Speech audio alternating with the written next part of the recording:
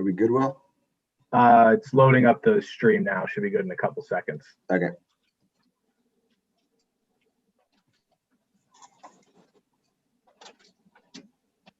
Okay, we should be good to go. All right. Thanks, Mr. Clerk. Good morning, everybody. I'd like to convene today's Energy and Technology public hearing, Tuesday, March 9th. Before we get started, I'd like to open it up to remarks by co-chair and rankings, Senator Needleman. Yeah, good morning, and thank you all for joining us today, and looking forward to a great discussion about broadband issues. Thank you very much. Representative Ferraro. Thank you, Mr. Chair, and I echo the comment of the chair. Looking forward to today's testimony, and hoping we can learn a lot. And thank you all for joining us today. Great. Senator Formica. Good morning, Mr. Chairman. Good morning, everyone. Thank you for holding this hearing today. I look forward to listening and understanding what people are having to talk about, and also trying to juggle for the first time 3 Zoom meetings at once. So I'm looking forward to that challenge as well. Thank you, Mr. Chairman. Best of luck to you in that endeavor. All right, so for our first person testifying, we're going to do it in a panel format for just for the committee to know. So what we'll do is we're going to have this panel, and then we will open it up to the committee for Q&A, and you can direct whichever question you feel appropriate to whichever panel member. And we will be starting off with Nick Simmons from the Office of Governor Ned Lamont, Vicky Hackett, Deputy Commissioner of DEEP, and I see Michael Lee will also be participating for DEEP in the panel. Scott Gaul from the Office of Policy and Management, Bert Cohen from the Office of Consumer Counsel, and Doug Casey from the Connecticut Commission for Educational Technology. That will make up the panel. Unless they have a preferred order, we can go in the order I have it on the list. So everyone will have their 3 minutes and then pass it on to the next person. So if that's okay, we can start with Nick Simmons from the Office of the Governor. Thank you, Chair Conti. Can you all hear me okay? Yep. Great. Well, good morning, Chair Conti, Chair Needleman, Vice Chairs Winfield and Allie Brennan, Ranking Members Formica and Ferraro, and other esteemed members of the Energy and Technology Committee. As Chair Conti said, my name is Nick Simmons. I'm Director of Strategic Initiatives for Governor Lamont. Hey. And also a policy advisor on broadband. And it is my pleasure to testify before you today regarding House Bill 6442, an act concerning equitable access to broadband. In 21st century America, access to high-speed and affordable broadband internet access is a right that we must afford every resident. But in Connecticut today, far too many residents lack access to this basic internet connection. According to data gathered in 2018 by the Census Bureau, 20% of Connecticut residents lacked reliable broadband internet in their homes. And this digital divide disproportionately affected households of color, as while 20% of white households lacked broadband internet at home, 35 and 34% of Hispanic and African American households lack this service. And if anything, this FCC data, we believe, understates the severity of the problem, as it used a level of speeds to define high-speed broadband that we believe today is no longer adequate to meet the data and streaming needs of the 21st century economy. Just think of all of our students who were unable to learn alongside their classmates this year because they were unable to log in at home. Think of all of our residents who were unable to keep their jobs because the internet at home was preventing them from working remotely. Somebody might need to go on mute. Okay. And finally, think of all those across the state who were unable to access basic healthcare services because they were unable to log into a telehealth appointment. The COVID-19 pandemic has made it abundantly clear. Access to broadband internet at home can no longer be seen as a luxury for many, but a necessity for all.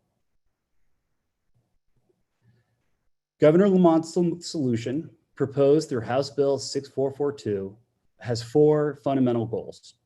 1, achieve universal access to broadband internet download speeds at 1 gigabit per second download and upload of 200 megabits by 2027. 30 seconds. 2, grow the state's economy. 3, reduce broadband costs. And 4, protect consumers. As I'm running out of time, I won't go into detail on each of these, but look forward to answering the questions on the panel. But I will close by saying there is much work to be done to close the untenable and inequitable digital divide in our state. And we think Governor Lamont's bill is an important step forward in this work, as it will foster an environment in which the state can work more closely. And the key is to work more closely and be collaborative with our internet providers, municipalities, schools, libraries, local businesses, healthcare providers, and so many more to ensure that all residents have the broadband access they need to thrive in Connecticut and reach the heights of their potential. With that, thank you. And I will now, we can turn it over to, if this works for you, Chair Arconti, Deputy Commissioner Hackett. That's great. Thanks, Nick. Deputy Commissioner. Good morning, Senator Needleman, Representative Arconti, Senator Formica, Representative Ferraro, and the distinguished members of the Energy and Technology Committee. My name is Vicky Hackett. I'm the Deputy Commissioner for Energy and Technology at the Department of Energy and Environmental Protection. I'm honored to be here today in this good company advocating for the passage of House Bill 6442, a bill proposed by the governor that will provide critical access to broadband internet to all of Connecticut's residents and businesses.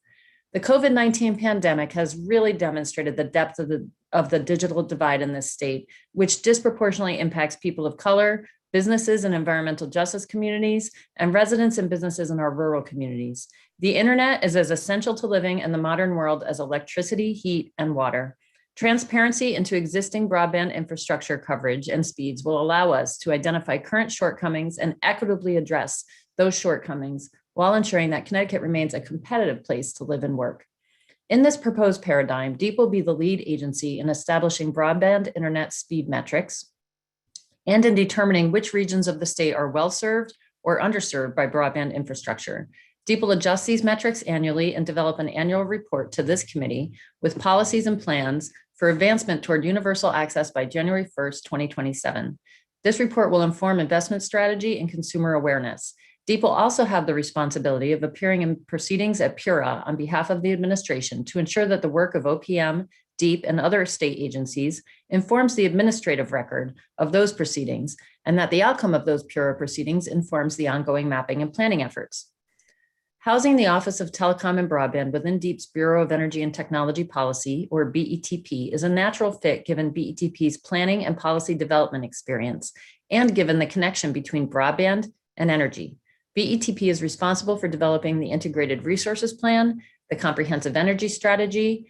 We developed Connecticut's Electric Vehicle Roadmap, and we helped staff the Governor's Council on Climate Change, all of which involve the type of research, planning, and public engagement that this bill assigns to the Office of Telecom and Broadband.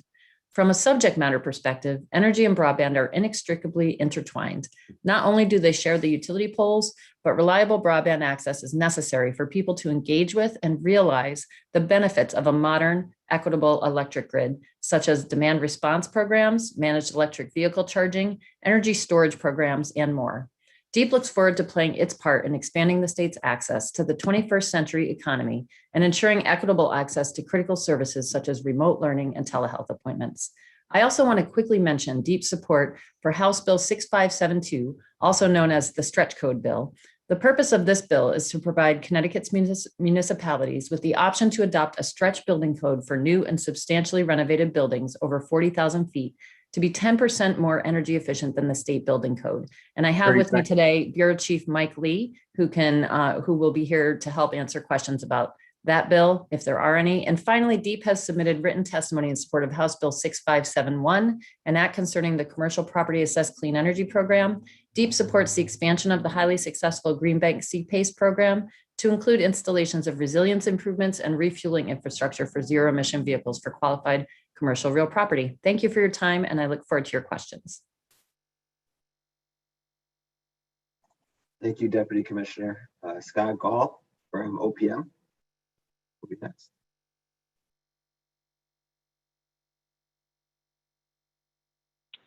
Thank you. Thank you, Chairs Arcondi and Needleman, Vice Chairs Ali Brennan, Winfield, Ranking Members Farrar and Formica, and the other members of the committee. My name is Scott Gaul. I'm the Chief Data Officer for Connecticut, based at the Office of Policy Management, and I'm grateful for the opportunity to be here today to testify in support of House Bill 6442. And I'm going to speak specifically to the aspects about mapping the extent and access to broadband capacity in the state. So the bill sets forward an ambitious goal to achieve universal access by January 1st, 2027. And I think, as you all know, in order to measure progress towards that goal, we needed up-to-date, detailed, and accurate data that's easily accessible to residents, businesses, and all the others that rely on access to broadband and will hopefully rely on access to broadband in the state. And so I'll describe a little bit about how we're proposing to undertake the development of that data and the mapping process in the testimony here. So Section 3 of the bill is where the mapping process is described in some detail. OPM is proposed to play a coordinating role for that process. Our office provides coordination for data management in general for the state and has authority for geospatial information coordinating in that front, GIS data, which is really what underlies the development of maps and other similar resources. So we're hopeful that working through OPM provides a strong basis for the mapping process and development of a robust data set that we can rely on to measure progress towards these goals. We believe that we need to develop statewide maps because as of yet, the federal resources for mapping broadband capacity are not adequate to help us understand whether we're making progress in achieving the goals in this legislation.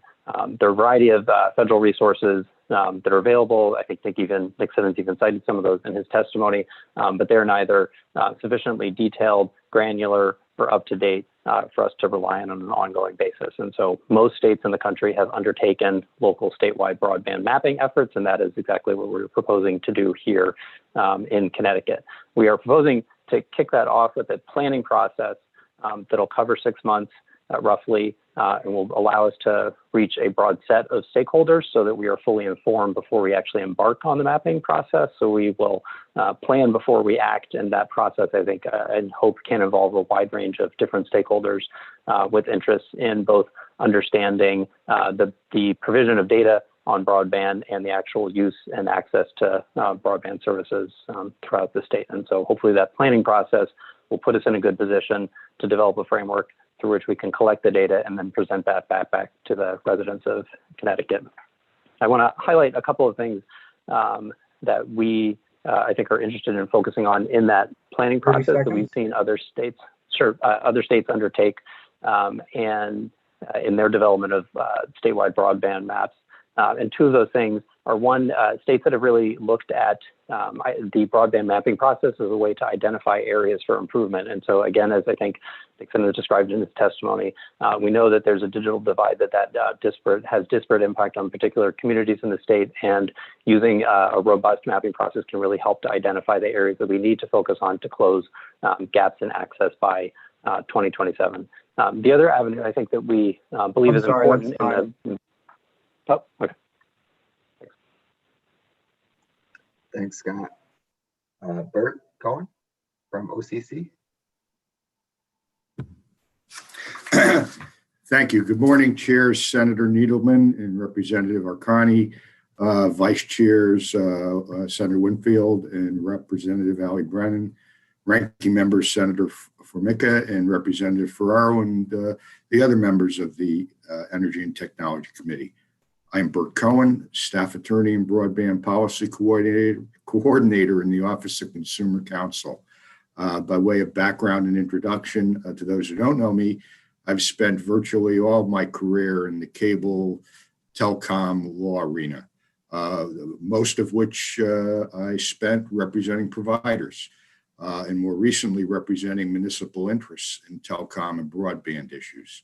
I joined the OCC on May 8th, 2020, right in the middle of the pandemic, and was thrust into the midst of assisting many of your constituents who couldn't gain access to the internet and consoling them and trying to negotiate on their behalf. I've been advising out-of-staters on our broadband capabilities as they were deciding where to relocate from New York City during the pandemic.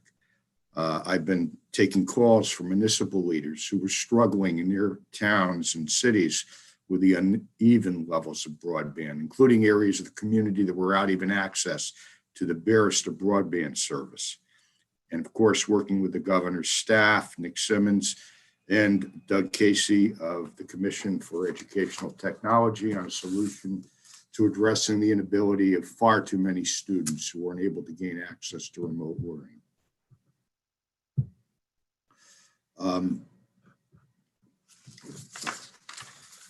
The OCC strongly supports Lamont's proposed act concerning equitable access to broadband. We have submitted 13 pages of testimony explaining the policy and legal aspects of the bill. It is a comprehensive bill that addresses the state's emergency and the longer-term broadband needs, and from our perspective, offers consumers the protection and transparency that they are currently not afforded. In September of last year, an independent report on Connecticut's digital divide was released, and as Mr. Simmons stated, it detailed that approximately 23% of Connecticut households lack high-speed internet at home, with low-income minority households and minorities faring much worse. Microsoft's study in 2018 measured usage patterns that found that nationwide, 163 million people were unable to access the internet at download speeds of a mere 25 megabits per second. My good friends in the industry had been writing editorial pieces relying on flawed FCC data, showing that 98% of our state has access to broadband. While that data is flawed, it's important to think about the human aspect of that. So even if it were accurate, it's like, think about it, it's like telling, it's like having a serious illness that your physician tells you is 98% curable.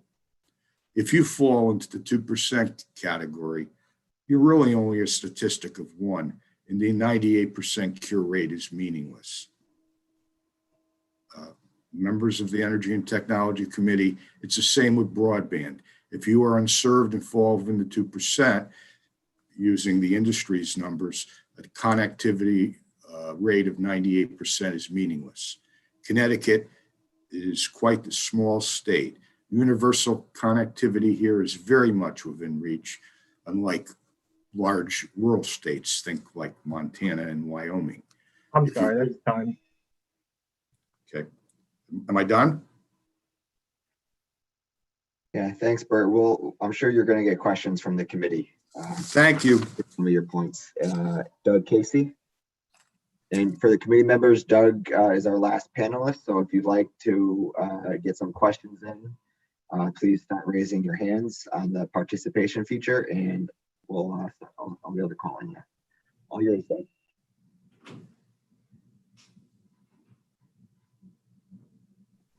Everybody's one person at least has to be on mute when they first start talking. So good morning, Senator Needleman, Representative Arcani, Senator Winfield, Representative Ali Brennan, distinguished members of the Energy and Technology Committee. My name is Doug Casey, and I serve as the Executive Director for Connecticut's Commission for Educational Technology.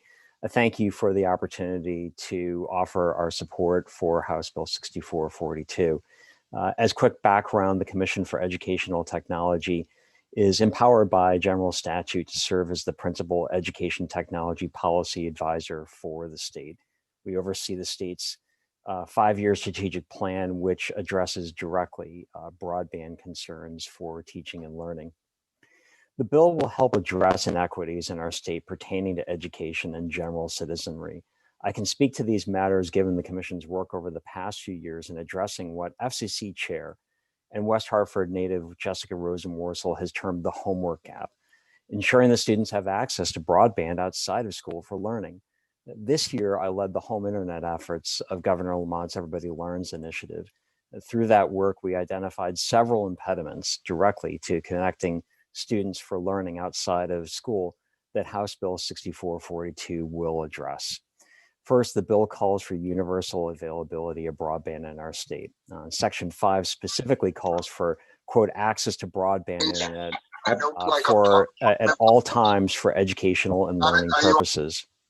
At this point, every public school student who needs a computer has one, and they're using educational software for research, for social and emotional learning, for project-based work and personalized learning. But without access to the internet for all learners to make every home online, our state will continue to disenfranchise the students who simply by virtue of their home address can't fully participate in learning because they don't have broadband available. I personally spoke with parents and grandparents begging me to do something about the lack of connectivity for their homes and neighborhoods, how their sons and daughters are slipping behind their peers because all they have is slow cellular service or no connectivity at all. The other challenge that House Bill 6442 addresses is the need for accurate mapping. As my colleagues have said, if you can't measure a problem, you can't solve it. And so we need that mapping. I would also wanted to add before closing is that the full commission asked for and unanimously approved a statement of endorsement of the bill, saying that it supports the intent of the act. So in closing, I would just say, given all of these factors and the need to support teaching and learning for students long after COVID is over, the commission supports the bill, and I will cede any time remaining and welcome any questions. Okay, thanks everybody. Thanks panelists. I'm going to kick it over to Representative Horn first. Representative Horn. Thank you, Mr. Chair. I'm trying to figure out which committee I'm speaking in. I know we're all doing the same thing as we juggle to multiple screens at the same time. So as usual, I begin this with a caveat that I'm sorry if I missed some of these comments, but so I have questions. I applaud the 6442, and because I represent one of those districts that is pretty significantly underserved and in many cases unserved. And so there are a lot of aspects of it, including the mapping aspect that's been just noted, that is really important for us because the federal efforts to do so are deeply flawed. So I guess first, as an overall question, I had a question for Attorney Cohen about just the overall commentary that this bill is inconsistent with federal law. And I wondered whether, I'm sure you've heard those arguments, and I wondered whether you could comment on that. Sure, I'm happy to do that. Thank you, Representative Horn. That is an issue that is typically raised by the providers. Our office has reviewed this, as have I, with other attorneys at the governor's office, and it is the unanimous consensus that the bill does not conflict with federal law. Most of the bill's changes to Title 16 of the general statutes involve statutes that are already applicable to the broadband providers in their capacities as cable or telecommunications providers. By including broadband, we ensure that these safety-related statutes apply no matter what services are provided on facilities that are permanently located in the public streets and highways in the state of Connecticut. The bill correctly recognizes those facilities remain subject to the jurisdiction regardless of whether those facilities provide in whole or in part broadband services. As for federal jurisdiction questions, a lot of the opposition to the bill kind of harkens back to a view of federal law that really is not current with what is going on in the courts these days. So, for instance, when the Republican administration FCC in 2018 repealed the net neutrality regulation that the Obama administration had put in place, that was appealed, and that was while the FCC's repeal of net neutrality was upheld, the FCC's transparency rule regarding broadband service providers to disclose accurate information regarding their network managing practices, the performance and commercial terms was not arbitrary. So the consumer notice requirements in the bill are all consistent with the FCC's transparency rule. Further, the court concluded the FCC could not preempt the entire field of broadband. It's called field preemption. Just by saying broadband doesn't mean that states do not have authority.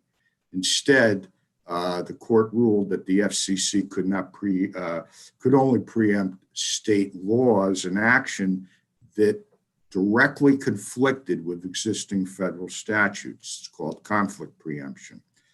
And based on our review and all the legal review of this bill, none of the provisions in the bill do conflict with any existing federal statutes. Moreover, in late February, a federal court applied this Mazzillis decision in denying request for a preliminary injunction from the cable and telecommunications providers against the state of California's net neutrality law.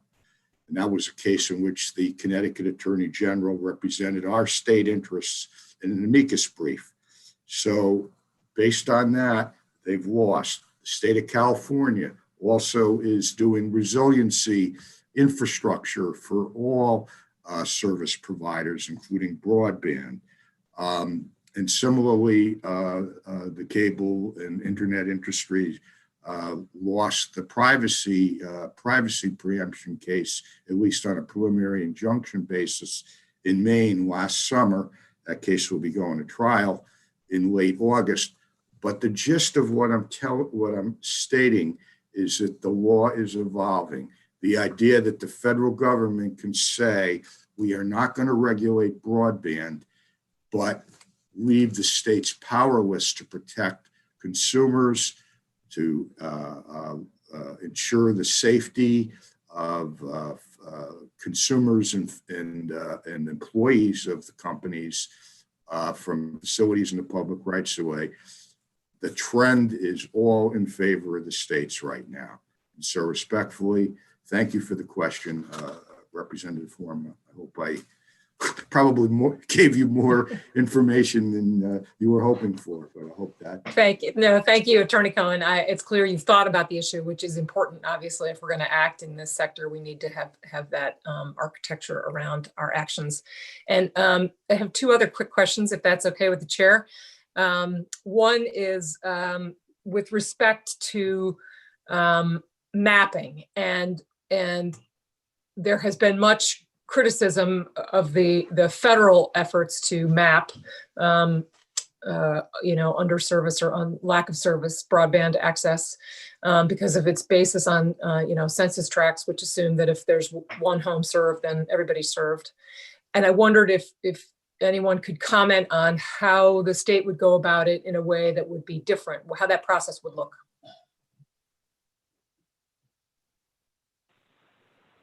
I would turn that over. Happy to cover. Yeah, Scott. Thanks, Scott. Okay. Thanks. So I'm happy to cover this. with the sort of caveat that the way that it's proposed in the legislation is that we kick off the mapping again with a planning process. And so what we want to do is, engage a fairly broad set of stakeholders, learn from what others have done, hear about the pitfalls in efforts that have been undertaken in other states, and then use that to build a basis for it. So I don't want to presuppose what we would do in Connecticut, but I can tell you some of what they've done in other states that I think is instructive and that we could learn from. So a couple of things that they've done are seek to collect data in a more detailed fashion. So I think, as you highlighted, the current federal FCC reporting and possibly the proposed changes to the FCC reporting is not necessarily granular enough in terms of measuring the extent of broadband infrastructure. So some states have undertaken more detailed data collection from the providers in a largely voluntary fashion that I think has been worked out well with industry. I think Georgia is a particularly helpful, is probably the most robust example where they've taken address level data collection. So each individual address in the state, they've collected it at that level of detail. They aggregate it to preserve privacy and confidentiality so that it's not disclosed at that level, but they collect very detailed data on the extent of broadband infrastructure. So that's one thing that we can, I think, learn from other states, how they've done that. Something that we've seen in other states that I also think is instructive and useful to look at for Connecticut is ways in which they've provided sort of a check on that, or ground truthing, or sort of getting like the boots on the ground perspective to make sure that what is reported from the infrastructure matches the reality of what residents, consumers, businesses, et cetera, experience. And so there's a variety of ways that they've done that through sort of crowdsourcing or consumer reporting, so that I think the state of Maine has like a statewide speed test that they're running. So everybody in Maine, is they're asking them to, check their connection speed. There's a few other states that have done consumer surveys that would allow people to report, our areas, not matching the reported speeds and the reporting from the infrastructure side of things. So there's other ways where you're getting that sort of check and balance through both getting the report on the infrastructure and then some confirmation of that from the resident and consumer side. So again, I don't want to presuppose exactly what we would do, but that's, I think, what we've seen in other states that I think provides both more granularity on the infrastructure and the ability to really hear from, the users of broadband, what their experience of it is. I don't know if that fully answers your question. No, thank you. And I know it's a process, but I appreciate that. I have, broadband committees in nearly every one of the 9 towns that I represent, and some of them are engaging in that kind of process. And so be happy to talk further with you down the line about their experiences and how they gathered that data and whether it's useful to you as you undergo that. And so thank you for that. So my last question is about the one-touch make-ready provision in the proposed bill, and there's some dispute amongst some of the advocates that I've spoken to about the language. Quite clearly would empower an incumbent to make use of the one-touch make-ready process for getting wires up on poles, but would it allow a municipality also to make use of that procedure? Does it empower a municipality that might be working in partnership with an incumbent or, in some other fashion to make use of that process as well? I think, Bert, you're probably, I'm certainly can speak about all of the benefits that we think one-touch make-ready are going to provide the state. But Bert, I think on that one sort of language clarification, love to hear your thoughts. I'm sorry, Representative Horn, can you just focus on me again on what your point was? That's no problem. I am certainly, my brain is split in at least 2 pieces today. So I was asking about the one-touch make-ready provision, particularly that the language quite clearly empowers the incumbents to make use of that process. Would it also empower a municipality that's trying to do the same thing to make use of that process? Oh, yeah, I thought it would. I thought it had drilled down more. No, absolutely. I see no reason why municipalities who would be interested in using the municipal gain pursuant to state statute would not be covered by the one-touch make-ready. I'll go back and look at that, the statute, the proposed section again to see if it needs clarification before finalizing. But certainly if a municipality or even the DOT has reason to use the gain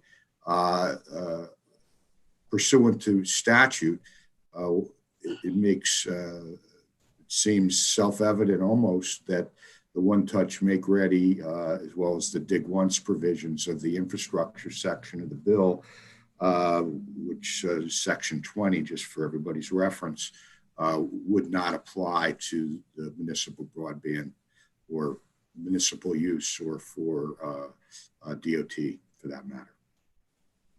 Thank you. That's helpful. And again, thank you for your work on this issue, which is certainly important to many in the state. And I know there's lots of conversations ahead, and I look forward to hearing the rest of the conversation. Thank you, Mr. Chair. Thanks, Representative. Before I jump to the next, while we're on One Touch Make Ready, just a quick question. I guess I'll aim it at Bert. Mr. Cohen, can you speak to the Communication Workers of America's concern on the One Touch Make Ready proposals and their concerns? This, if done, incorrectly, could be a public safety issue.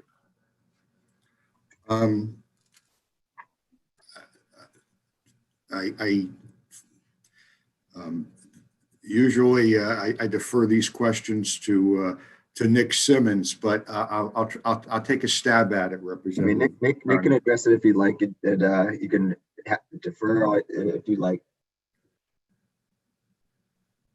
Yeah, sure. I'm happy to jump in. So one of the reasons we included One Touch Make Ready in the bill was to address one of the sort of common issues that we face in Connecticut, which is right now we rank as one of the most expensive and time-intensive states in the country for telecommunications installation process. We rank literally almost right at the bottom. So it takes longer and costs more to install telecommunications infrastructure in Connecticut than any other state in the country. And so back to the original comments on equity, we know that installation and fast and rapid deployment, especially as technology develops faster and faster, we're going to need to continue to install and install. If we're going to achieve that universal access goal, we need to reduce the cost and we need to reduce the time it takes to install. One Touch Make Ready, I can say, is a policy that is advocated sort of all across the country by groups who are looking to expand access and do so quickly. San Antonio, Texas has adopted this, Louisville, Kentucky, Nashville, Tennessee. And all it simply is a way to just reduce the time by streamlining the process. And one could argue in such a streamlined engineering process, it might even improve the safety of the overall process. But those are the intended goals of the policy. Okay, and just on section 15, kind of a random section, but I just want to get this question out there. It requires, the broadband internet service provider shall restore broadband internet access to customers within 24 hours after restoration of electrical service following an electrical outage. So essentially, though, right, it's going to require, maybe Deputy Commissioner Hackett can jump in because it's my favorite utility, an Eversource question. It requires us being comfortable with Eversource being able to communicate with the internet service providers that the poles are safe for their linemen, for the telecom linemen to be able to go up and then make these repairs to return internet access.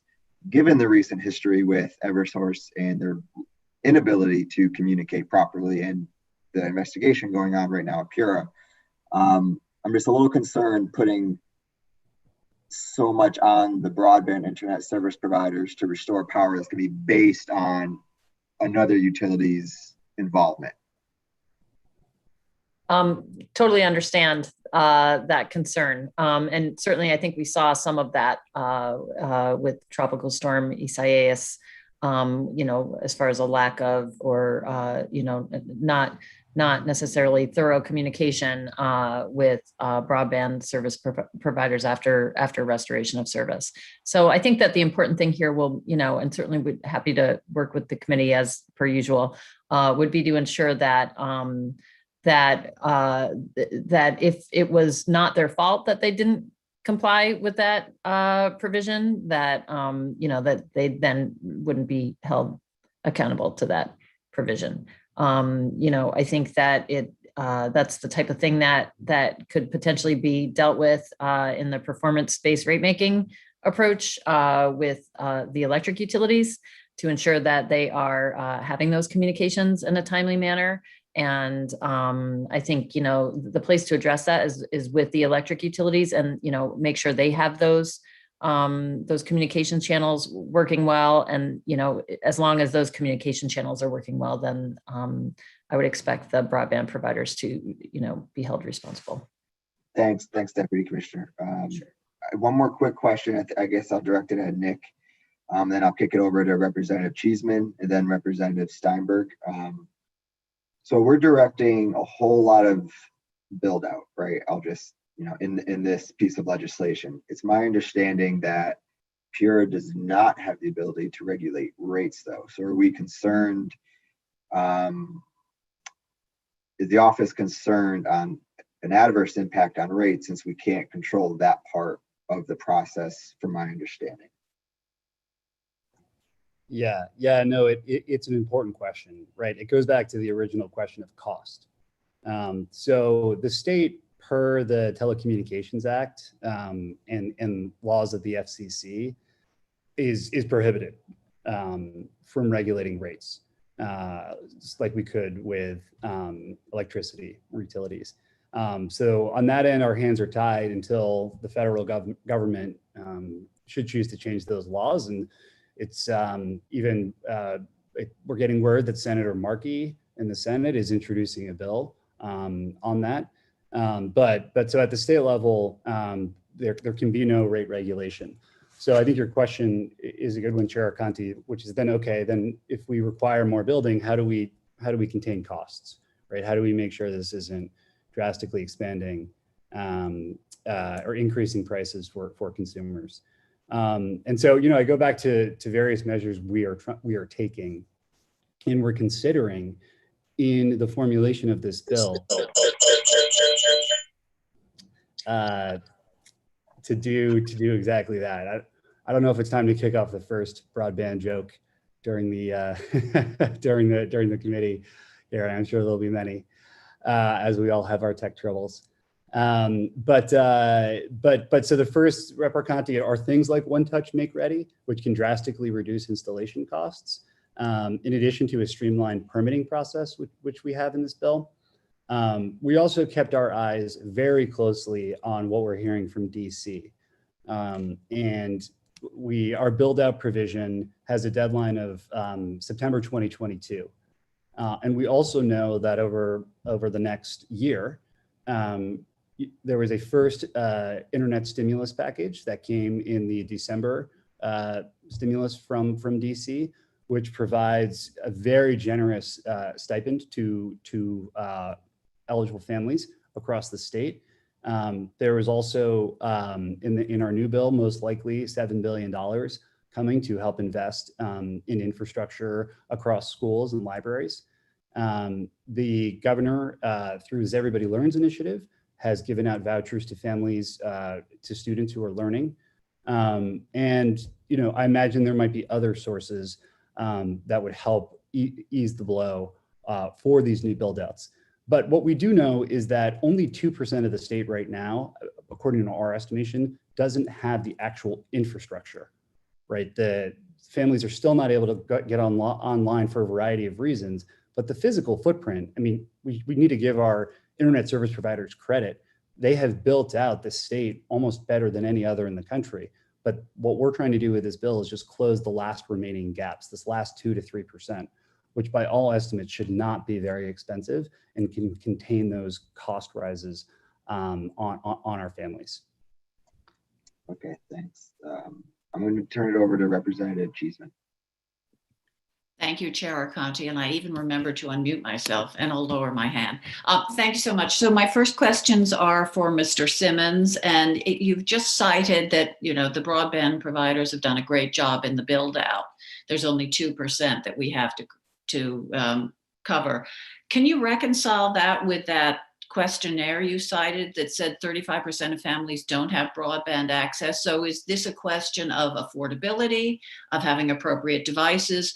Because there seems to be a real disconnect here.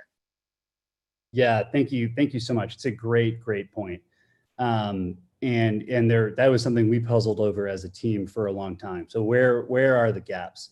And we think about it as there's an infrastructure gaps, and then there are adoption gaps.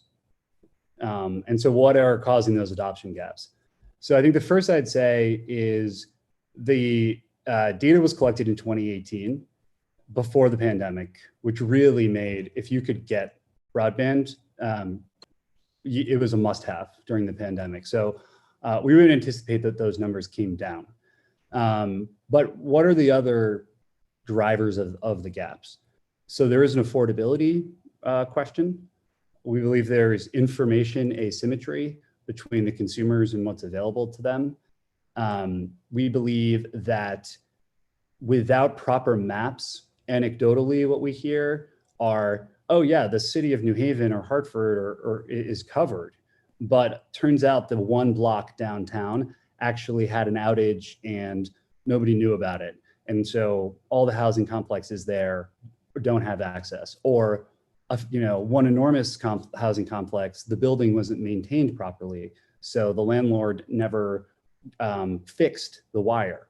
And then there's this affordability piece, which we try to address all of these in the bill. And so we think this is, during the pandemic, we launched a huge partnership with our internet service providers.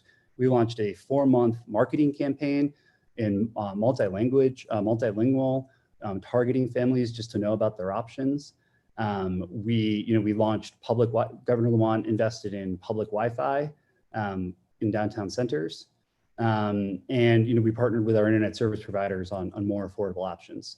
So I think our bill in general does many things to try to foster an environment where we can build that infrastructure and close those last adoption gap issues. So if I'm understanding you correctly, one, the internet service providers have been willing and able partners, particularly during the pandemic, at bridging those gaps, helping to address affordability. I know most of the providers have low-cost programs, and you cite a building in New Haven where the landlord had not maintained it properly. Surely that's not an issue for the broadband providers. That's a very specific, to that location. So it seems to me by concentrating on the,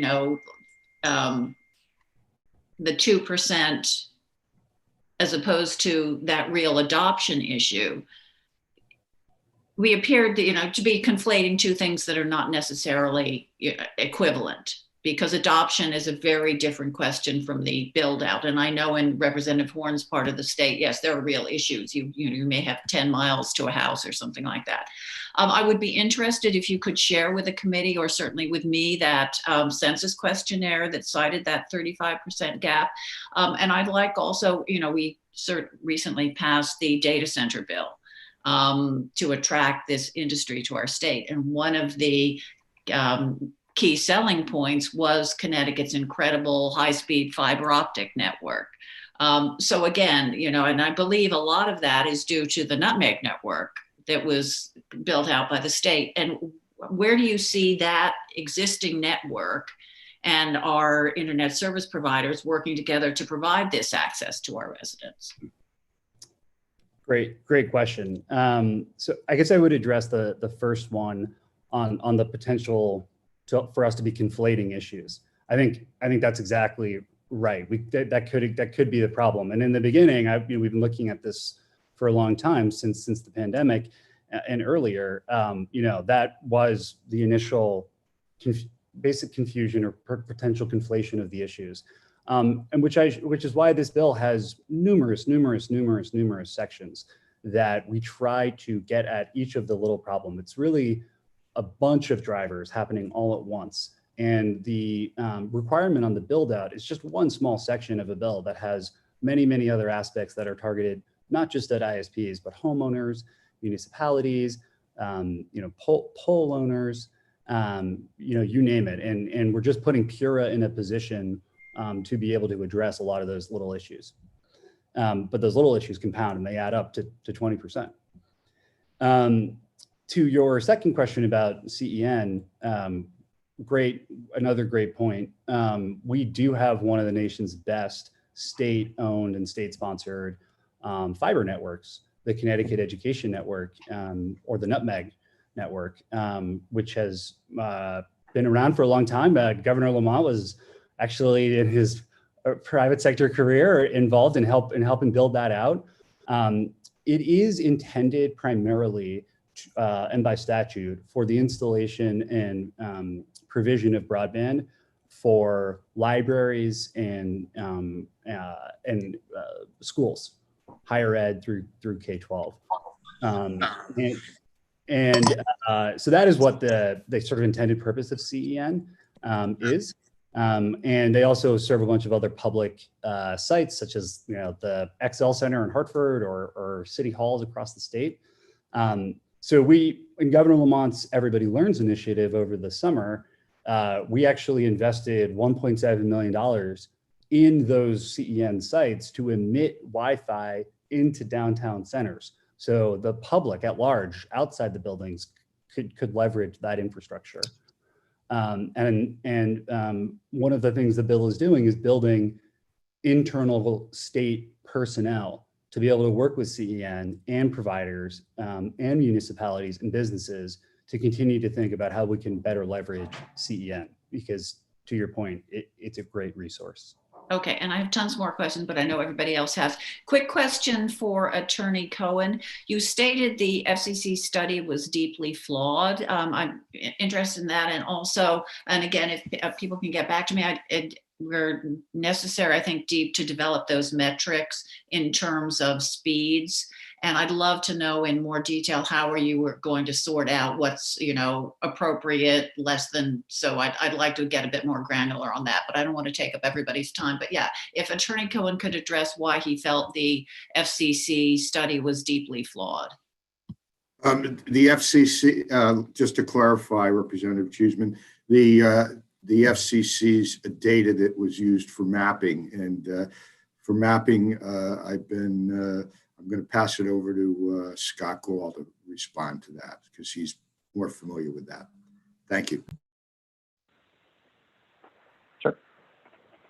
So thanks, Representative Cheeseman, for the question. I think stepping back, the flaw in the current FCC data, which they are proposing to revise, but the flaw in the current data is that it reports access for what is essentially a neighborhood. So it's the census block group, which is a few thousand people.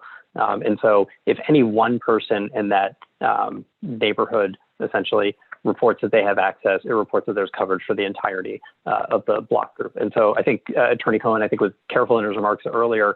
The 2% is reflecting coverage measured in that way. So it's if anybody in that neighborhood has access, everybody's reported as having some level of access. And so that 2% are people that fall entirely outside of those areas. And so it is probably, and almost certainly the case, that there are people in the other 98% of the state that don't have access. They're just in proximity to somebody who does have access, because it's measured for like a fairly large area that I think you can think of as akin to a neighborhood. And so that's get back to that point. They don't have access. They may have opted not to have access. That may be the adoption issue. It doesn't mean it's not available to them. if they're in the neighborhood, I mean, I know in my part of the state where we originally had only one possible service provider, I now have 3 from which to choose. And I can put my, address down to my house number in, and it will tell me what providers are available. So again, and getting back to my point to Mr. Simmons, are we conflating access with adoption? One thing to add, I think, for the mapping, and I think this is why approach other states have taken is sort of a 2-pronged approach. So the SEC approach, it's not reflecting whether people did not adopt. So it's reflecting the actual extent of the infrastructure in the state, not whether people are using that infrastructure. It's basically if there's wires or cables laid, it's not whether people are using it.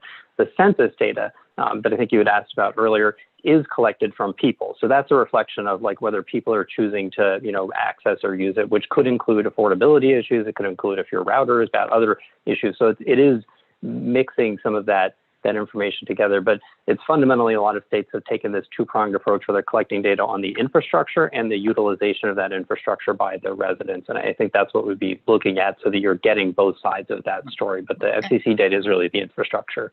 And I will agree that knowing the extent to which people have adopted and addressing those information, gaps, affordability gaps, all those things is very important. But I think that is where this bill should be concentrating as opposed to necessarily, the role of the ISPs in building out that 2%. But anyway, thank you so much for your time. Thank you for your indulgence, Chair Arconti.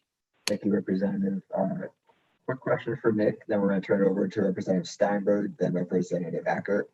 I could be wrong in my reading, but as I read throughout the whole bill, it seems to also apply to wireless carriers. And so I guess, is that the intent of the draft to do that? Or am I not reading it correctly? Do you mean, Chair Conti, sort of as opposed to cellular providers? Yeah. Yeah. Yeah, no, it's a good question. It is mostly in the state, the broadband internet providers are almost all internet service providers. We do, in the poll attachment sections of the bill would apply more to the cellular industry.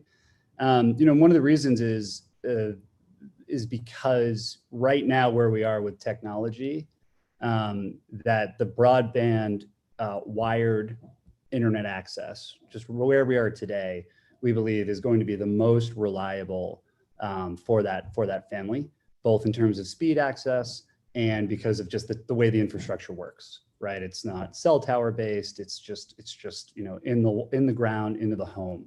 That is a 2021 comment.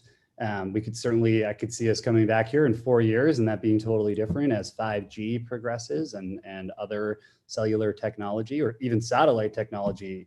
We know Elon Musk is offering a satellite broadband or internet option. But for now, this bill is intended to sort of all things to hit that goal of 1 gig download speeds by 2027. And just strategically, it's our ISPs that are going to be our great partners in getting that done. Okay, thanks, Nick. Representative Steinberg, followed by Representative Hackett, then Senator Haskell. Thank you, Mr. Chair. My first question is for Mr. Simmons. I want to thank you for testifying on this bill today. You've heard some testimony, well, some questions with regard to, are we putting too much focus on the 2%, though I believe everybody should have internet access.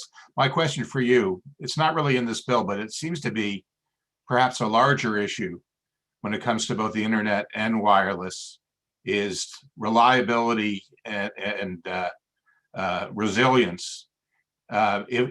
We can achieve full coverage, but if we still remain so vulnerable every time there's a storm, it'd be great if all the cables were underground, but most of them are actually still on poles. What are we, if anything, going to be doing about that? We've heard from people in Zoom meetings that they have very spotty service, even without a major storm. If we're really going to be effective as a state and grow our economy, shouldn't we be putting a lot more focus on the resilience and reliability piece of the equation? Thank you very much, Representative Steinberg, for the question. I think this is a great question for Deputy Commissioner Hackett. to answer, as there's a lot of sections in here on what PR will be doing in terms of outages and other issues that you mentioned. I would just add quickly, I think it's a great point, reliability, and something we haven't discussed yet is also, reliability also depends on the speeds. And when we say 2% of the state isn't covered, a lot of that coverage is at a speed that's much lower than 1 gig download. I mean, some of it's just at 25 megabits download or 50 megabits download. And so, again, it's hard to put the cart before the horse, because this is why we need better maps. But it could end up being only 60% of the state has access to anything above 100 megabits, which is already starting to become obsolete. So that is one of the reasons why we are focusing on the infrastructure piece to meet this goal of 2027. But on the reliability piece, I think Deputy Commissioner Hackett would be able to speak best to that. Well, thank you for the Yes. reference. And with the chair's indulgence, I will transfer my question to Deputy Commissioner Hackett. If you wouldn't mind giving us your comments on my concerns. Yes, thank you for that that question, Representative Steinberg. And I think, we all had recent experience with this with Tropical Storm Isaias, right? And I found personally, it was harder for me to be without internet access than to be without electricity in August. So, and I'm guessing I may not have been alone there. I think, this is also an excellent question to ask Chair Gillette when she gets up to testify, but I would say that this is a really good way to talk about the intersection between broadband and energy, right? We're talking about the same poles, the same conduits, the same trenching, the same, so when we talk about resilience, it's really both broadband and energy together. And getting back to Representative Arconti's earlier question about the requirement in the bill for providers to restore service within 24 hours of when the electric distribution companies restore service, I think it's making sure that we get them working, as we discussed earlier, in lockstep on that restoration of service, so that it can happen more quickly, and make sure that those communications are there. And of course, while Pura has that one in particular docket in their Gridmont docket focused on resilience, but resilience is really a theme running through all of the work that's happening there. And I think as we work through that, we really need to consider how broadband is impacted as well. And I think broadband will benefit from some of the work happening with the electric grid.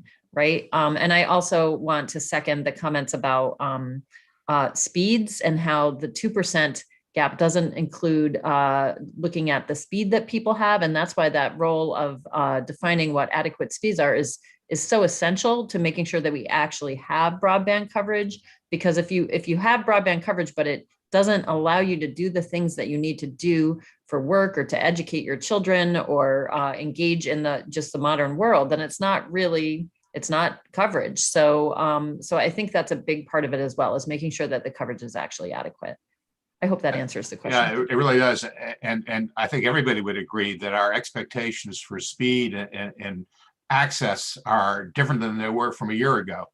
And if we're going to see some permanent changes to particularly use in the home, we're going to have to maybe even up our game in terms of our expectations about what speed really needs to be. What's the basic right for speed? So I thank both of you for that. I have one more question for Deputy Commissioner Hackett. I've been a big fan of the work you've been doing on energy efficiency and was very pleased to see the stretch codes bill. But in reading testimony, I've seen one person suggest this actually would frustrate multifamily housing, and our desire for diversity. Communities like mine might adopt stretch codes to be more exclusionary. It never occurred to me that this would be a problem. And obviously our desire is to encourage both housing diversity, but also do what we can for our aging housing stock and build better going forward. Would you choose to comment about that? Absolutely. I think that is really an important question when we're considering the adoption of stretch codes, and one that we dug into a bit. And I have Mike Lee with us, our bureau chief from BETP, who is a little bit more dug in on this one. But my understanding is that when we are building affordable housing, many of the requirements that we have in state would actually mirror what's already in the stretch code. But I would turn it over to Mike Lee to talk more about that. Yeah, that's correct, Representative Steinberg. We had this conversation with Department of Housing a couple of weeks ago when other stakeholders brought up this issue, and Department of Housing clarified that they already require that housing that gets the low-income housing tax credit is 10% better than this building code, and so it wouldn't affect state-financed public housing through that receives the low-income housing tax credit.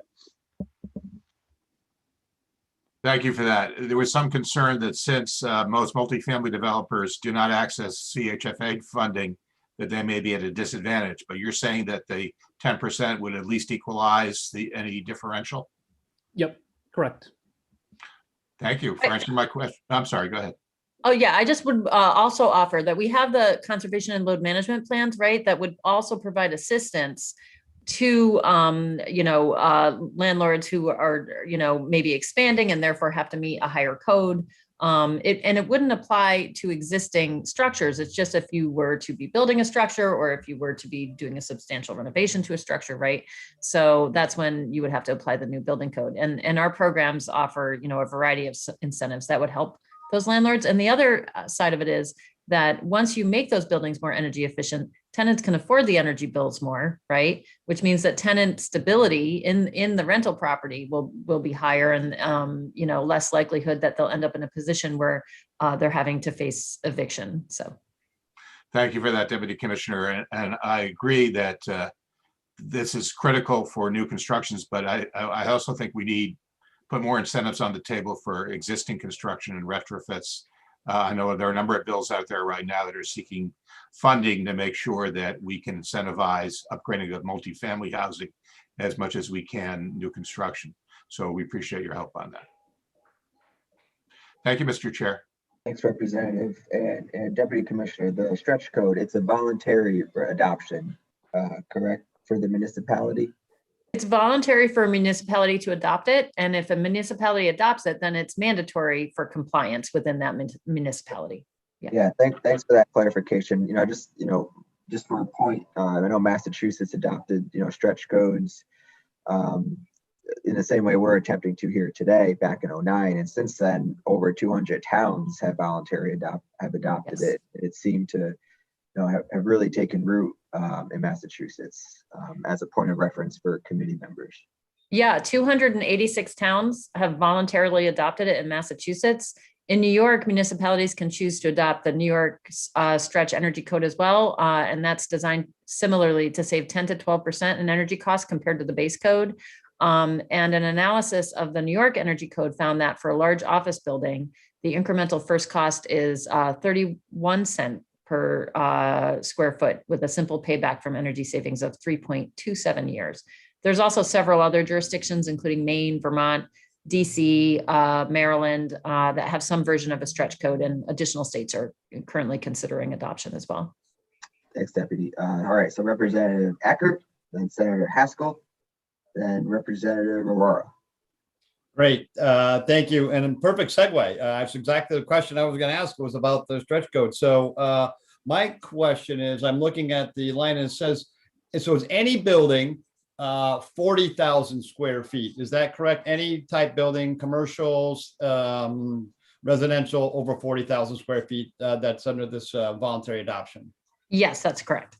Okay, so we just passed a bill out of the chamber the other day that dealt with data centers, and data centers are not green in terms of green for the energy usage. It's very, very high, and so that would be something that a community that was thinking about adopting them, if they're looking at incentivizing a business to come in, that there's a couple businesses that we've been working with recently. Those are grow factories for marijuana for medical uses, very, very high energy uses. And if we look to actually continue that and go to recreational, but also the data centers. So a couple that we would probably want to keep in mind.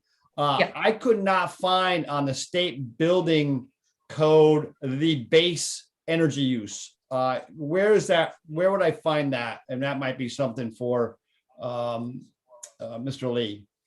Yeah, and I'm happy to follow, I'll turn that one over to Mr. Lee, but if we can't answer that today, we're happy to follow up on that. Happy. But I would also point out that what we're doing wouldn't prevent high energy use industries from operating or coming to Connecticut at all. It would just require a 10% incremental increase in what they would have had to already do to save on the energy that they do use, right? So I don't think it's inconsistent with the data center bill, but we're happy to think more about that and engage more with the committee about that. So, it certainly wouldn't prevent those industries from operating or coming to Connecticut, but it's just for all buildings that size, making sure that they are doing, more than what's in the required in the base code. And Mike, do you want to take the rest of that question? Yeah, I think we'll probably have to follow up with you to get the specifics of your question, but the short answer, which might not answer your question, is that the state uses the 2015 International Energy Conservation Code as the reference for what is required in terms of energy in the building code. Thank you. I can access that code. I teach the continuing ed for electricians, which we teach that energy conservation code. So I can access, but maybe the committee might be interested in that also. Just going off, because that's all I was concerned about, is that finding the base and then understanding. And yes, the intent is to reduce 10%, but we don't want unintended consequences. Okay, commercial building was fitted out, but now we found that this building is empty. We want to bring in a high energy use thing, and this community doesn't allow it, even though that we're talking about broadband. It has high access to the energy, electricity and broadband, but this community decided to go with this, as long as there's no unintended consequences. So thank you for your answers and the follow up on that. I'm very interested. And then just to follow up to Rep. Horn's comment about what's going on in her communities, I think when we talk about the mapping for the broadband, I'd almost think, is communications going to be open to like the, Connecticut Council of Municipalities? And sorry about the phone figures. The only time my phone rings is probably car warranty, I'm sure, calling. But so is there any communication in regarding working with the communities like Rep. Horns that has, she said 9 of us have this broadband committee that they're working with on the mapping?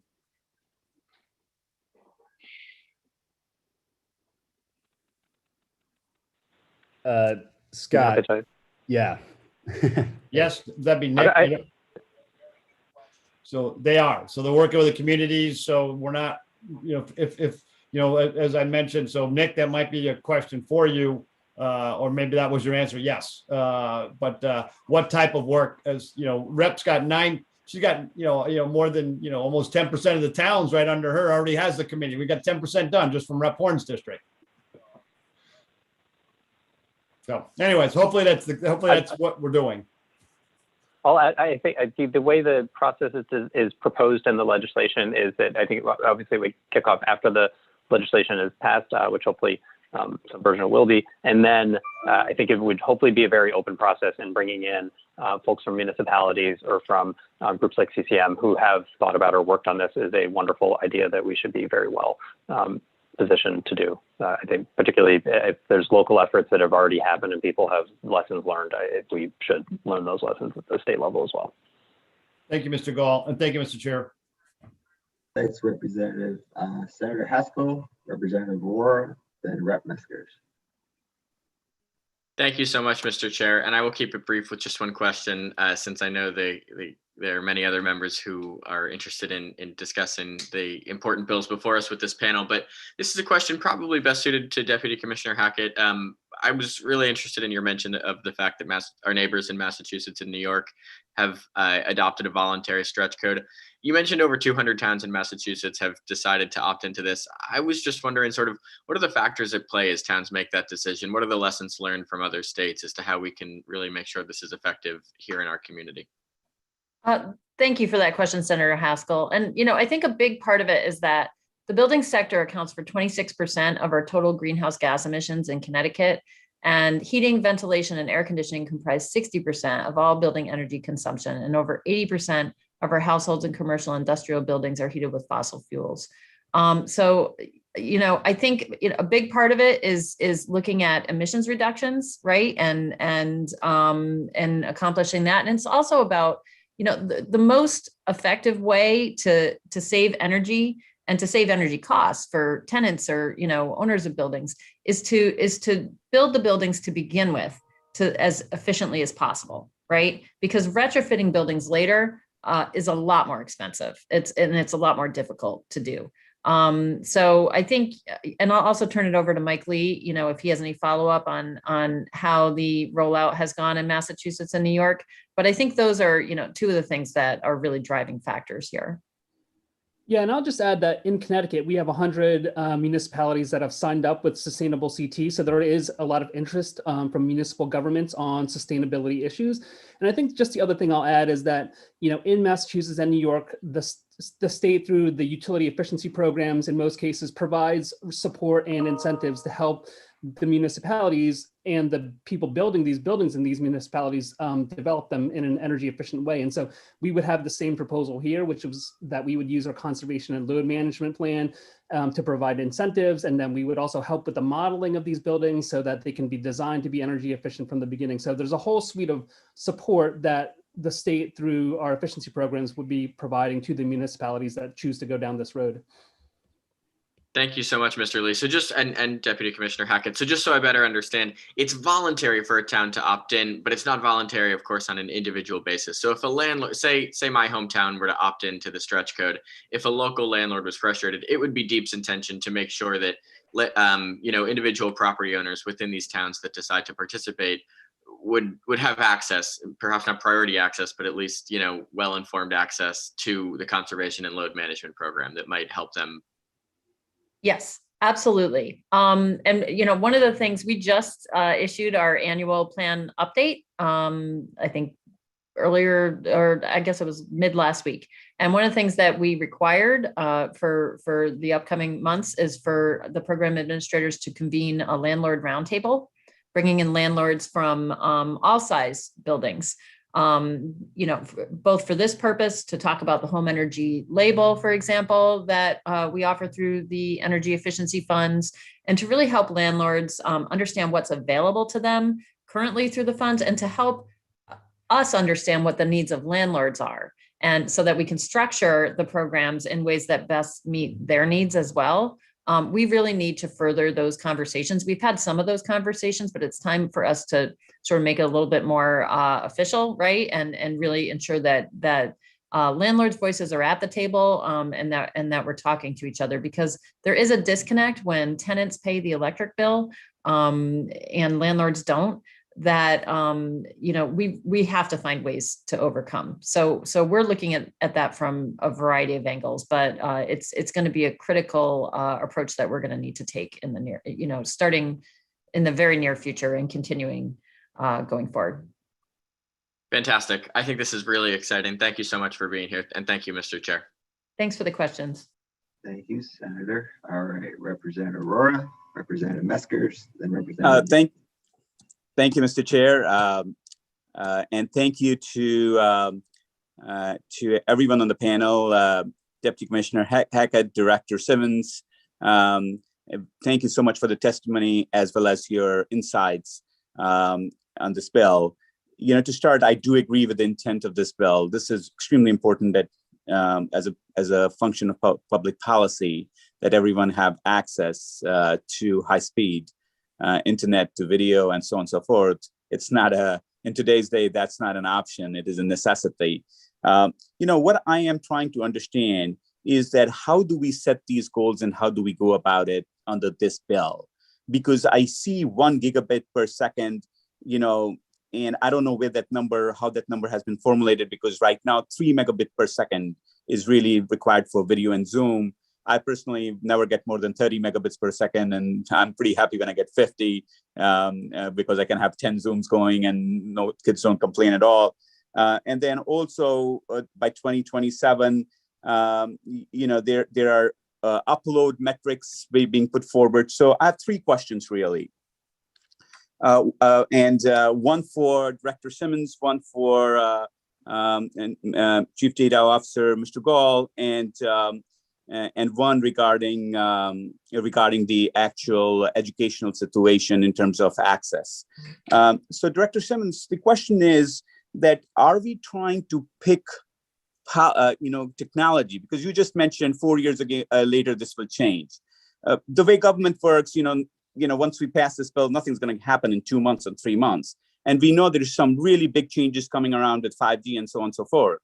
Why are we picking one technology over the other? I'm right now connected to you, and I think it's a reasonable connection via wireless. And I don't think that it is the purpose of the legislator or the government to pick technologies. And is there a reason we are doing so? And secondly, from your perspective, how do you choose these goals? Maybe it is the legislator's role to maybe pick goals for communities, but some of these goals look really far out there right now. 1 gigabit per second is possibly no home has access at the 45 or 50 at the basic level, $50 a month. So how do you pick these goals? And is this legislation too heavy-handed in terms of the regulatory? Will we be able to do this much regulation? Because pure or regulation of electric has led to really high rates. So we are not too excited about where that went, and we are really discussing that. So those two-part question for you is, if you would please answer. Yeah, thank you, Representative Aurora, for the question. I'd kick off by saying that, I think woe is the state and the country and the society in the 21st century that doesn't set really high and ambitious connectivity goals for themselves. I can tell you China right now, Russia, lots of European countries, all of them are actually arguably ahead of us in some of these, in the new frontier of wireless. I mean, China and Russia right now are far ahead of 5G deployment than we are. What made, just at a 10,000 foot view, I think what made America so competitive in the 20th century was our investment in being first in the world and a lot of this infrastructure. And I just don't think we can afford to lose. And so we need to set our goals. We need to set them ambitious and try to reach them. And that's just, by the way, global competition. We better believe we've got 49 other states who are out there trying to be number one at this as well. And if we want to compete economically, we need to make sure that we are one of the best in the nation, because businesses and families continue to ask. We can ask our friends at DECD or elsewhere. One of the first questions families and businesses are asking is, I'd like to move here. I'd like to start a family here, but what are the internet speeds? What can I get? If we cannot continually provide the best and the fastest speeds, those families and businesses are going to go elsewhere. Which is why the second goal of this bill is to develop the economy.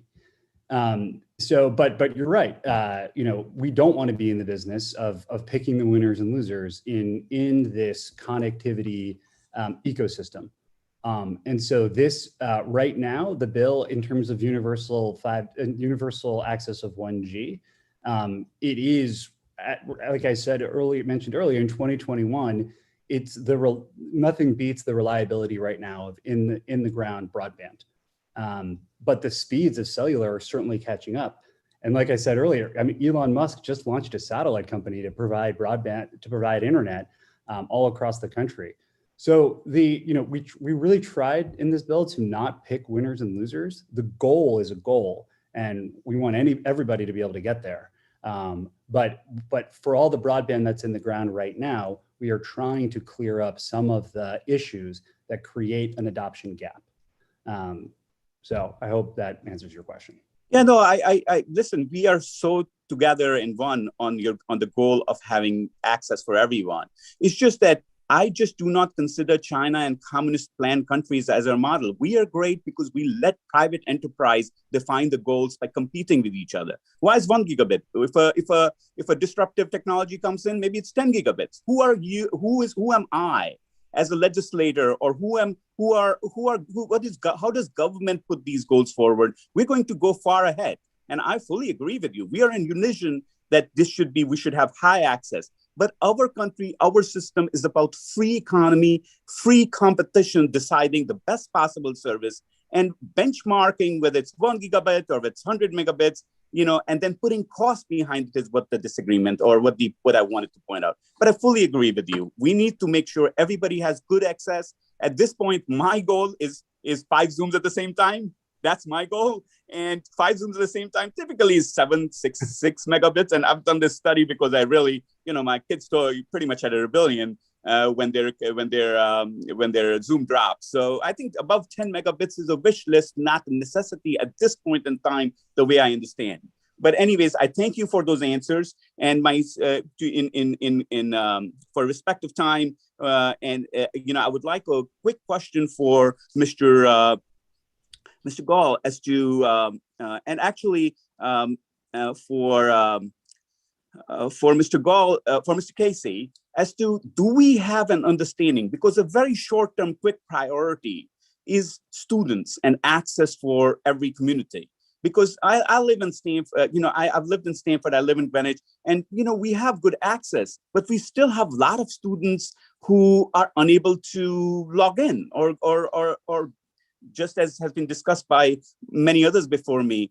Do we have a quantification, a number as to what percentage of people in our communities cannot afford or are unable to access because they may have the technological access, but for one reason or the other, they don't have it? Because that answer or fix is a much simpler one, and we should do it not long later, maybe in the next 60 days, because that's a dollar cents question and a kind of an equity question. So do we have that data as to how many communities, how many students do not have, whether it's in Stanford or in communities where the access in terms of technology is really good?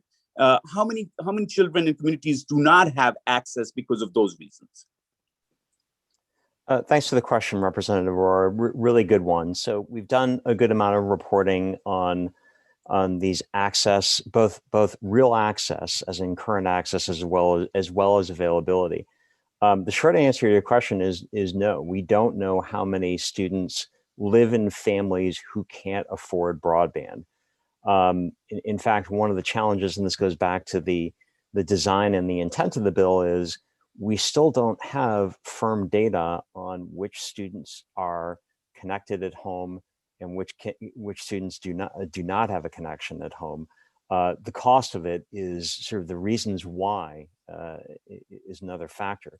I do want to make clear that I think, and as Nick pointed out earlier, we've conducted some serious outreach to families. Getting students connected requires persistent effort. It requires persistent outreach, and there can be many reasons why students aren't connected, or one factor that we haven't talked about is underconnected, that they're using a cell phone to connect, that kind of thing. So, we could guess and we could hypothesize. I've got data from 100 different districts in my latest report, and these leaders are telling me that some of them have very good data that they're canvassing families on a regular basis, and some of them are just taking guesses. So again, we need, if we have to what Mr. Gaul referred to earlier, we need the sort of demand as well as the supply side data so we can get a better sense of where that real need is. So I wish I had a firm, here's a number, but that points back to the need for better mapping and better data collection, which we as the commission were written into the bill. We're prepared to do that work. But Mr. Casey, may I suggest that if we go to our school system, and let's assume for a moment, if you asked every school, especially in this current situation, where this is just a necessity, right? If we went to our, how many we have, let's say 150 times 1,500 schools, give or take, or 2,000 schools. If we go and give them a very quick survey to each principal and say, can you in 2 weeks tell us how many approximately, do not hold them to it, or 4 weeks tell us how many of your students do not have access, A, for reason A or B. Do you think that's that difficult to get? Because I think that's a problem which is very immense. I think there are elegant ways to solve that problem. And I really think that writing a very elaborate law, which is going to take many years or months to really do it, is not perhaps. I'm very burning for that problem. You can hear. I hope you hear that. But I think going through a school system, addressing it that way, putting some resources at work, even from the federal act, would be a really welcome kind of a thing. So that's just my 2 cents on it. Obviously, you have a much bigger picture than I do, but I would humbly suggest that going through a school system, getting the data, especially now that everybody needs it, pretty much every student really needs it right now, would be really appreciated. With all due respect, Representative, we've been asking for this data for months. And as I said, we get inconsistent results in terms of accuracy. The other thing that I would lend to you is, having worked very closely with our cable providers, and when so our process was asking school districts which students need internet because they're not engaged in remote learning. They're not online, so they must not have access, right? That was our assumption. But when we worked with the cable companies to identify students who really didn't have access, quite often what we found is those students did have access at home. They're not engaged in remote learning. It's they have the textbooks, but they're not reading, would be the digital analogy. So I respect your input, absolutely. From my perspective, having been working on the front lines of this and working with school districts and the cable providers and trying to design solutions, I just want to reinforce that having that mapping and the data to really drill into this is absolutely critical. If I'm a teacher, to use a simple example, and my student doesn't show up, do I conclude that she doesn't have internet or that she's just not interested in learning? That's a lot more difficult to measure. And by looking at the actual infrastructure and the actual availability across the state, we will get a concrete answer. And so I will leave it at that. Your point is very, very well taken, and our colleagues at the Department of Education do a lot of data collection as well. At this point, our methods aren't working to get to that really, identifying every single factor. And so we do need this mapping to identify, at least eliminate the possibility that basic availability is the impediment. I do actually, the data part is the one which I really like in this bill, generally speaking. I just was suggesting maybe there's a faster way, but it's the regulatory overload and the regulatory enterprise in this bill, which really is basically making me very, very cautious that, to solve a simpler problem, we are going a much, much harder way. I hopefully, Chair Conti, you'll indulge in me for one last question here.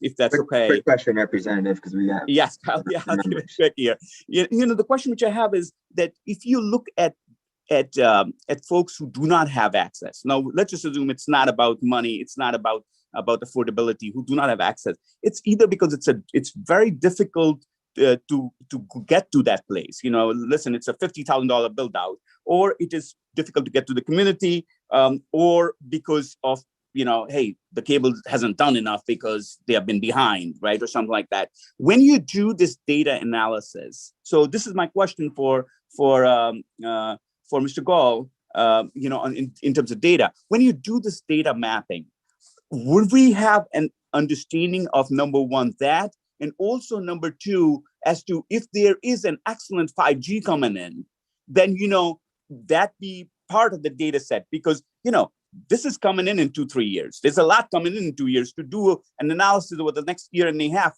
just basically ignoring what's going to happen a year after that, perhaps would not be a good policy measure. Can I suggest and ask you whether you're going to include that, as well as these elements of what is the causal reason why the access is not there? Would you be including that in your data analysis? I will say one virtue of the way the legislation is written is that it puts this planning process in place so that we can take into account exactly these kinds of considerations and just make sure that we don't have a blind spot before we embark on something that's sort of a longer term process. I do think, the focus of the mapping in this proposed in legislation and the bills is really on broadband infrastructure, not on 5G. I do think that taking into account the way the world is changing, obviously, in ways that none of us expected, I think that's something that we should put into place in that planning process and make sure that we're looking at, I think we've heard a couple of comments about questions about affordability, whether that's really the obstacle or whether it's infrastructure. And so like taking those considerations into account in the planning process is why that proposal is there, so that we make sure that those are factored into whatever approach the state develops. Thank you so much for being here and for this really good discussion, because we really believe this is an important objective of policy. But we want to get this right. So thank you very much, and thank you, Mr. Chair. Representative Meskers, then Representative Mushinski. Thank you, Mr. Chair. So I just have a question and problem or suggestion to the group. In all of the conversations I've had with the industry, that being both cable and 5G, it looks to me that we're talking essentially about the last mile or the last 2 miles when we talk about a broadband strategy versus a 5G strategy. So all I would encourage you is that when we finish the mapping, just to echo my colleague's comment, I think it's essential that we figure out the most effective and cheapest way to achieve the coverage we're looking to cover. And so I'm a little hesitant about being wedded to broadband, but I think the mapping strategy should be a strategy that solidifies that decision, which I would describe as the last mile decision. And I'd like your thoughts specifically to that point in the mapping. Sure, I'm happy to jump in, and thank you, Representative Meskers. I think just zooming out for a second, everything builds from a fundamental goal of faster speeds by 2027, right? And that I don't think we're gonna waver on, because we want the best for the state, we want the best for our economy and our people. And if you ask, all industry experts, the 1G, that 1G goal for 2027 is going to set us up to be best competitive. But after that, I think all the points that have been made around picking winners and losers, and how do we know which technologies, we truly are agnostic. And I think as a state, we need to be technology agnostic, because there's lots of ways to skin a cat, and there's going to be lots of ways to get to universal access of 1G. We passed the legislature passed a great 5G bill in the 2019 session, where we are working with our cellular companies in the state to map out where cellular coverage is.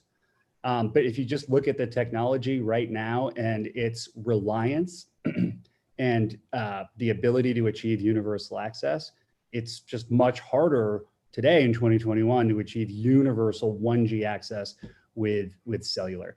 That said, that is 2021, and these things can change on a dime. And so with 5G, the other thing I'll mention is that it is going to be no doubt faster speeds, but its access is going to take some time, because the cellular antenna for LTE can emit out about 1 mile or 2 miles, whereas 5G can only really be picked up from the node 2 to 3 city blocks, if that. So it's going to it's a harder deployment process, but one which, when it's done, will be great. But so for now, the bill and the mapping is focused on broadband, but we want to loop that in with our cellular maps, and certainly work with towns, municipalities, businesses, families to make the best decision for them. Okay, thank you very much. But again, I'll reiterate, that is my concern, that the one size fits all, once we're finished the mapping, that we're comfortable where the state's funds are deployed, that we get the goal achieved in the most cost efficient way. So I'm not telling you how to do that. I'm not the expert on that. But when you finish the mapping, you should have good indication where it's going to be more expensive to lay a fiber optic or cable line versus a cell phone tower or nodes. So I just hope that's factored in at that point. Yeah, it's a great point. Thank you. Okay, thank you. Representative Mushinski. Hi, good morning. I wanted to ask Deputy Commissioner Hackett, or whoever else would like to answer the question. about, I'm getting email from constituents on safety and 5G. I just wanted to ask you to address that. If you feel the poll supported 5G units are any risk to the neighborhood, and also are they any risk to technicians that work on them? I'm going to defer that one, if it's okay with you, Representative, to Mr. Simmons. Sure. Yeah, sure. Thank you for the question. In another role, I also sit on the 5G, chair our 5G council that was created from that 2019 legislation. And there's nothing more important or higher responsibility that we have as a state government to ensure the safety of our citizens in all aspects of life. So we did a very, very deep dive into the science behind 5G, to all of the studies and analysis that have happened. And we looked at the universal reports from the FCC, from the World Health Organization, from the Food and Drug Administration, and a few others, who all universally concluded that 5G poses, in its current form, no health risk. Some of the concerns that have been brought up by various individuals are some of the same concerns that were being brought up about the microwave back in the 60s and the 70s. And all this is just a simple higher amplitude, but much, much, much lower than any bar which would be hazardous. And this is, from pretty reputable institutions that have studied it. I will also add, in our age of misinformation, we should be careful. There was a New York Times article that came out in 2020 or 2019 that noted the biggest sources of social media spread of any articles on the danger of 5G were directly spread by, tied back to Russia and China misinformation efforts. Because similar to what I said before, they know if they can slow us down, they'll really dominate the 21st century. So those are sort of the thoughts that we concluded on the 5G Council. Okay, that's would be good for at least me, and maybe other people on the committee would also like to see it. But I would like to get that information summarized, because you have on one hand the economic development folks pushing really hard for expansion, and then on the other hand you have nervous constituents who aren't sure they agree with the economic development folks. So I would really love to have that information stored so I could pass it around to my constituents. Yeah, absolutely. And thank you. Yeah, we can send that over. Absolutely. Thank you. Thank you. All right, I don't see anyone else with their hands up. I don't know if Senator Needleman wanted to get in on the action here. It's an interesting way to put it, Representative Arcante. Thank you, Mr. Chairman, and thank you everyone for testifying. You folks have identified a problem. The governor has rightfully identified an issue that we need to look closely at and try to find a solution. Just to clarify my thinking on this, there are two separate problems here. One is a problem of access in rural, lightly populated areas where, as one of the cable companies CEOs referred to it, they look at not customers per pole, but poles per customers.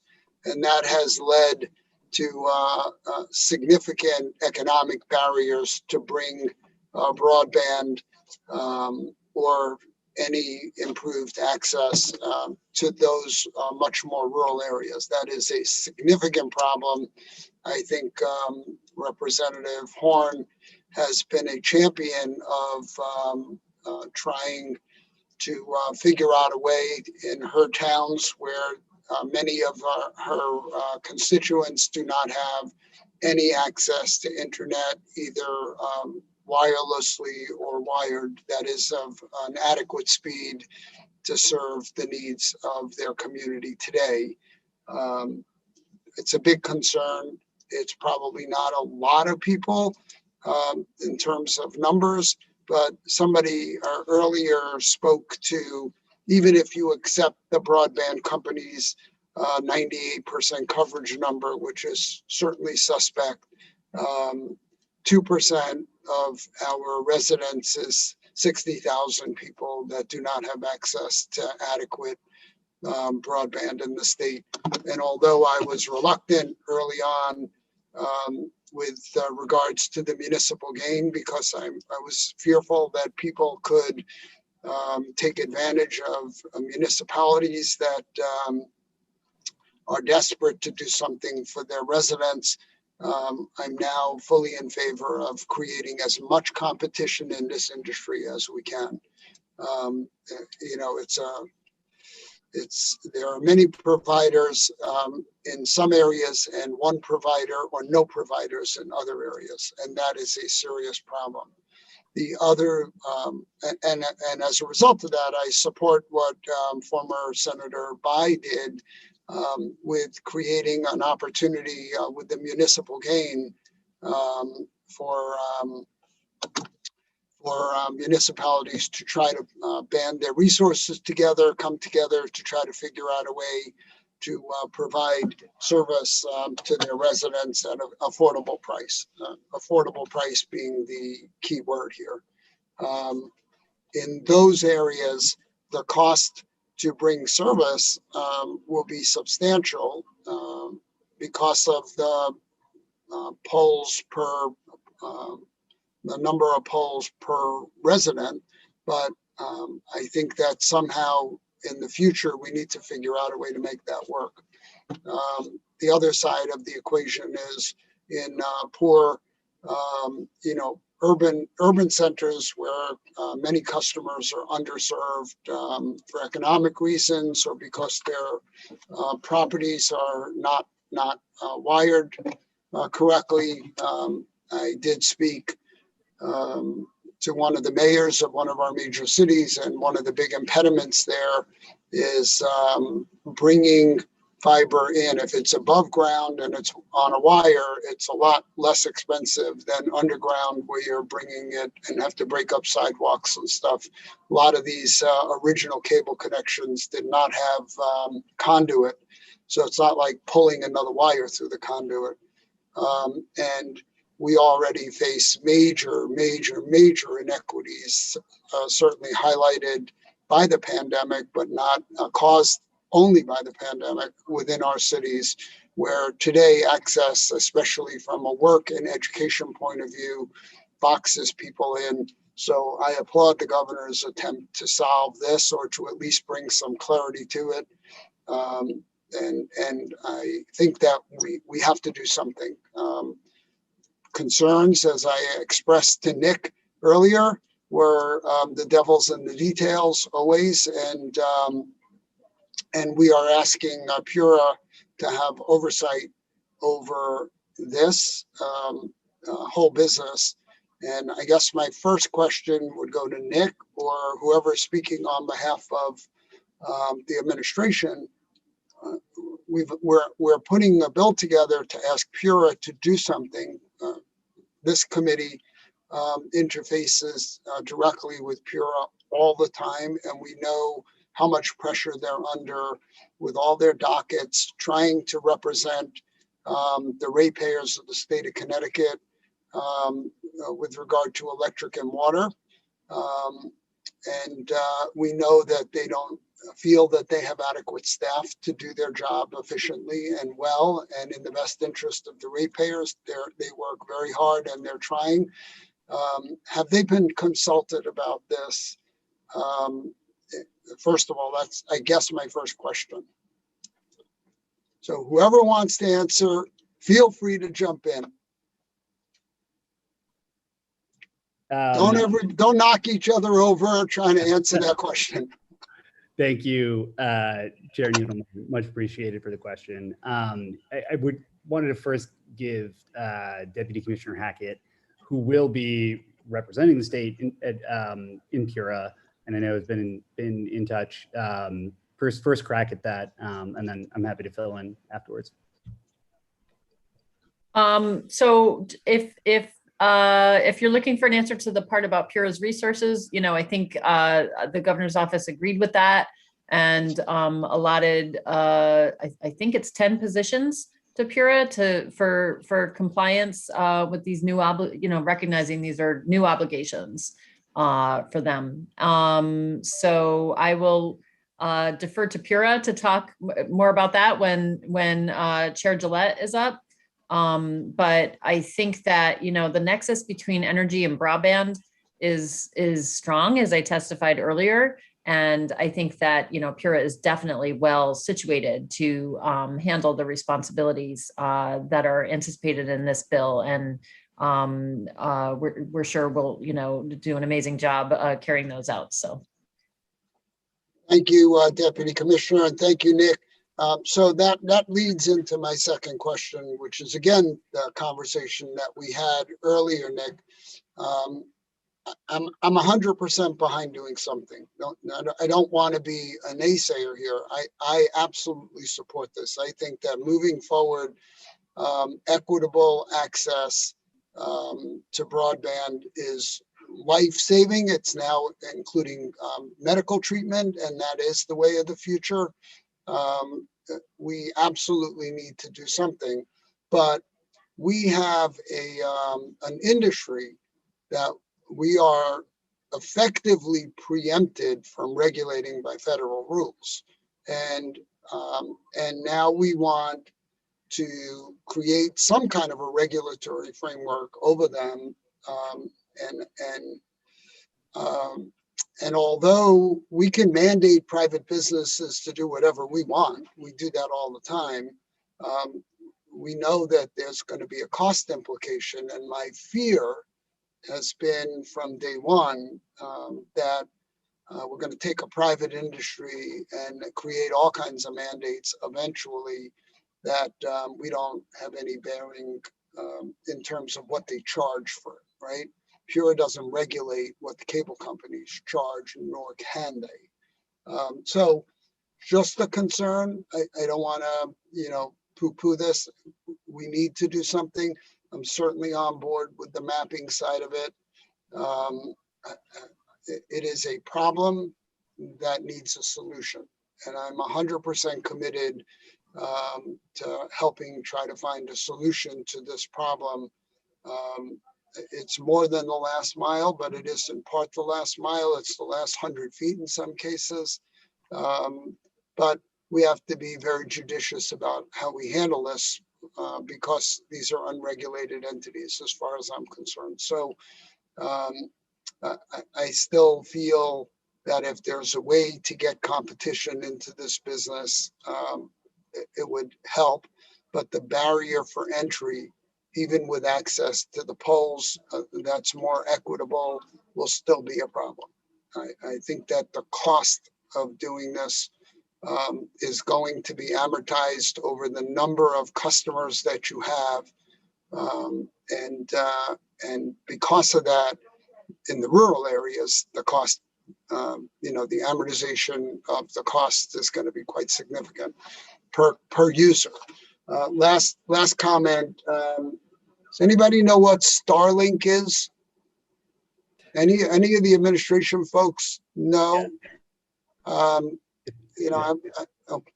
So Starlink is Elon Musk's side gig, where he's been launching thousands of satellites to provide satellite internet to rural areas.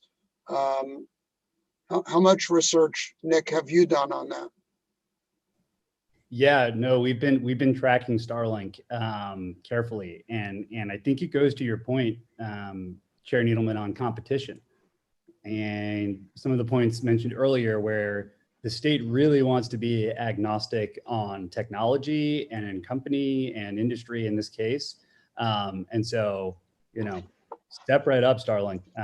If that's the cheapest, fastest solution, we want to do all we can to get that out there. Good. My concern again comes in The best example I could give you is when I bought a house in 2001, I wired the entire house for phone service and for cable TV and for internet access. Literally every room had a 3-prong jack in it. And about 6 months after I moved in, none of those were necessary. So I worry about building out more infrastructure in the rural areas. When a product like Starlink may become a viable option that leapfrogs the technology. And so certainly mapping, some other things that we can do, I think, that don't put our finger on the scale of, we're going to buy this technology for everybody and then have a big investment made with stranded capital costs that are going to be unnecessary in the future. So. Excuse me, Senator Needleman, may I just give you some additional information that might put your mind a little bit at ease? Thank you. And your question is very timely. But we have to remember that right now, broadband funding is becoming more and more available at the federal level. So right now we have, there's $300 million that's going to be distributed by the NTIA, the National Telecommunications and Information Administration. I've been advocating that be divvied up equally amongst the 50 states, which would be $6 million for the state of Connecticut for broadband expansion. I don't know if we'll get to $6 million, but that decision on releasing that money will be available in the next month or so. There also is money in the American Recovery Act that hopefully will be passed this week that the state can allocate to broadband expansion. In addition, we're all familiar with, we've heard on the news, the Biden administration's infrastructure bill that has not been released yet, sponsored yet. But in any event, the infrastructure bill is going to is going to focus a great deal, we've heard, on broadband funding. So in going back to the NTIA, which is the $300 million divvied up amongst the states, the state, the way that funding is going to work is the state has to work with the providers who meet certain eligibility requirements, and the states have to apply with the providers for that funding. So there is going to be federal funding available. Also, there's another thing that I want to just hasn't gotten into the record yet, into the discussion about consumer costs. Obviously, the Office of Consumer Counsel is always interested in consumer costs. Right now, there's the emergency broadband benefit that I think was mentioned earlier this morning. That will be coming out in about 50 days. The FCC is administering that. And I believe that many of the ISP providers in the state of Connecticut will be signing on to the FCC, and that money that provides $50 per month for broadband bill. It gets paid directly by the government to the provider to eligible low-income households. There's about 6 months of funding that's available there. And there's hope that in the infrastructure bill that will be extended. Also in the Federal Consolidated Appropriations Act that was signed at the end of 2020, there's funding for utility bills for renters, which often, but not always, are low income. And for low income eligible renters, there is a subsidy that's available for utility bills, and that includes broadband service for purposes of that funding. So there's some money out there. It's certainly in terms of the broadband expansion, Senator Needlesman, it's going to be out there this year. It's going to, I know the NTIA money has to be spent by the end of 2021. I don't know what is going to be in the infrastructure bill, but now is the time, if we're ever going to get the state 100% wireline connected, this is the time to do it, sir. And I hope. Thank you with that, Bert. And, you know, I listened to Tom Rutledge on their earnings call at Charter a couple of weeks ago, and he spoke to some of the federal programs. And look, whatever it's going to take is what we want to do, and want to get everybody onto an equitable platform. If federal money helps, but I don't know how any of that limits what the consumers pay. You know that we had a big thing with Comcast and data caps and price increases and all that. We have a very inequitable system. You know, it doesn't change many people's lives if they provide more service and build up more infrastructure and speeds go up. But over the grand scheme of things, you're going to begin to price out people at the low end, and creating equitable access is another whole issue that almost by necessity has to be dealt with at the federal level. I totally agree with you. Thanks a lot. And Mr. Chairman, I think I'm done. I see Representative Ferraro put his hand up. Thank you, Mr. Chair. My comment goes to Attorney Cohen. First, I'd like to shout out to him. I see in the background of his wall, there's a photograph of the 1968 West Haven football front four, of which he was a part of. And just as a matter of record, that team was #1 in the state of Connecticut and #6 in the country. So I want to make that point. Good to see you, Attorney, a former Westie, I must add.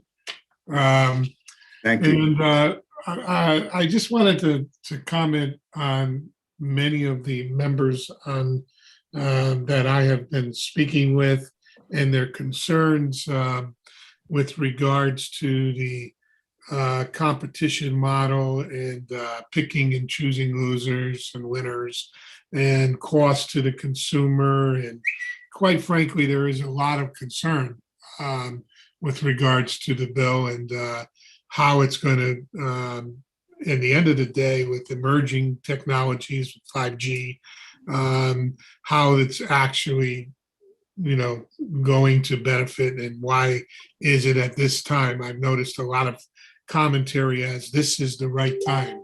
I'm not 100% sold on it. The cost, I think I've spoken to you about this with regards to laying out the infrastructure necessary to bring this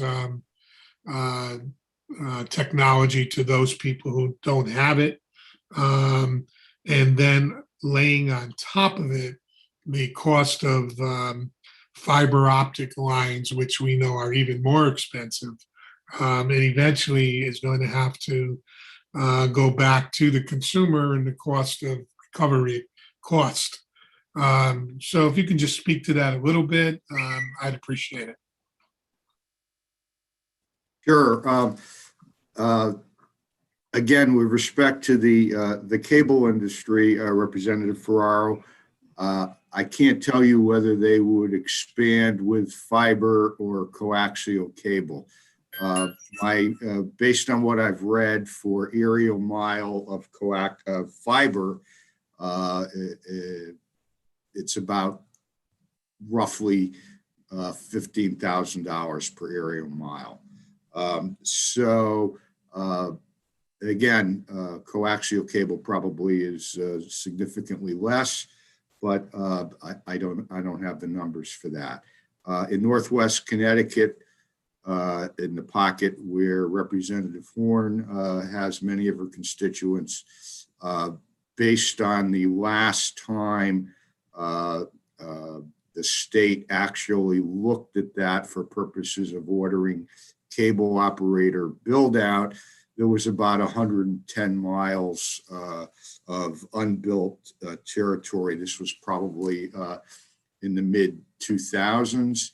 And I understand that Comcast has built out, I don't know, a few miles beyond that since then. So I use a rough number of, I just use 110 miles in that area that is unbuilt. That's about one, if you use fiber, that's about, in my back of the envelope calculation, that's a little over $1.6 million build out.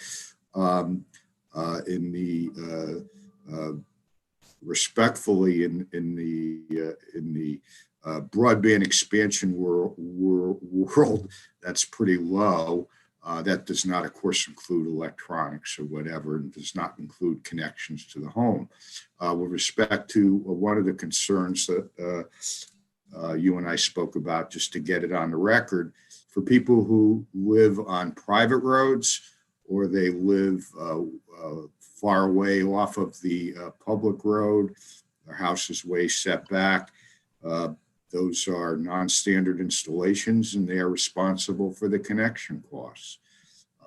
The problem is that we do not, the state of Connecticut has never, ever allowed, to the best of my knowledge, cable companies to charge for construction in aid of contribution. It never was allowed when the state, before the 2007 cable law was implemented, that basically took away from the DPUC any oversight authority over Pura. Contribution aid of construction is not a rate. You may have a federal lawyer, a DC lawyer come in this afternoon and tell you it's rate regulation to prohibit that. That's wrong. Our law firm litigated that on behalf of the cable industry, and we lost that in 1985. CIAC is not a rate. So in that case was not appealed, and that's the law in the state of Connecticut. So much to my chagrin, when I came into this position, I found that cable companies were charging consumers for contributions in aid of construction to build cable system facilities on the public rights of way. You have some testimony that comes in from the first selectman of Scotland today. I hope he's still on and will testify to you in person about his experience, but I would strongly recommend that you read his testimony about his experience with a cable operator who ostensibly was reporting 100% full service, full construction in the franchise area, and mistakenly did not complete part of the franchise area, and then went on during the pandemic to charge consumers for construction on the public rights of way. It's my fervent hope that when federal money comes available, that any consumer who was charged CIAC during the pandemic gets a refund, gets that money back somewhere, whether it's from the federal government, the state, or the providers. That's just wrong. So with that, I hope I probably went beyond your question, Representative Ferraro. Oh, actually, I do appreciate that last caveat. I agree with you. It would be great to see them get reimbursed for that, especially having the hardship through a time and something that was of no fault of their own. I do appreciate your historical context and the detail that you go in. That you went in, because I think it's very helpful and in some of these legal aspects that I think are important. So thank you, Bert. Appreciate your time and good to see you again. See you again, Representative Ferraro. Thank you. Thank you, Representative. That's it for the panel. So I want to thank the panel for coming together and giving us a crash course today on all things broadband. And I want to thank the governor for introducing this bill to our committee for our consideration. You know, I do believe it is a timely piece of legislation while our state and the country is exiting out of this global pandemic. The economy and the workforce and how we live and how we play is, you know, may never be the same again after this pandemic. And we need to set Connecticut up for success, especially with all these new residents moving into the state over the last year. We want to make sure they stay here. And I think this bill is a very good start in transforming our state. And I'm looking forward to working with all stakeholders, the administration, my colleagues on this committee, both sides of the aisle, to getting a final version passed out of the House floor in the coming months. So thanks to the panel, and we'll be talking soon. Thank you so much. Thanks, guys. Thanks for having us.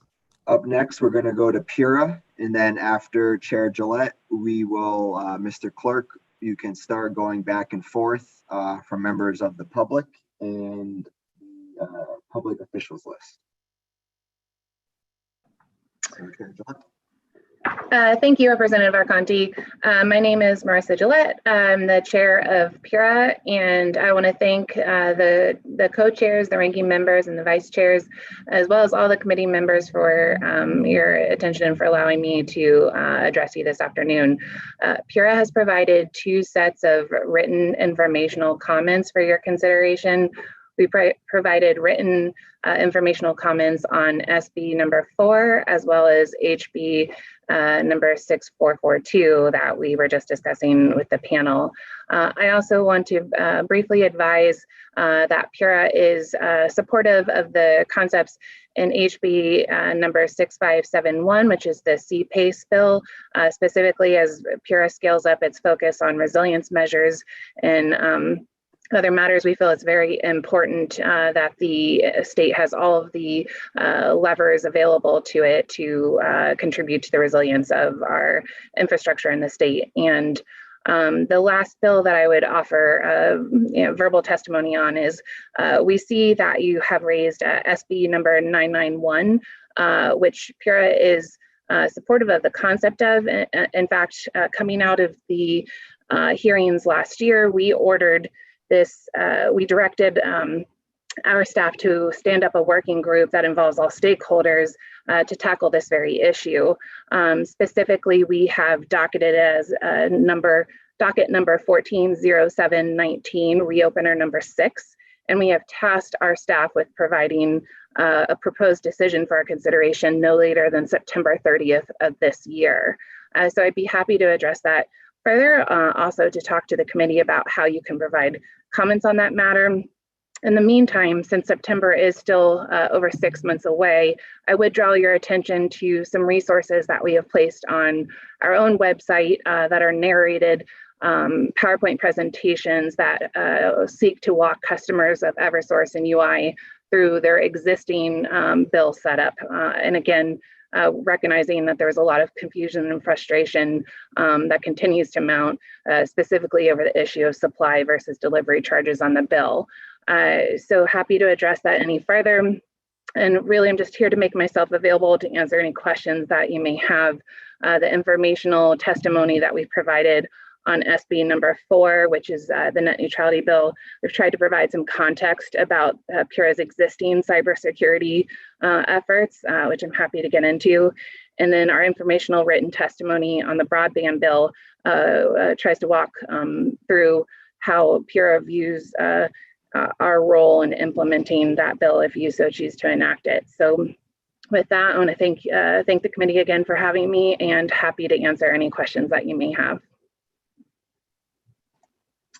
Thanks, Chair Gillette. So on 991, I see your decision is actually, will actually, on the docket, actually would be before the implementation if this bill were to become law. So I'm not saying your decision preempts the bill, but the work you're doing essentially does the intent of this piece of this proposal.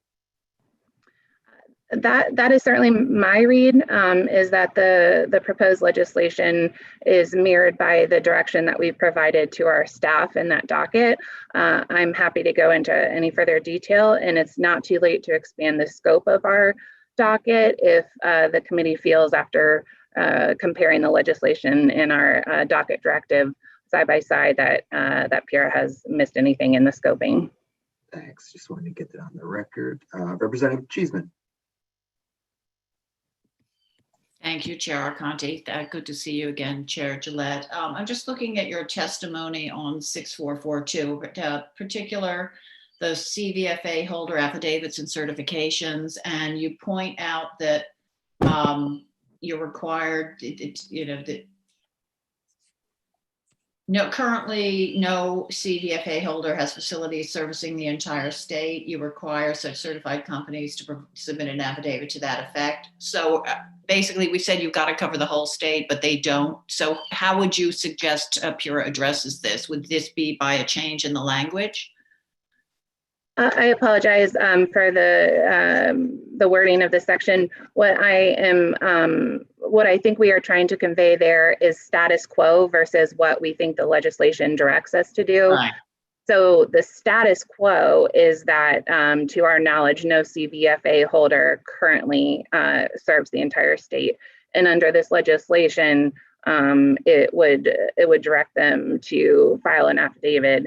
And I think to effectuate that, we would, look to the intent of the bill and exercise our civil penalty authority that the bill would provide us if the CVFA holders did not file their requisite affidavit. So this is not meant to convey that we think the legislation needs a change, but rather to compare the status quo versus right. So how would it affect your operations going forward with regard to administering any civil penalties that might result if they don't follow the legislation, right? Yes, ma'am.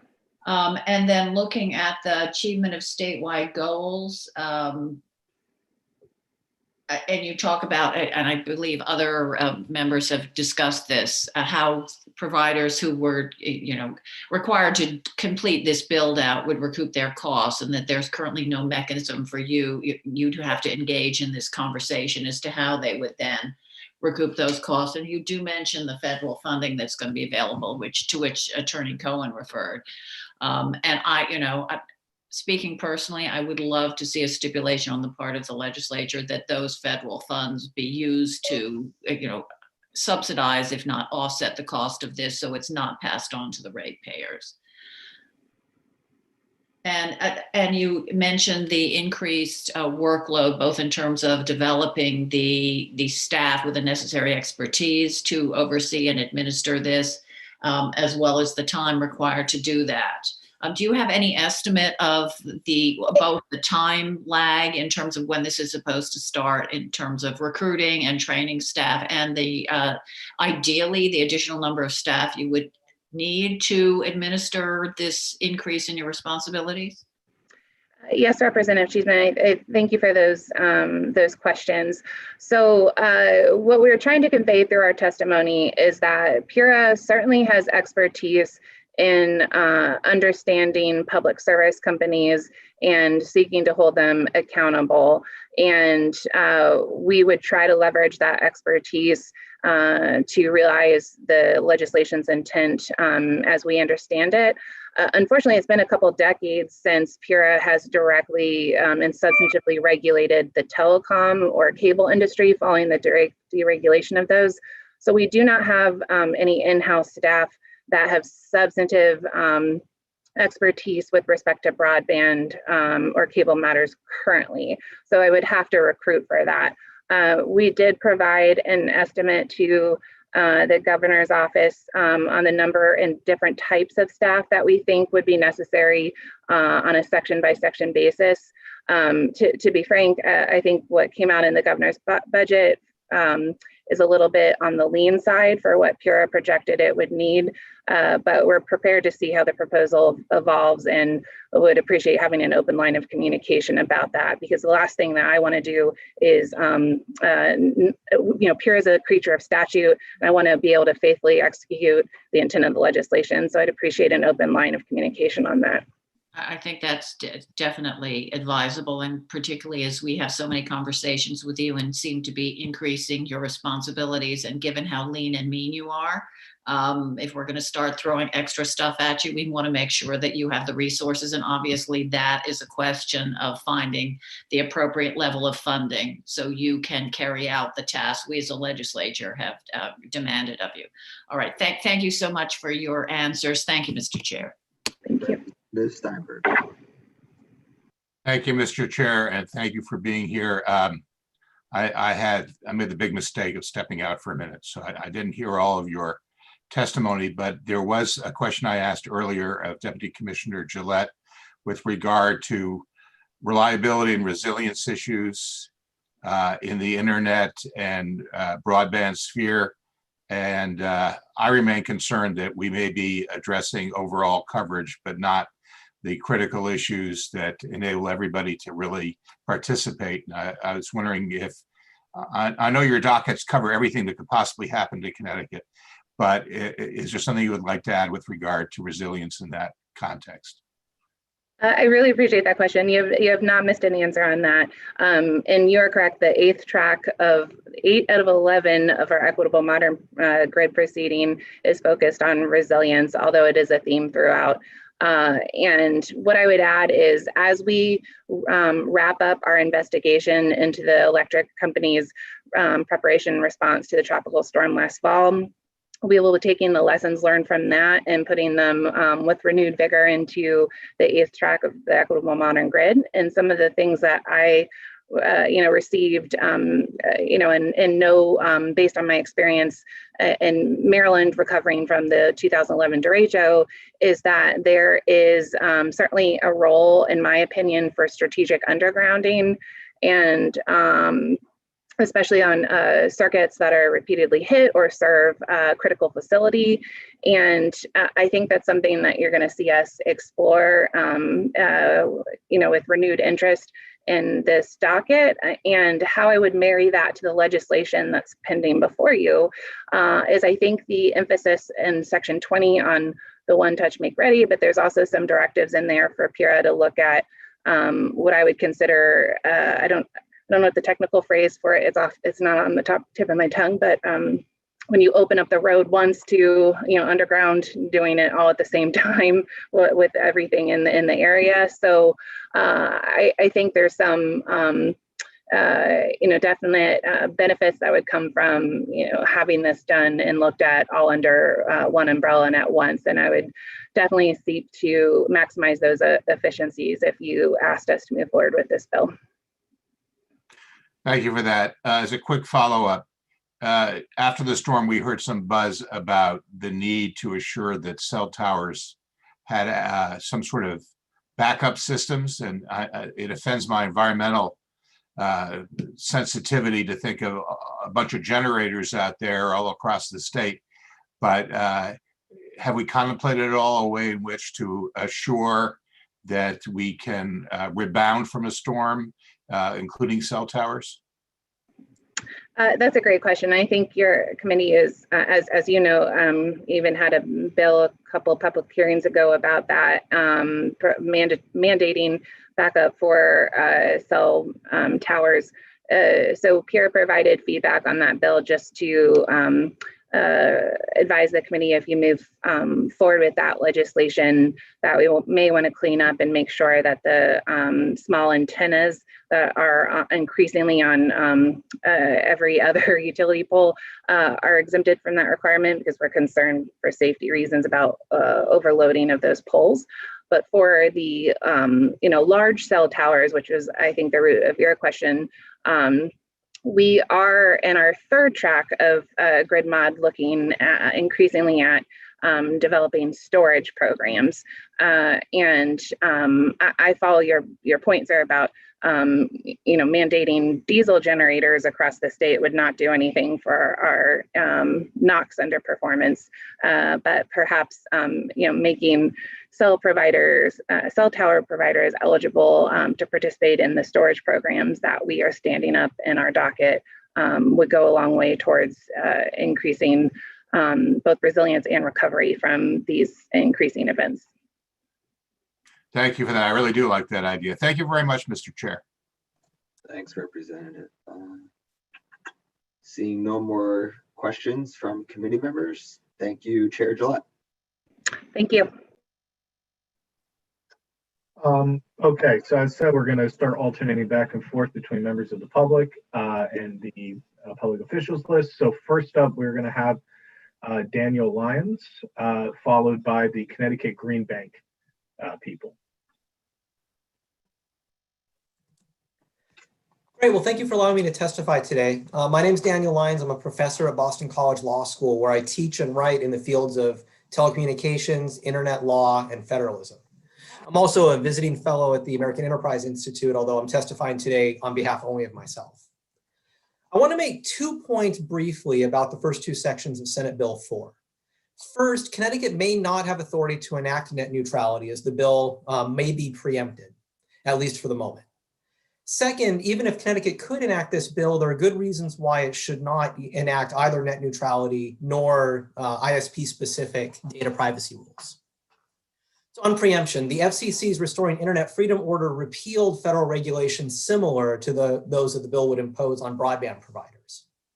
When the DC Circuit upheld that order in the Mozilla case, the court noted that if the commission can explain how a state practice actually undermines the 2018 order, then it can invoke conflict preemption. In a case called Geyer, the Supreme Court clarified that when a federal agency faces a choice of legal regimes and deliberately imposes a this far and no further regime, then it preempts state laws that would go further. And that's precisely the situation we have here. This bill would impose obligations that the FCC explicitly rejected as harmful to consumers and innovation. Now, admittedly, a California court has cast some doubt on this preemption theory. And of course, the new administration is likely to go in a different direction on net neutrality. But I'd encourage the committee to wait and see what the Biden FCC will do before acting.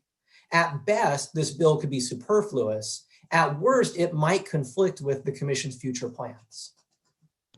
Now, even if Connecticut could adopt net neutrality rules, there's good reasons why it might not want to do so.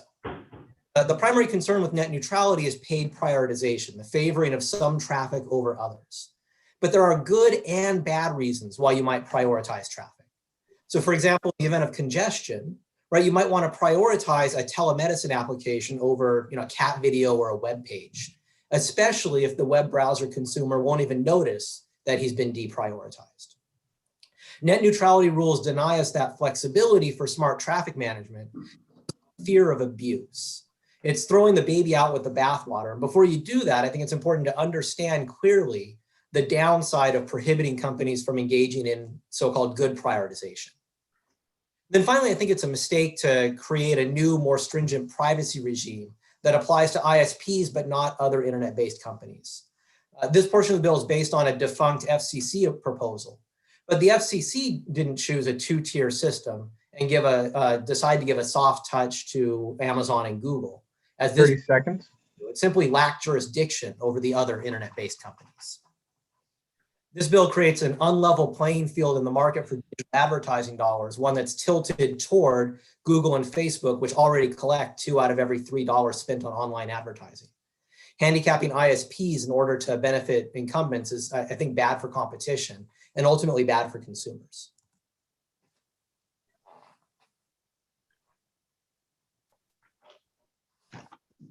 Thanks, Daniel. Senate Representative Ferraro. Thank you, Mr. Chair.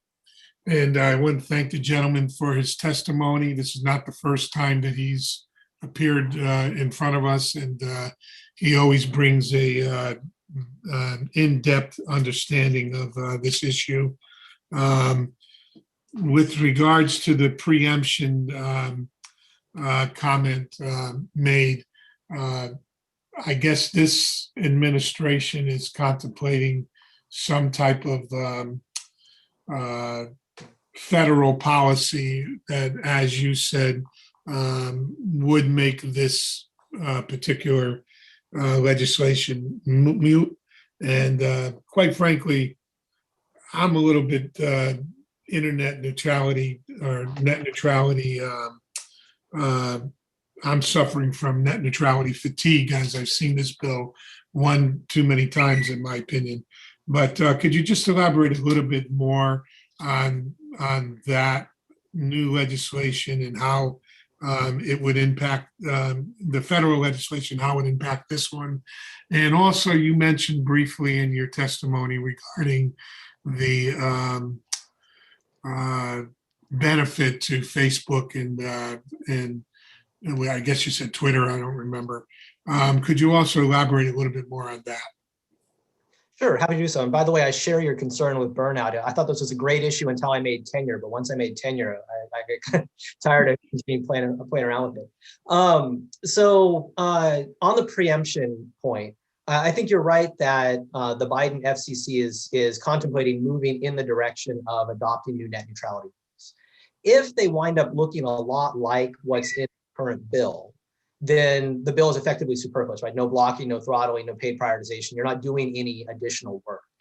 The concern in that situation would be if the language in the current bill ends up conflicting with what the FCC ultimately decides. So for example, the language in the bill more or less recreates what was in the 2015 Open Internet Order that the Obama administration passed. That may or may not be where the FCC decides to go this time. It may adopt language that is more strict or less strict than what the 2015 commission did, in which case there could be a conflict. You don't know until the commission has already acted.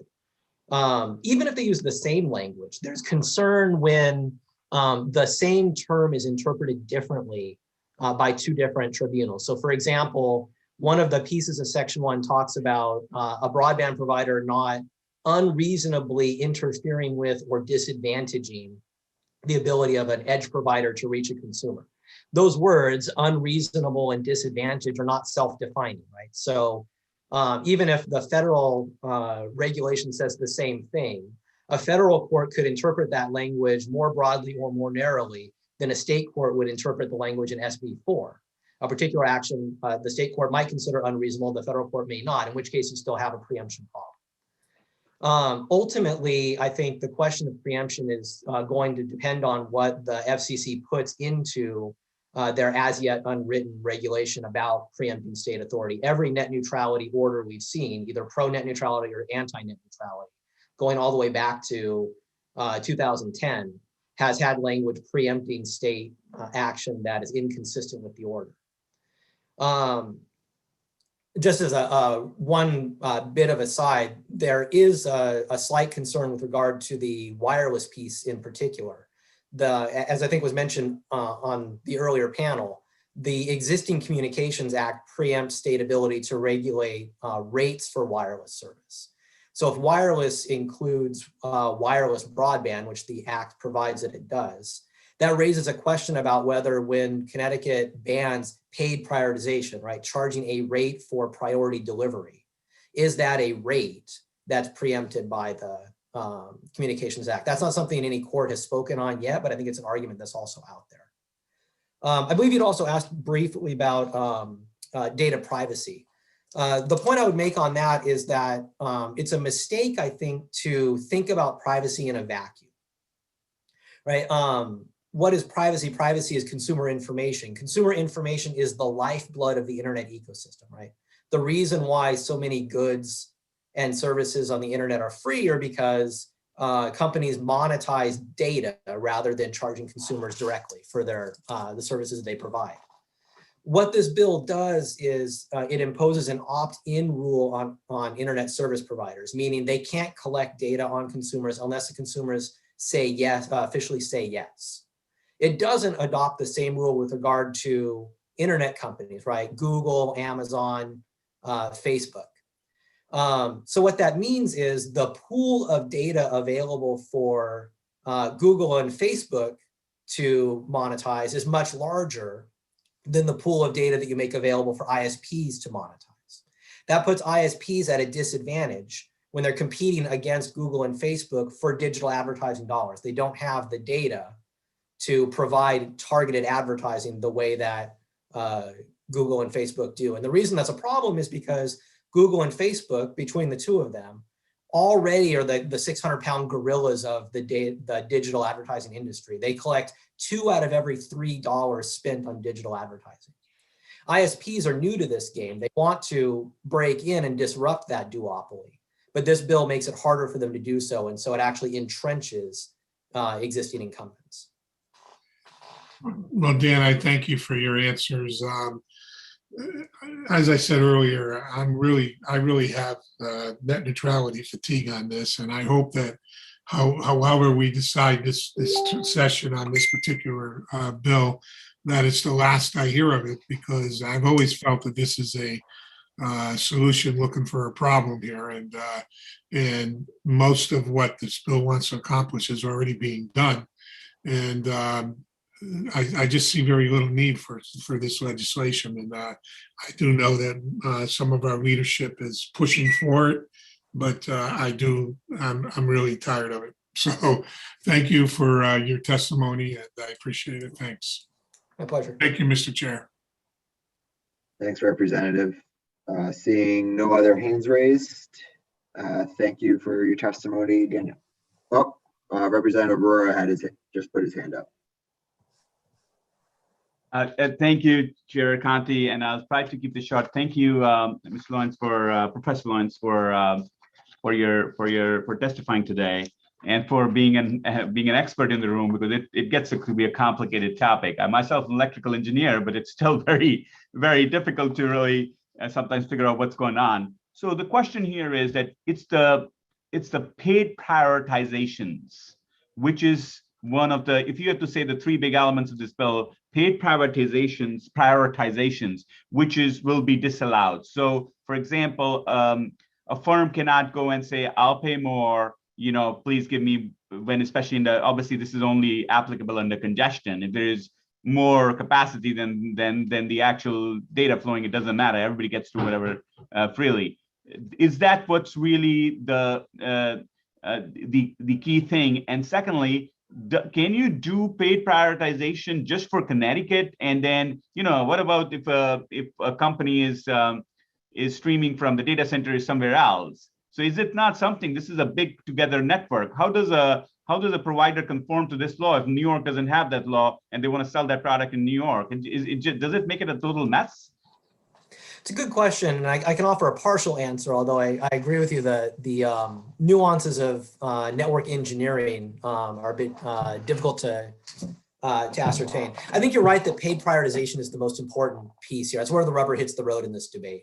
Most, if not all, major ISPs have said they have no problem with a no blocking, no throttling requirement. They have no intention of doing that anyway.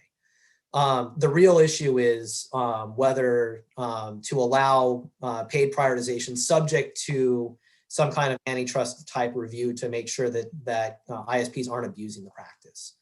The question about whether paid prioritization can happen within a state is, I think, one that courts are going to have to address going forward as states continue to act on this, because effectively it's regulating interstate transmissions, right? It may be possible, drawing on the old telephone network distinction between local and interstate calls, it may be possible that Connecticut can prohibit paid prioritization of traffic that originates and terminates within the state of Connecticut. But my sense is that the vast majority of traffic on the network is interstate in nature. And then it becomes really hard to figure out, if not possible, for engineers to decide, can we sell prioritization in some states and not in others, and what do you do about cross-state traffic? It may, I think it is quite possible that to the extent this bill is interpreted as preventing interstate paid prioritization, it may violate the Dormant Commerce Clause. But the Dormant Commerce Clause is one of those things that we law professors like to refer to formally as a mess. And so it's not 100% clear where the court's going to come out either way on that. Is that So on paid prioritization, I just want all of us to, at least maybe myself, I'm the first time, this is my first year in the committee. So, I want to clarify that when you say paid prioritization, is it only on the server end or is it also on the consumer end? Like right now, I can get a $40 program for my business and for my committee work, I get a $60 program because, hey, listen, otherwise I'll be dropping when I'm with esteemed members of the CGA. Whereas, listen, if for personal use, I might even have a cheaper program. So does that really mean that those bandwidths they won't be able to offer all you can take on our side, on the consumer side, or discussion is only limited to the server side? Yeah, what this is really getting at is on the server side. It's the governing the relationships between ISPs and internet-based companies. Nothing in here is focused on the consumer end of, at least that's how I interpret the bill, that's how this language is generally interpreted. Got it. And finally, right, that one last clarification, if you may, because I'm already asking too many questions, I'll be, a little quick here, is that, from a point of view of actual regulation or regulatory framework to be built, is it easy for Pura to just basically say, we'll build we'll hire 5 or 10 people and really build this, or because have other states done it? Or is it, do you need a lot of network engineers and it's a very complicated thing? How does it happen? Because there's a lot of network issues there. There's a bunch of other things coming in. Or so is it easy to build that capacity to manage that kind of regulatory framework?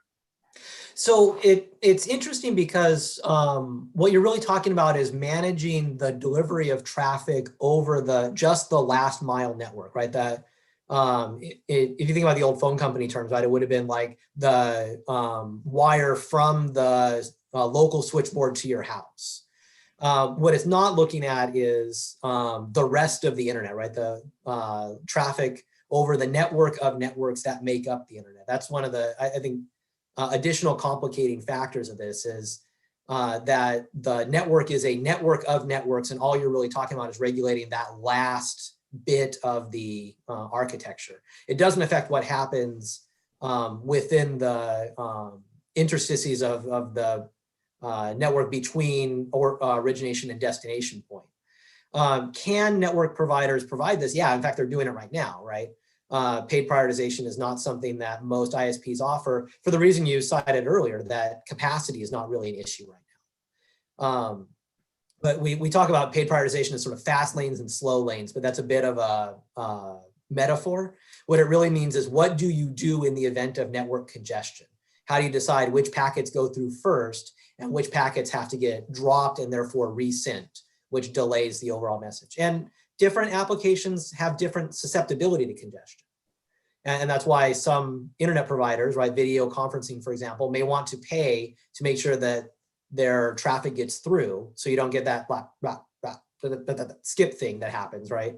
Right. Whereas if you're a web provider, your consumers aren't going to notice. Yeah, no, it would be a shame if all the, what you call, the tabloid traffic has the same access as healthcare traffic. That would be pretty sad. But thank you for educating myself and others on this topic. Thank you. Thank you, Mr. Chair. Thank you, Representative Aurora. I see Representative Mesco's hand is up.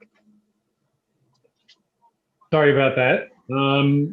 I just would love to hear, so the thoughts on implementation, it wasn't as clear to me about how you customize for one state and what the thought is there, and what the chances that we end up with a problem in terms of our competitive position versus other states. I mean, what are we asking the data providers to do, and how difficult it is for a population of 3.5 million people? So if the goal of the bill is to ask ISPs to segregate interstate from intrastate traffic on the internet, I think that's probably difficult, if not impossible to do, because of the ease with which an originating point can be masked, right, hidden by virtual private network architecture or structures like that. I think you'll never get 100% compliance. If the goal of the bill is not to do that. Just to say whether the traffic is interstate or intrastate, you can't prioritize. And then I think you have a dormant commerce clause problem. As to the engineering difficulty doing so, I'd have to defer to folks who understand the networking aspects a little bit more than I do. I guess as a question and a comment, it would seem to me that we kind of decided this in the electric utility business, where we decided to make the wires, the transmission company, and the content providers separate, and we paid for that separately. We've decided already that this industry has competition between satellite, at some point 5G, and cable, and now we're trying to tell them that their pipeline they own, they can't prioritize. So it seems difficult to me and commercially questionable, unless we decide that this market from the FCC level should be regulated. I mean, it would seem like it's an overreach to do it at the state level. It would seem that this would be a very easy exercise at the federal level through the FCC if it was a regulated market. And it sounds like that would be the assessment you would make as well. Is that correct? I would say easier at the federal level, yes. Just like when we deregulated the electricity industry, it was FERC who set up the wholesale power markets and handled a lot of the wheeling on the transmission lines. But that was on the basis of the decision that was a monopoly and a regulated market. So right. we've gone the exact opposite way with this industry. So there's an obstacle, which is we need to re-regulate it at the federal level to decide how we prioritize content versus. Yeah, I think that's right. I think there's a distinction in the intermodal nature of competition here, which we don't yet see, at least on the delivery side, the distribution side in electricity. Yeah. Okay, thank you very much. Thanks, Representative. Seeing no more questions. Thanks, Daniel. Thank you. Next up, we're going to have the Connecticut Green Bank Group, which has Brian Farin, Brian Garcia, and Mackie Dykes, and that is going to be followed by Etya Whitehart. Great, thank you, Will. Co-chairs are Conti and Needleman, vice chairs Ali Brennan and Winfield, ranking members Ferraro and Formica, and members of the Energy and Technology Committee. Good afternoon. My name is Brian Garcia. I am president and CEO of the Connecticut Green Bank. I am joined today by Mackie Dykes, our Vice President of Financing Programs and Officer, and Brian Farnan, our General Counsel and Chief Legal Officer. We're here today to express our support for Raise Bills 991 and 6571. Raise Bill 991 would seek to provide customers of the electric distribution companies with an itemized explanation for the charges appearing on their bill, including the combined public benefits charge. One small component of the combined public benefits charge is the Clean Energy Fund, which is administered by the Connecticut Green Bank. This charge amounts to between $7 to $10 per household a year. In FY 2020, the Green Bank invested the nearly $25 million in clean energy funds we received from ratepayers through the electric distribution companies to mobilize over $300 million of investment in the state's green economy. We would invite you to see our new online impact tool we call Maya for mapping analysis of your area that shows you what investment in clean energy in your community results in terms of the economy, jobs, the environment, public health, and equity. We would also note that PURA currently has an open docket that is addressing this important issue, as Chair Gillette indicated earlier, through docket number 14-0719, reopener number 6. Raise Bill 6571 revisits the Green Bank's flagship program for commercial properties, CPACE.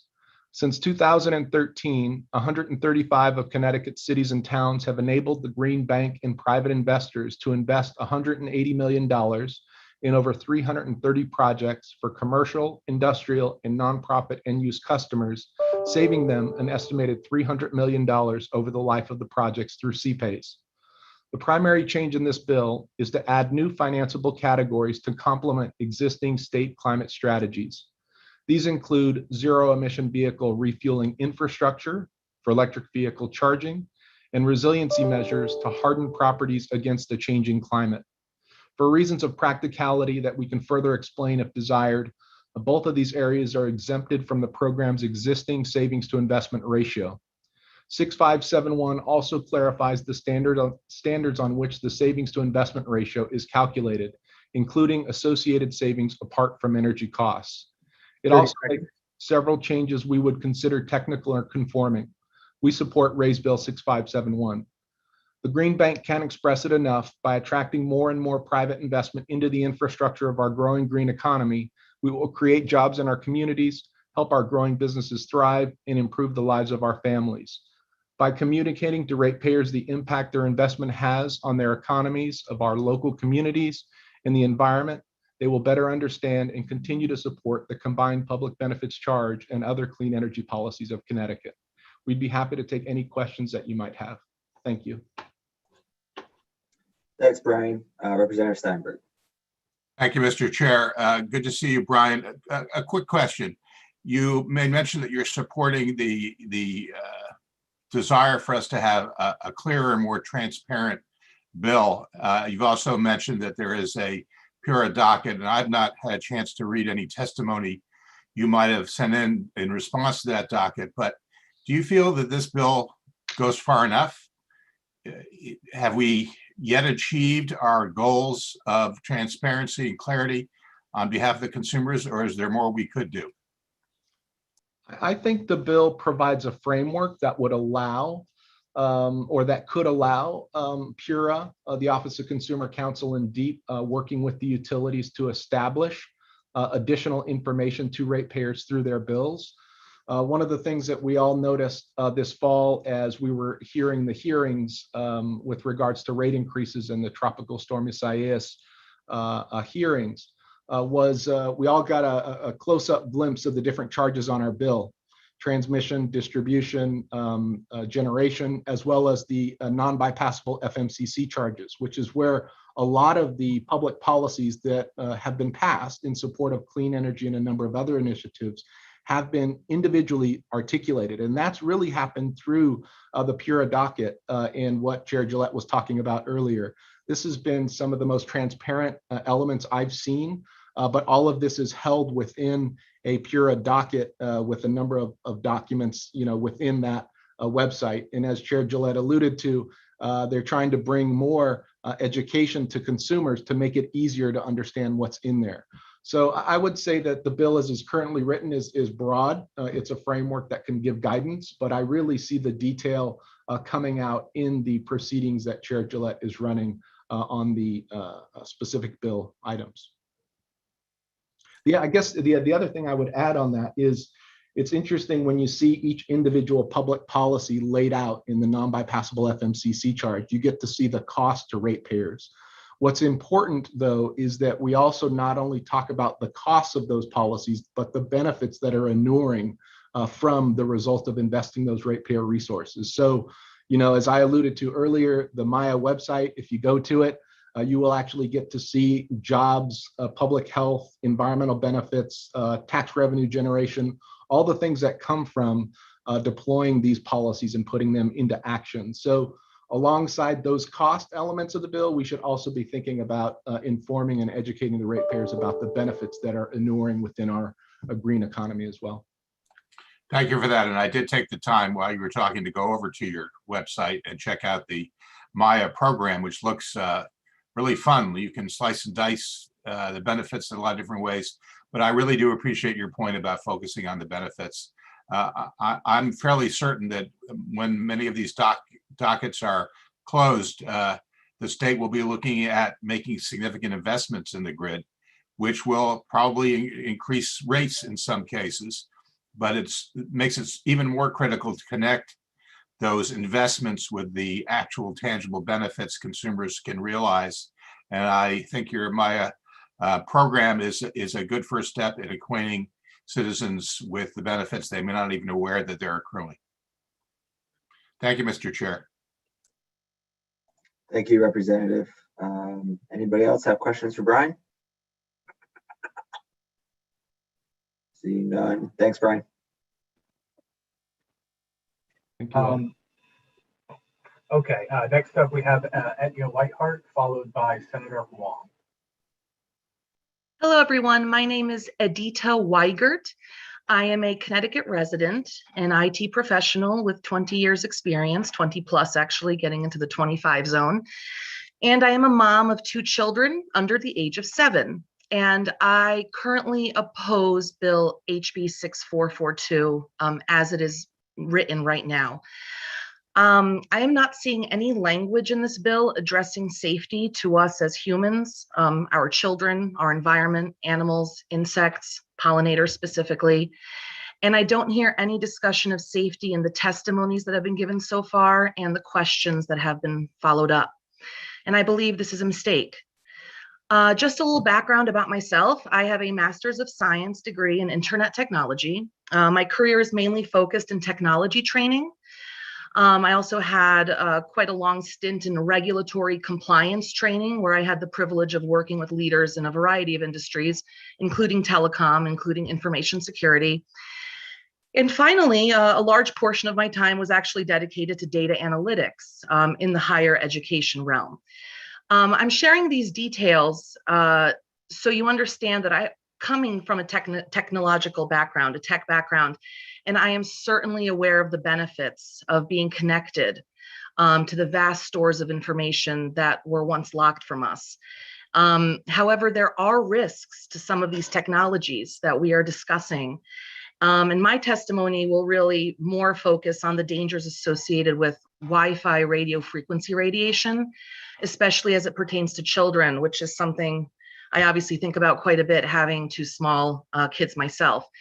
One little story I just want to share, you know, when Wi-Fi first became very popular and was being adopted in all the corporations, at that time I was really traveling the country, and I had been teaching at a Fortune 100 company, and it was an executive training. So I'm teaching the CEO, the CFO, the CTO, the Chief Technology Officer, and I'm looking for the Wi-Fi connection, and there is none. And I'm kind of curious. And I asked the gentleman, you know, where I don't see any routers I can connect to. And he explains this entire section of the office is wired and will remain wired, just like we all used to.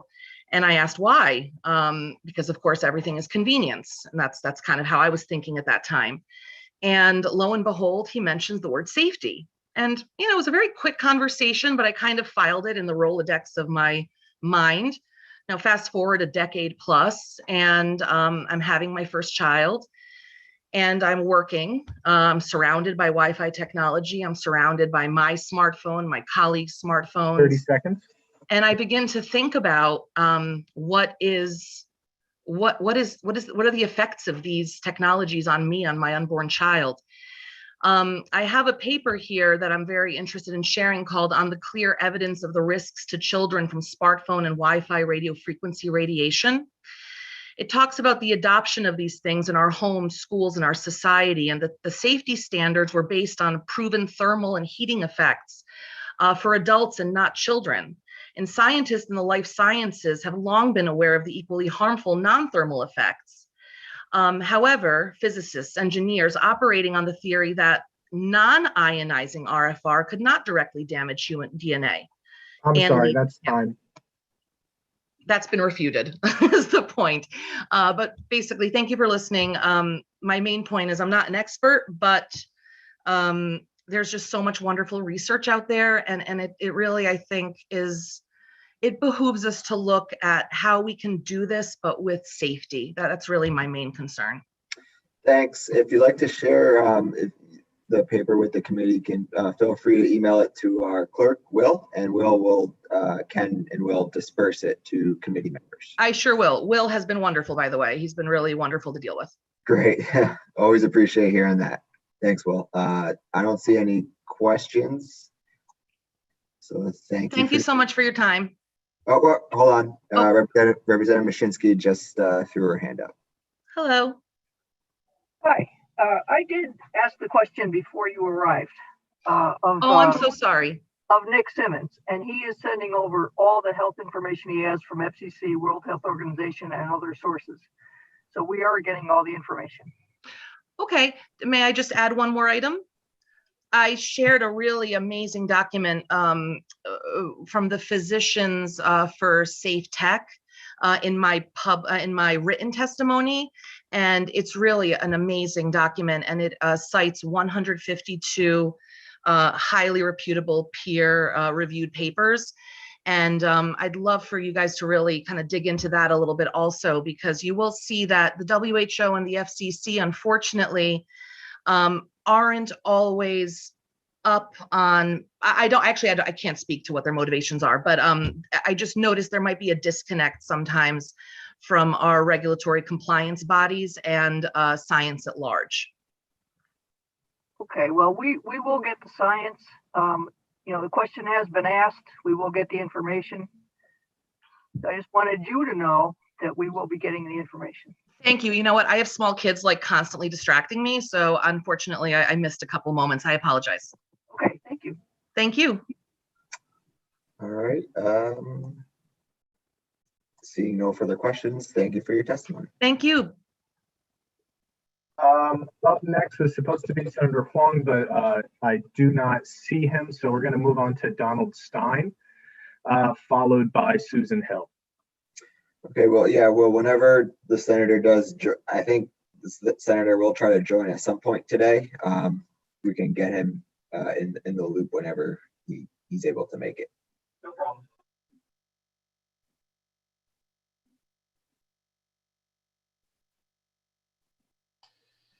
There, now I'm unmuted. I'm Don Stein. I'm first selectman of Barkhamsted. I'm also the chairman of the Northwest Hills Council of Government, and I work with COST, the CCM, and I'm a board member of what's called Northwest Connect, which is a group of 25 towns in the Northwest trying to improve the internet out here. So I would like to thank Chairman Needleman, Arconti, ranking members Formica and Ferraro for the opportunity to testify today in support of House Bill 6442. All of these entities feel very strongly that the state needs universal, reliable, affordable, and particularly future-proof broadband network as soon as possible to facilitate the continued working at home, telemedicine, eliminate the digital divide in remote education, to promote economic development. And we really look at this with the fact that broadband is basically a utility that we feel is on the same level as clean water, electricity, roads, sewer system, schools, and airports. We talk a lot about the underserved regions of the town, of the state, including the underserved in the cities, but I think most of us are aware that the northwest corner, as Representative Horn has talked about, and the northeast corners are also significantly underserved. We'd like to get action as soon as possible on improving broadband coverage and broadband speed so that we can continue to attract new residents and keep our current residents here. As we know, everybody has been depending heavily on reliable high-speed internet during the pandemic, but our expectation is that distance learning, virtual meetings, public hearings, telemedicine, work from home policies will continue to be required of our residents. So even as the pandemic is brought under control, we expect that many of these practices will remain part of our culture in the state. As I said, we support the full bill, but there's 3 or 4 key provisions that we feel need some emphasis to help Connecticut continue to make strides forward. First one, and I know it was discussed earlier, was the mapping of broadband availability in Section 3, so that we can all better understand the areas that are unserved or underserved as the first step in providing reliable, equitable access to broadband for all of our residents and businesses. This will obviously include both the heavily populated areas and our rural sections. Section 20 requires Pura to adopt One Touch Make Ready and also to streamline the pole attachment process. We feel very strongly that by shortening the installation time, making the installation easier, that it will lower the installation costs, and that'll help many of the communities in Connecticut, along with the rural areas, to gain access to internet that they need. 30 seconds. Okay, and again, streamlining the pole attachment process is critical. Along with that, municipal gain. There's some question about municipal gain and how the towns can utilize it. We would like to make sure that that section be revised to delete the provisions in line 139 to 143 that says that a municipality may sell its right on the municipal gain to a third party, which we feel is an unnecessary set of terms. And last, LoCIP funding for municipal broadband networks. We were very happy to see that LoCIP funding could be used, as stated in the bill, for activities related to the planning and construction of a broadband network for municipal buildings. And we'd like to see that section revised to allow LoCIP funds to be used to extend a municipal network to other non-municipal buildings in the municipality. Thank you very much for your time, and thank you for letting me testify today. Thanks, Don. Representative Horn. Thank you, Mr. Chair, and thank you, Don, for being with us today and for waiting out actually what is the beginning of a long day, and for all of your work throughout the Northwest Corner, really bringing people together. As you know, in a rural community, there are a lot of different towns and a lot of different interests. And you do a really great job listening to all of them and helping bring them together to try to move this ball forward. I wondered whether you could, you've touched on a lot of the points that I certainly hear about. And one of them is mapping. And we had some conversation earlier today about how that will pan out. And I know that you are familiar. We have a lot of broadband boards and committees throughout the Northwest Corner, and Northwest Connect, which is a regional organization which you also work with. So I wondered whether you could talk about what resources we have that could help make sure that mapping happens in a way that is granular and accurate. Yeah, I can't really, I forget the name of the exact organization that's doing it, but Northwest Connect and some of the towns that are working to advance the state of their technology within their towns. And then also the Northwest Economic Development Corporation has money that's available to enhance the broadband capability. But there are companies that will allow you to map your home, your street, your area of the town. And I think it's more accurate than what you get from the FCC, or when they say, well, you're covered, but they, or you have 25 megabits or whatever. So there are organizations available. I think some of them are doing it as a way to get their foot in the door for later activities, but there's a number of organizations that will work with communities, work with municipalities to map their area, and ultimately you can extend that to a regional basis. And one of the problems we have in the rural part of the state, as most people know, is there's private roads, there's long driveways.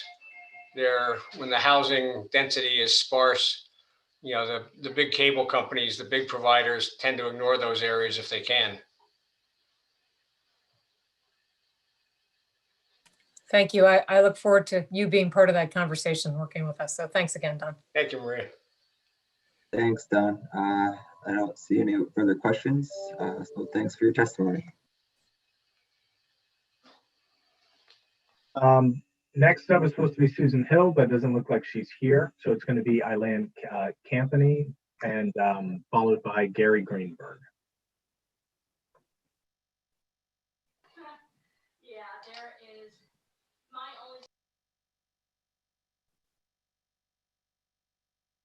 only. Eileen, are you there?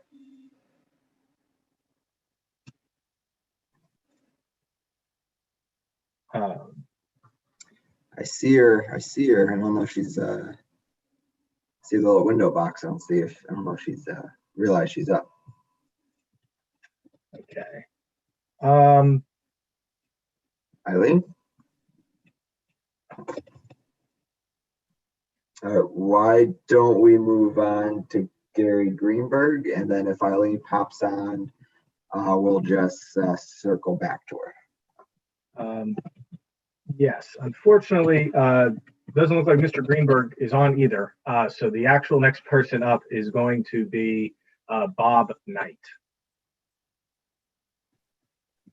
Okay, 3 seconds. So organized. All right, thank you. Everyone here okay? Yep. Okay, great. So to the chairs, ranking members, and distinguished members of the Energy and Technology Committee, thank you for the opportunity to testify on House Bill 6442, an act concerning equitable access to broadband.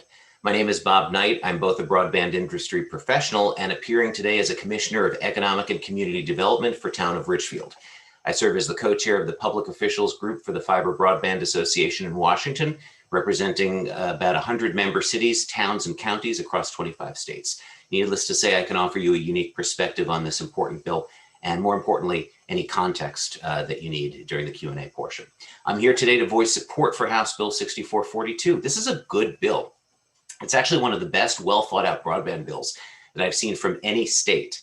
Connecticut's broadband service is inconsistent, expensive, and at capacity. And that's for those of us lucky enough to have high-speed broadband service where we live and work. In Richfield, the community that I serve, there are two ISPs, Comcast and Frontier. Longstanding gentlemen's agreements carve up the town so they don't compete. The state broadband office has told us they consider any area of Connecticut served by Frontier as having sub-broadband speeds. In Richfield, that equates to about 35% of the town. While Comcast speeds are better, the service is inconsistent and is frequently delivered at speeds far below what consumers have purchased. In fact, along our Route 7 corridor, businesses have complained to our commission that they have service interruptions once a week. Business internet goes down once a week. We have no one to scream at, zero recourse. The governor's bill will finally give local government a state agency, PURA, to turn to for help. Internet service interruptions harm business, harm residents, and it impedes economic development. In Richfield, like our neighboring cities and towns, we've seen hundreds of complaints. Westcog is hearing it, CCM is hearing it. Connecticut needs digital infrastructure built, consumer protections, and a better range of pricing so all can have access. The proposed bill is one of the best that I've seen. It's balanced, it's careful, and it appears to have input from many stakeholders. There's something in the bill for everyone, even big telecom. Briefly, here's what I'm supportive of. Mapping. It's the most important issue. Can't solve the problem without knowing where the fiber assets are. PURA reinstating its authority over the broadband market. This would reintroduce consumer protections and oversight for a telecom industry that has not held up its end of the bargain in a light touch regulatory environment. In California, their PUC is doing the same thing. As an aside, the next FCC chair will likely be working to reinstate FCC authority over the broadband market. We're not rolling back the clock here because it's still 2003 in parts of this state with no broadband access and a lack of investment from ISPs. As Senator Needleman said, municipal gain is critically important and municipal broadband is encouraged. High-speed broadband is expensive, so patient capital is needed for 20 or 30-year financial structures. The telecom industry can't do it. Their investors want a 3 to 5 year rate of return. Municipal revenue bonds can be a great tool, which is why you're seeing so many publicly owned fiber networks sprouting up all over the country now. And they're successful. They're operating in the black. Unlike the early days, like in Groton, municipal broadband has grown up. Many other states like California, Arkansas, New York, and Utah are following in our footsteps. To conclude, local governments can't be treated as adversaries by ISPs or by the state. So I applaud members of this committee for working in the public interest without alienating the ISPs or local governments or residents. I encourage members of the Energy and Technology Committee to support this important, well thought out, responsible, and balanced bill in its entirety. I thank you for the opportunity to testify and welcome any questions. Thanks, Bob. Senator Haskell. Thanks so much, Mr. Chair. And Bob, it's great to see you. Thanks for all that you do in Richfield. I'm sure you've been watching the hearing today. One thing that we hear occasionally is that in terms of video and an internet speed, legislation could drive up costs for consumers. Obviously, that's something that we all want to avoid and something that I'm sensitive to, given the fact that it's one of the most frequent reasons people contact my office these days. It's the high cost of their bill. So I'm wondering what you think the impact on the cost to consumers might be, and just if you had any perspective on that, you might like to share. Well, great to see you, Senator Haskell. Thank you. So taking a step back, we saw what happened when Eversource didn't maintain its network when both Irene and Sandy hit our state. And it costs more for electric service now because they had to be regulated, because they have to upkeep the network. So I think we are going to see some cost increases, but I don't think it's going to be as big as others are worrying about. Remember, the FCC is reinstating its authority here as part of the broadband market, so they can help work with pricing. You know, Pura is going to be involved in the mix. And, you know, if you have, you know, new competition in the marketplace, like if you do municipal broadband, or if you allow multiple providers in an area, that's going to help in terms of price and service. So I think you'll see it go up a little bit, but I don't think it's going to be a huge leap, Senator.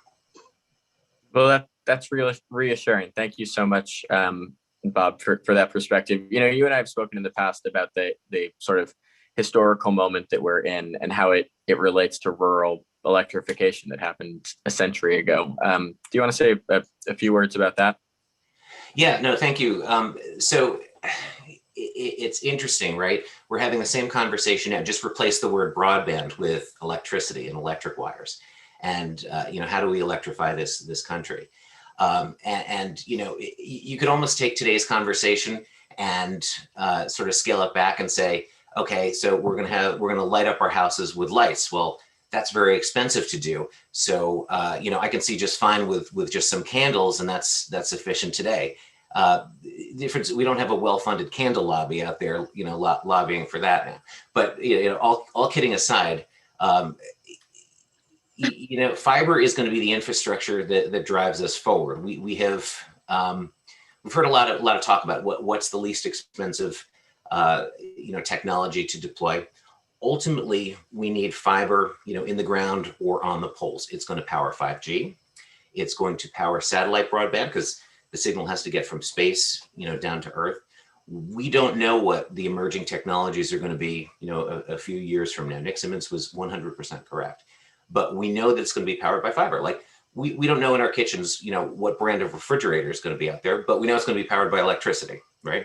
And so, you know, getting fiber out there, finding the incentives, working through different financial models is going to be critically important. Thanks so much for your time and for your testimony. And thank you, Mr. Chair. Thanks, Senator. Senator. I don't see any more questions. So thank you, Bob, for your testimony. Thank you very much, Representative. Okay, it looks like Eileen is good to go. So we're going to have Eileen go next, followed by Kevin from the First Selectman.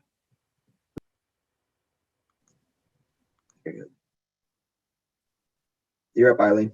Okay, good afternoon. My name is Eileen Ciampini. I'm a Connecticut resident, a civil engineer, and a mother. I'm opposed to HB 6442. This bill uses vague language and defines broadband to include radio, which essentially means wireless transmission. Historically, broadband access to data has been provided via wires. The state of Connecticut already boasts over 97% broadband coverage. The intent of the bill mainly to provide more coverage or to provide an alternate way? I believe the answer is the latter and would likely employ a network of densely spaced small cell antennas nearby homes, businesses, and schools.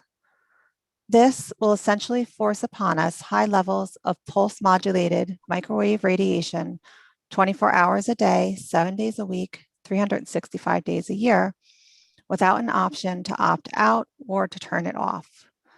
This bill also eliminates the ability of municipalities to regulate or place moratoriums to limit the deployment of such technologies. Wireless radiation has been shown by tens of thousands of scientific studies to cause effects on human health and the environment. These effects include cancer, diabetes, neurodegenerative diseases, neurological impairments, attention deficit disorder, memory and learning problems, headaches, tinnitus, heart irregularities, damage to DNA, hormonal abnormalities, infertility, and birth defects. Wireless radiation has been shown to disrupt navigation abilities and to decrease reproduction of birds and bees. Impairing pollinators will have a direct adverse effect upon our crops and our food supply. If the goal is to provide faster data, then this can be done via fiber optic wires alone. Providing data via fiber optic wires is faster, safer, more reliable, and more energy efficient than wireless data transmission. Small cell networks actually rely upon fiber optic wires to bring the data to the small cells and then transform the signal to wireless form in order to reach the targets or devices. Rather than doing this, fiber can just be brought directly to the premises to provide broadband service. This has been successfully implemented in locations such as Chattanooga, Tennessee, and Longmont, Colorado. Connecticut residents should not be subjected involuntarily to constant, unprecedented levels of pulse-modulated microwave radiation, for which there are no independent scientific studies to show that it will not cause biological harm. 30 seconds.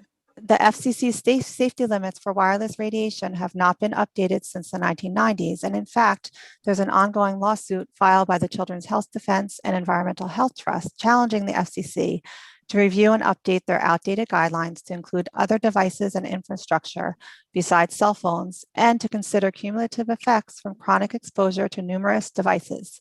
This bill is vague and does not clearly state what equipment will be installed, nor what levels of radiation will be emitted. This can and should be regulated. Please vote no to this bill in its current form. Thanks, Eileen. Thanks for You're your welcome. testimony. I don't see any questions from committee members, so thank you so much. Thank you. Next up is First Selectman Kevin from Lebanon, and then followed by Samantha Danowski. Yes, good afternoon. My name is Kevin Swickler, and I'm Lebanon's first selectman. I want to thank Senator Needleman and the committee for giving me the opportunity to express the town's support of Bill 993. This legislation, if enacted, would once again allow municipalities to collect taxes on industrial-sized solar projects. Lebanon is no different, and like many communities in our state, does not have public sewer or water infrastructure, which can significantly limit the potential for non-residential or industrial development. In 2014, an out-of-state company applied to Lebanon's Planning and Zoning Commission for approval to construct a 6.1 megawatt industrial-sized solar facility on 25 acres of land zoned for industry. At that time, Lebanon had only 2 vacant industrial zone properties.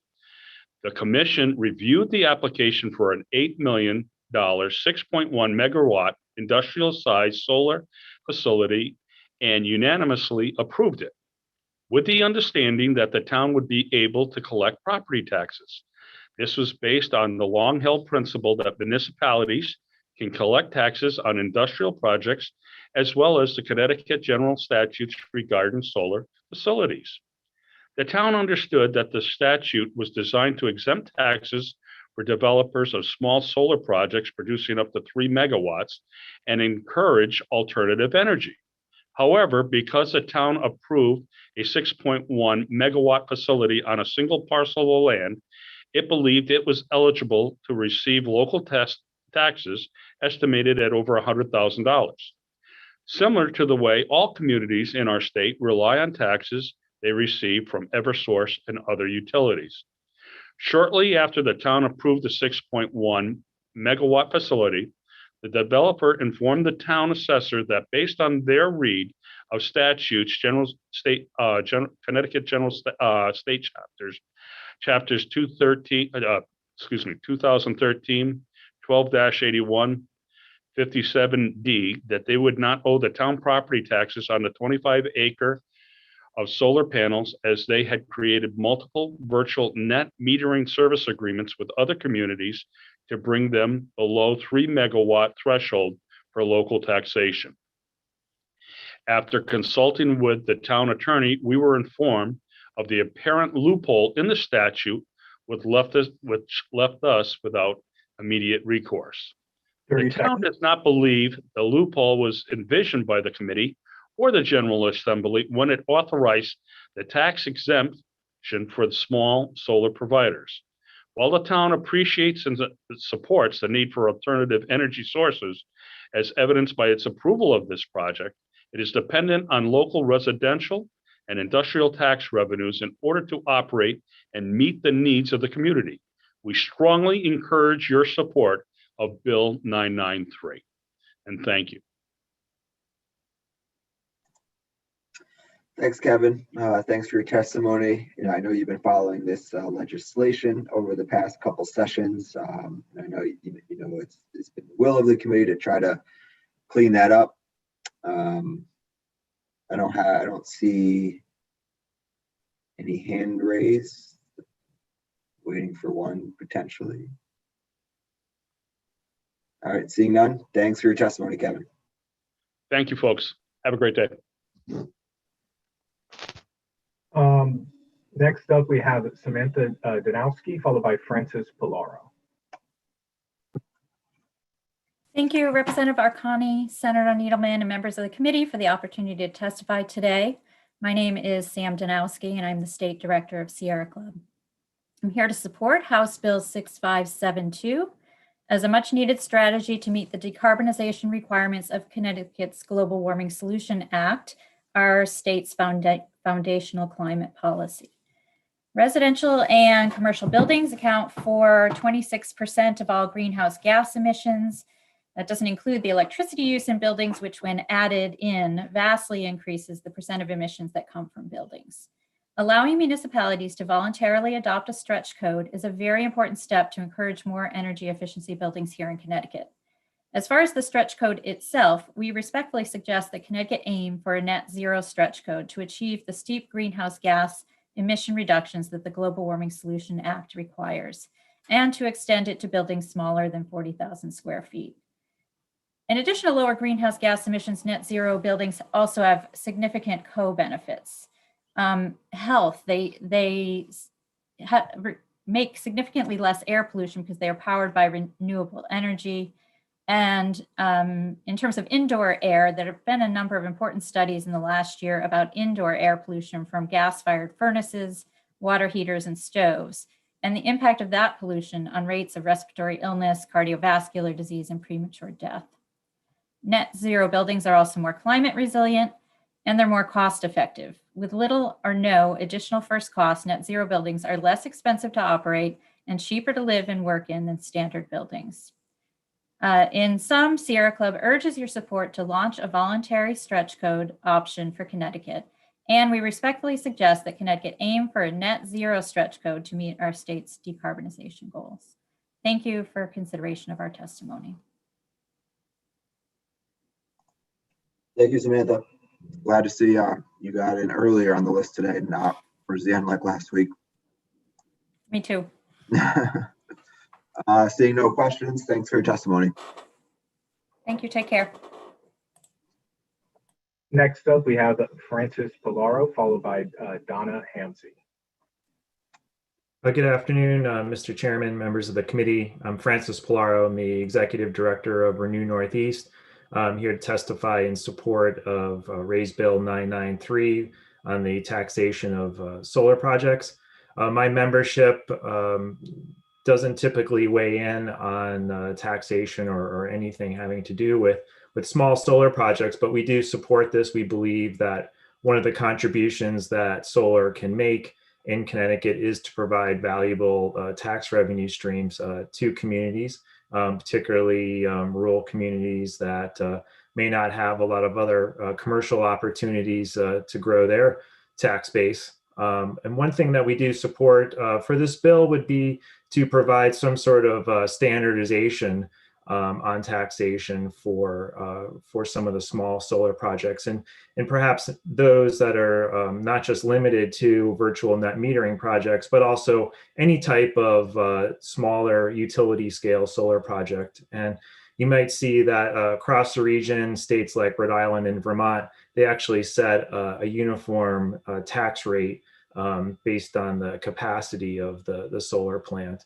That's part of their state law, and it's so it'd be uniform across each town. We think that could be really helpful to include that in this bill. And again, some of my members are already operating large utility scale wind and solar projects in Connecticut. They're not virtually net metered, but they would would make it easier for some of these smaller projects to have more certainty on what their tax payments would be. For the really large projects, I would also suggest some additions to this bill. Some of our neighboring states, like New York and Massachusetts, they're still preserving the ability of local tax assessors to be able to assess and value, praise these solar projects, but they have developed sort of statewide guidance that can be of assistance to towns. Again, it's not a mandate, but it just seeks to provide some kind of predictable method for each town to be able to assess some of the larger solar and other renewable energy projects. So be happy to, if you're interested, provide some of the statutory language in those other states. And with that, thank you for the opportunity to testify. Thank you, Francis. I don't see any questions for your testimony. Okay, thank you. Next up, we have Donna Hamsey, followed by Melissa Cox. Good afternoon, members of the Energy and Technology Committee, Chairman Needleman, Chairman Arconti, Vice Chairman Winfield, Vice Chairman Ali Brennan, ranking members Formica and Ferraro. Thank you for the opportunity to speak before you today on the Governor's Bill, House Bill 6442, related to broadband equity and access. CCM supports this bill for the most part, and has overwhelming support for the intentions that this bill provides related to broadband access and equity across the state. We want to thank the governor for his attention to this issue, and just want to highlight a few items that over the past month, an internal working group at CCM has sort of uncovered as part of the bill, and some suggestions related to those pieces of the bill. I did want to also mention before I move into this that we do support Don Stein's testimony earlier, and then also Bob Knight's testimony. So first, related to the mandated levels of service within sections 18 and 19, we're proposing that we eliminate any references in the bill related to specific bandwidth speeds, but instead concentrate on network performance. We don't believe that bandwidth should be written into the statutes, but rather managed through regulation or oversight by an office. And in this case, we're just suggesting the Office of the State Broadband. We feel that this will eliminate the necessity to go back to the legislative process in order to change these requirements, and that the focus should really be on network connection. Additionally, we're requesting that the bill explicitly prohibit data and speed caps. We just think that there should be some real clarity around the fact that these providers should not be able to place any caps on data or speed. In section 7, related to LOSIP funding, I know Don brought this up, we just want to make sure, or to ensure, that these funds, when a municipality, for example, either enters into a public-private partnership or wants to do these broadband networks themselves, that at least the funds can be used to connect all community buildings and not just municipally owned buildings. In section 6, as Don again alluded to, in lines 139 to 143, we would like to see that language deleted from the bill. It is unclear to us what the word cell means. Obviously, as you all know, CGS 16-233 provides us the right on the pole within the municipal game space for free. And that being said, we really appreciate the opportunity as municipalities, if necessary, to enter into public-private partnerships whereby the partner is considered or acts as the municipality.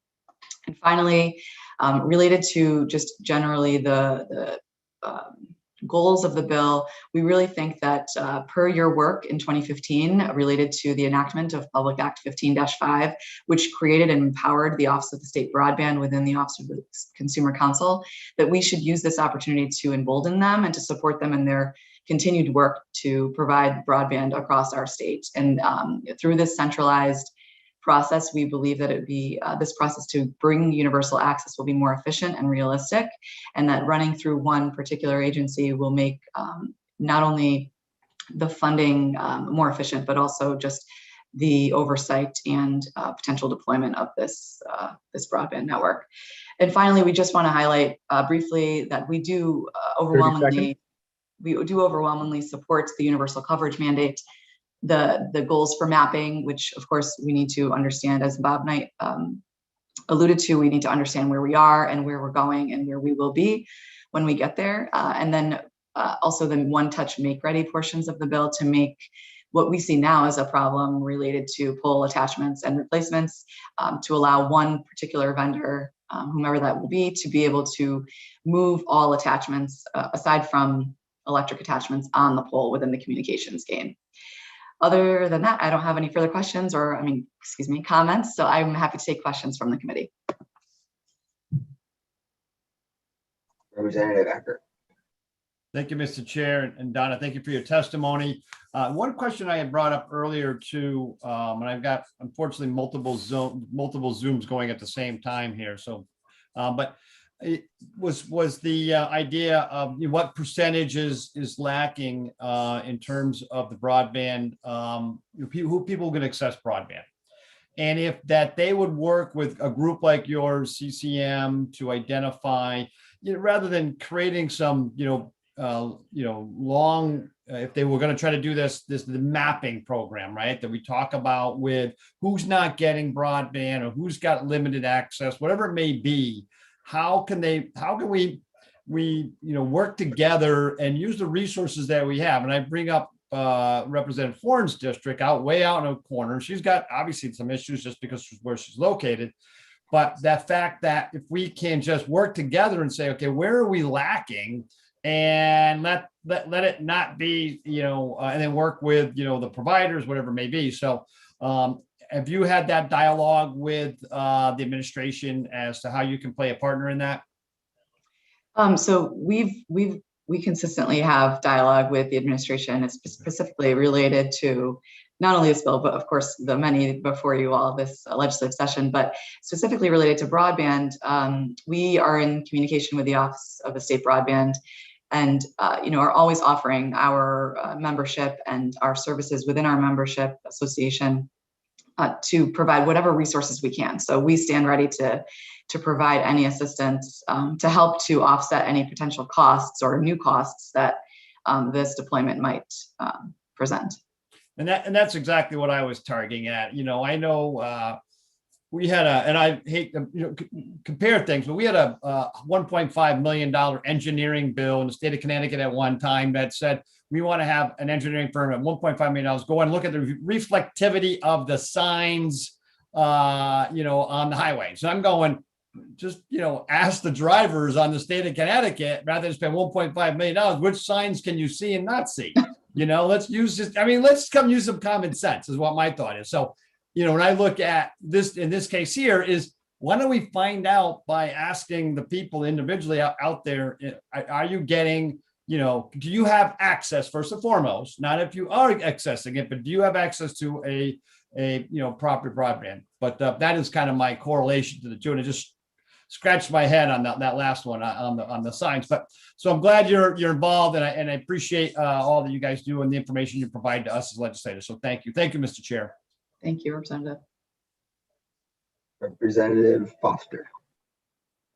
I am so glad you're here. Thank you for sharing your perspective with us. As a Representative Hackett was asking a question, it reminded me that I think some towns and boards of education are doing these exercises already, asking about folks' barriers to internet access so they could help them during this crisis where kids were having remote learning. Are you familiar with any places where that data is amalgamated?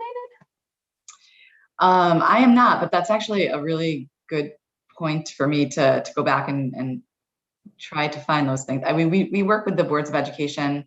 I have not heard what you were mentioning in terms of their work or research on access, but I am intrigued and will go back and try to get that information. Yeah, I served on the Arlington Board of Education before holding this office, and when we went one-to-one Chromebook in the district, we knew that, for all intents and purposes, the Chromebook doesn't do very much without internet access because of all it doesn't have internal software. It all relies on internet access.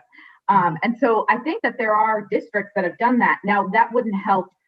We know that there's barriers to seniors accessing internet that's posed barriers with, vaccine appointment logging. So it would only get a segment, an age group of the population, but it might be worthwhile for someone to look into that data. So yeah, thank you for that comment. I appreciate it. Yeah, thank you for testifying today.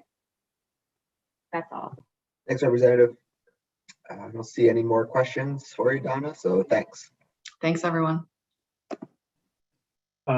Next up, we have Melissa Copps, followed by Lisa McCabe. Hi, thank you, committee co-chairs, Senator Needleman, Representative Arconti, and distinguished members of the Energy and Technology Committee for the opportunity to provide testimony on House Bill 6572, an act concerning the establishment of energy use building standards for voluntary adoption.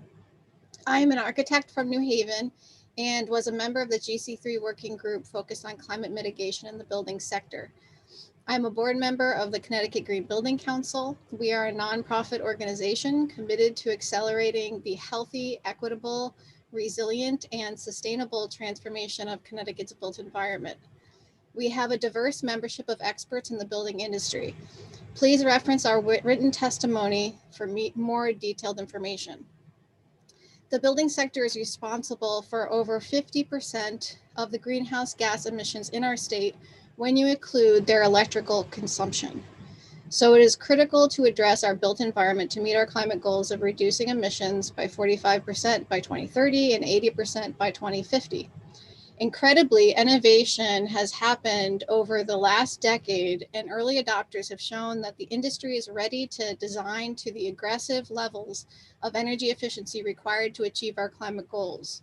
But unfortunately, even with the levels of incentives available, some are slow to adopt these newer energy efficient practices, which is why policy is necessary. Our neighboring states of Massachusetts and New York already have stretch codes, and Massachusetts was the first in the nation with a stretch code that was adopted in 2009. The proposed stretch code in Connecticut is similar to Massachusetts' current stretch code, which they believe is already outdated. 82% of municipalities in Massachusetts have voluntarily adopted their stretch code.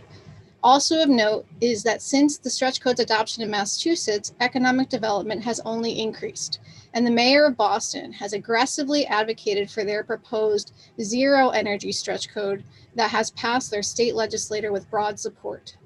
Finally, any stretch code with a goal of reducing greenhouse gas emissions of our building stock should also address the embodied carbon of our building materials, which account for 11% of greenhouse gas emissions globally, and is projected to account for 75% of the total greenhouse gas emissions of a building currently constructed after 10 years of operation. The buildings we design and construct now will be around in 2050 when we are aiming to achieve 80% greenhouse gas emission reductions.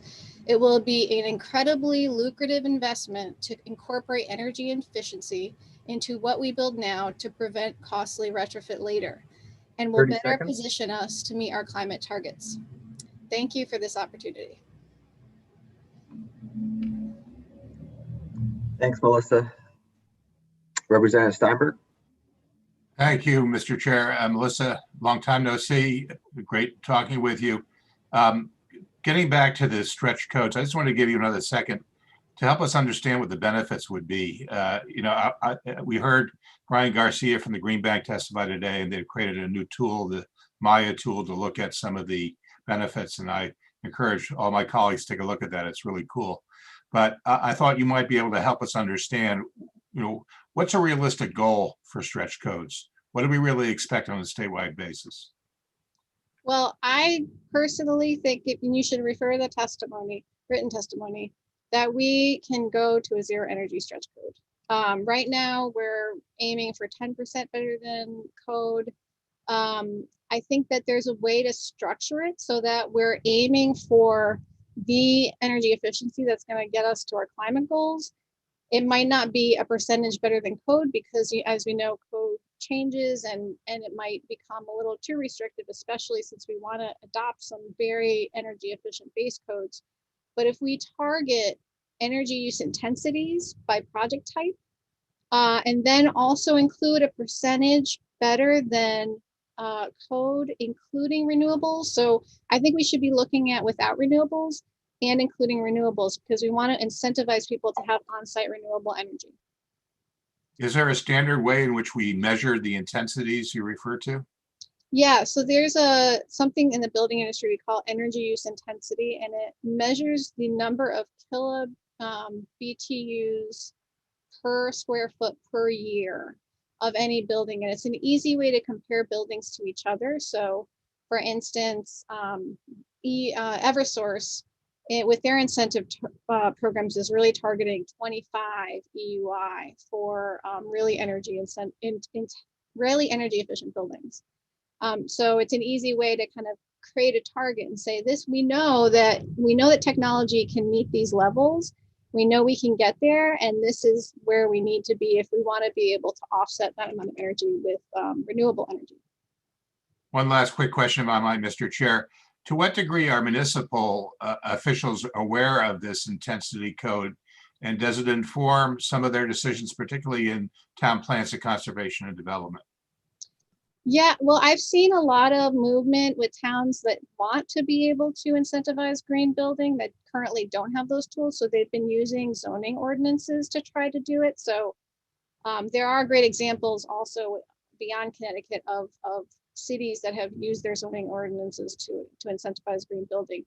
But really, we think, and we should be trying to be more consistent over the state. So energy codes are going to allow us to have consistent standards across towns, whereas if individual towns create zoning ordinances, then it's going to vary by jurisdiction, and that makes it a little more difficult for industry. So that's why we encourage the use of energy codes to really incentivize energy efficiency and building electrification. Thank you for that answer. Thank you for your testimony. Thank you, Mr. Chair. Thanks, Representative.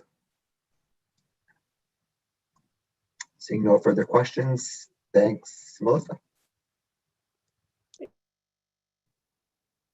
Next up, we're going to have Lisa McCabe, followed by Wayne Hillman. Good afternoon, co-chairs and committee members. Lisa McCabe here on behalf of CTIA, the Trade Association for the Wireless Communications Industry, regarding House Bill 6442.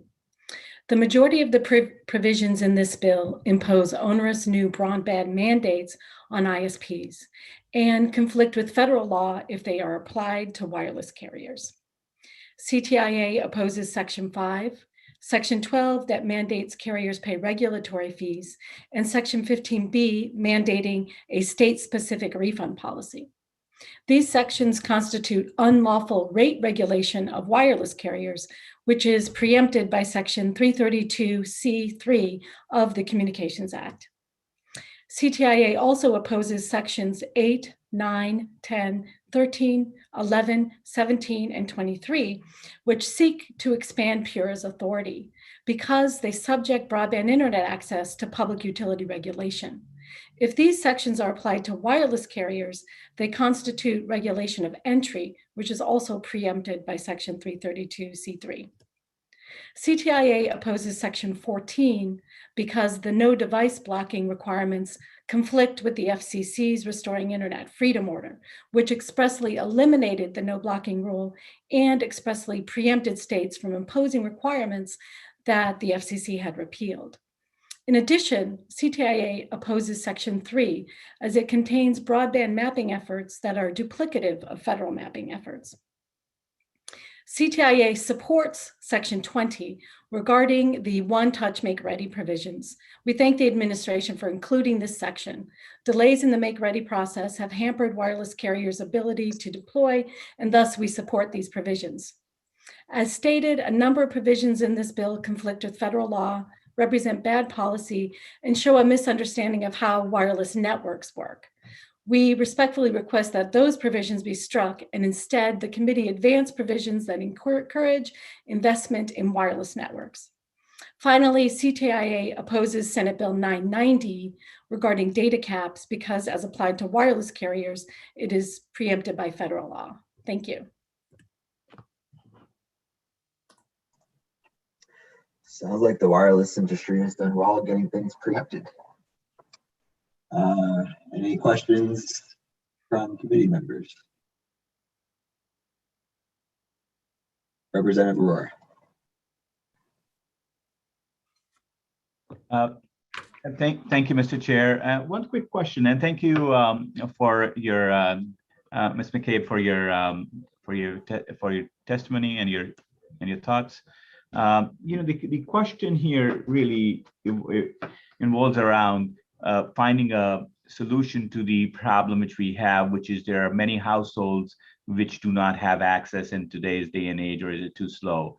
From a wireless perspective, how do you solve the problem? Because, many of the times we have heard that these are hard to reach houses in terms of topography or in terms of, how the wire goes. So do you all have, as an industry, is there any suggestion, perhaps of not a mandate, but a program which could be considered to say, well, you know, folks which have houses which are hard to reach can be reached obviously through some other methodology. And has any other state, have you worked in any other state to do so? I think, you know, answering this question of getting broadband to everyone is really a matter of using every technology that's available, whether it's wireless, wired, satellite, whatever. I mean, reaching those hard to get houses is the crux of the issue. And I think there are a number of tools, and technology will continue to evolve to hope to try to meet those tough to reach areas. Thank you. I was looking for a little better answer, because that isn't, you know, the problem is real, and you know, we are not the ones. Either we'll impose, we as the government will impose something which will have unintended consequences. And so we're looking forward for the industry to come forward, perhaps as a consortium, and say, listen, you know, between wireless and wired, we'll have some way figured out. And perhaps we need, you know, X dollars, or, you know, or something, or maybe we'll be able to contribute some by ratio of revenues and fix that problem. So just a point that from the industry, you know, these problems are societal problems, not just government problems. And if you'd like a total free market, we can't leave 2% of our people and say, well, tough luck. We're not going to let that happen. So you know, we need your help, or we need your participation as a wireless industry and the wired industry together to fix this problem. Thank you. Thank you, Mr. Chair. Yeah. You may please respond if you must. Sure. Lisa, you can respond if you like. Thank you. I think removing barriers to entry, like the One Touch Make Ready and other provisions that make it easier and more cost efficient to provide broadband access and get wireless access out there to all, is a great start as to trying to reach this goal. Thank you. Representative Mashinsky. Thanks, Mr. Chairman. If we don't do the bill because you say we can't, then how do we reach the areas that are underserved? Follow up to Representative Werner's question, but if certain areas of the state are not profitable for you guys, how do we know it'll be done? I think looking at different ways to help get broadband access to be expanded, incentives, other ways in which you can try to do that. We're working to try to expand our networks every day and to reach our consumers. We want to reach all the consumers. So I think you know, we're working toward that goal and continue to build out our networks, and any barriers that can be lowered to make access and build out more affordable and easy is going to help us get toward that goal. So are you saying the government has to incentivize you to go to the end of the line and serve the people that are at the end of the line? And that could be a possible, that could be one option. Because many private insurers copy Medicare because it's easier. Okay, thank you. It seems to me as a state legislator, there are limited things we can do. But one thing we could do is to recognize here. All right, I know, Steve, I know you had your hand up, so you okay to go? I am. Hold on, let me. As I cut out of one meeting into another. I hope the last speaker heard Mary Muczynski, Representative Muczynski well. I think that's a fundamental question, is if you don't want state involvement, or there's a private sector solution, and if there's a cost obstacle, then the question is who's going to pay to get the connection done. And so I'm not suggesting that the state is going to force the private sector to pay for it, but if the state is going to find a solution that's going to use public monies, and the private sector says they have a better way to do it, people should take out their pens and tell us that, you know, if there's a $200 million state-funded solution for connectivity, and there's a private sector solution that might require a subsidy of 150. And guess what? I think most of us will raise our hands if you can tell us that we can have a system that functions and connects people that can in areas that you people are currently unwilling to cover because they're not economical. But we do have a commitment, or the governor's announced a commitment to get people connected. So I think everyone needs to think outside the box about whether that's done purely as a public endeavor with public monies, or is it done with a public-private partnership? And how does that work once, if we create a backbone, who has access to it? You know, how do we use it, et cetera? But there certainly will be creative solutions coming forward, and there certainly will be proposals and monies will be spent. So I don't think energy and technology is decided ideologically for the next 10 years where we want to spend, if we're going to spend money on a broadband backbone.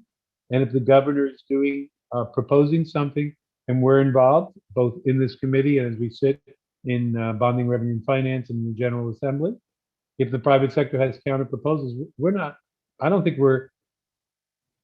I think the message we were hearing in all of our testimony is people need connections. There is an inequity in the learning process. You heard Representative Horn, who has been a champion for her districts, and I salute her for that. We have a connectivity issue. So we're working. We've given everyone a fair amount of time to try to solve it. No one seems to be solving it. The governor's stepping up with a proposal of how to solve it.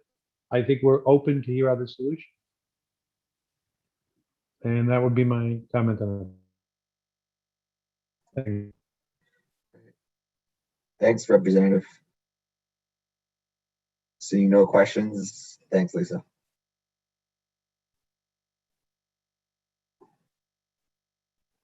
Up next, we have Wayne Hillman, followed by Shirley Weiner. Thank you, everyone. I'm Wayne Heilman, and I'm the chair of Northwest Connect, a nonprofit organization dedicated to bringing fiber optic broadband service to the Northwest Hills. And I thank you for allowing me to testify today in support of House Bill 6442, and in particular, the provisions enabling One Touch Make Ready for the state of Connecticut. The digital divide is hitting those of us here in the Northwest corner particularly hard. And that hit can be summed up in one word: availability. Our communities are virtually trapped in a digital no man's land. We're not rural enough to qualify for rural broadband initiatives through the USDA or FCC, yet we're not suburban enough to attract the interest of private providers to deliver the true high-speed broadband access we so desperately need. We have entire neighborhoods without sufficient access. Despite the arcane reports from incumbent providers to the contrary, a third of our homes in the Litchfield Hills lack access to reliable high-speed broadband. And those with broadband have spotty service that has only grown worse with the increased demands from virtual learning, telemedicine, and remote work. The existing infrastructure is overtaxed, and the problem is only getting worse. We at Northwest Connect believe that the answer in our region is to build out last mile fiber networks. This will require the dismantling of barriers to installing this critical infrastructure, foremost of which is allowing the implementation of One Touch Make Ready for dark fiber providers and municipalities. I refer you to my written testimony on this matter and our website, northwest-connect.org, for details. In terms of infrastructure, fiber is really the only permanent answer. It is to this century what electrical lines were to the previous century. Back then, those communities with access thrived, and those without withered. In terms of connectivity, for us here in the Northwest Hills, no fiber means no future. I urge you to support House Bill 6442, particularly the provisions regarding One Touch Make Ready in Section 20 of the bill.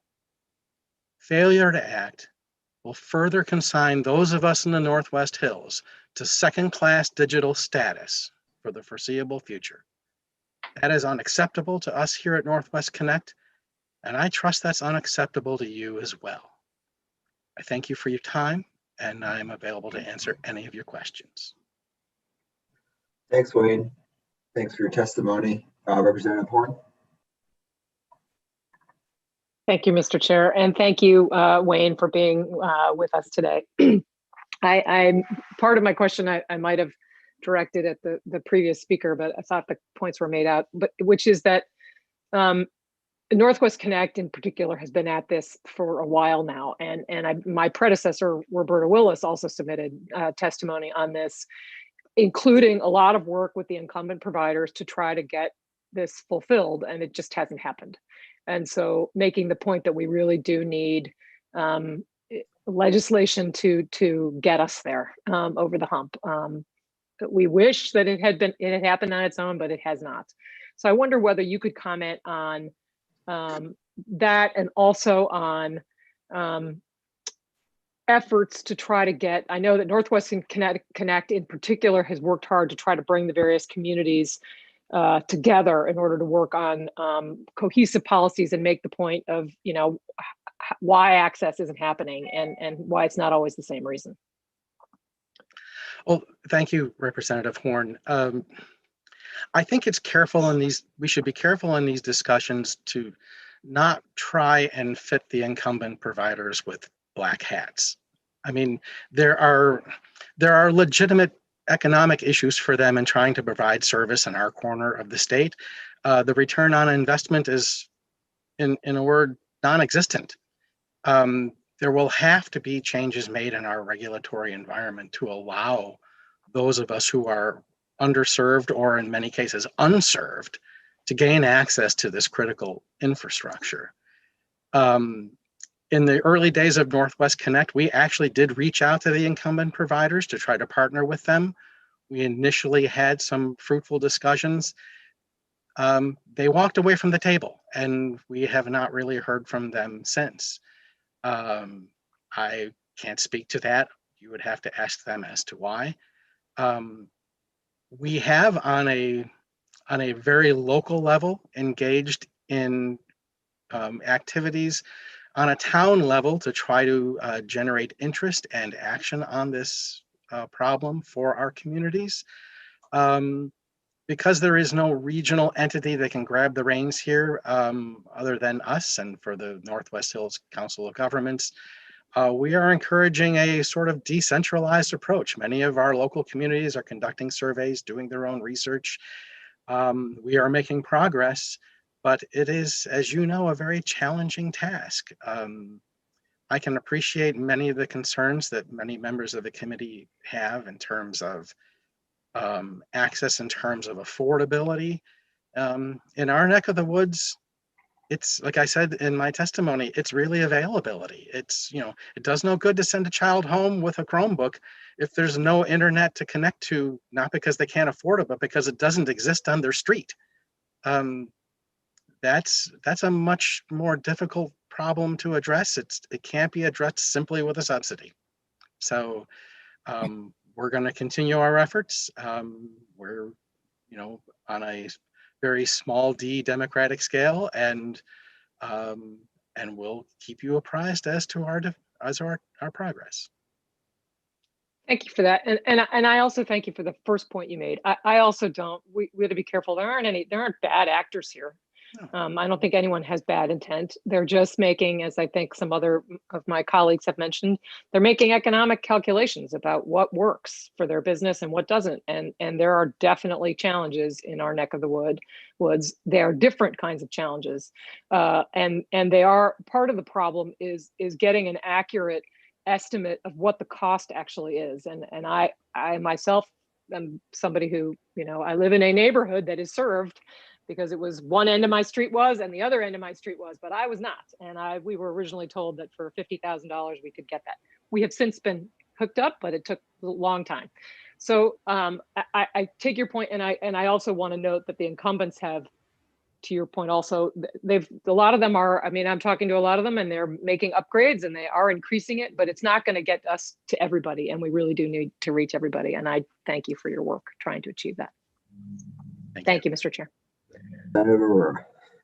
Thank you, Mr. Chair. I just wanted to ask some questions to learn a little more about the problem.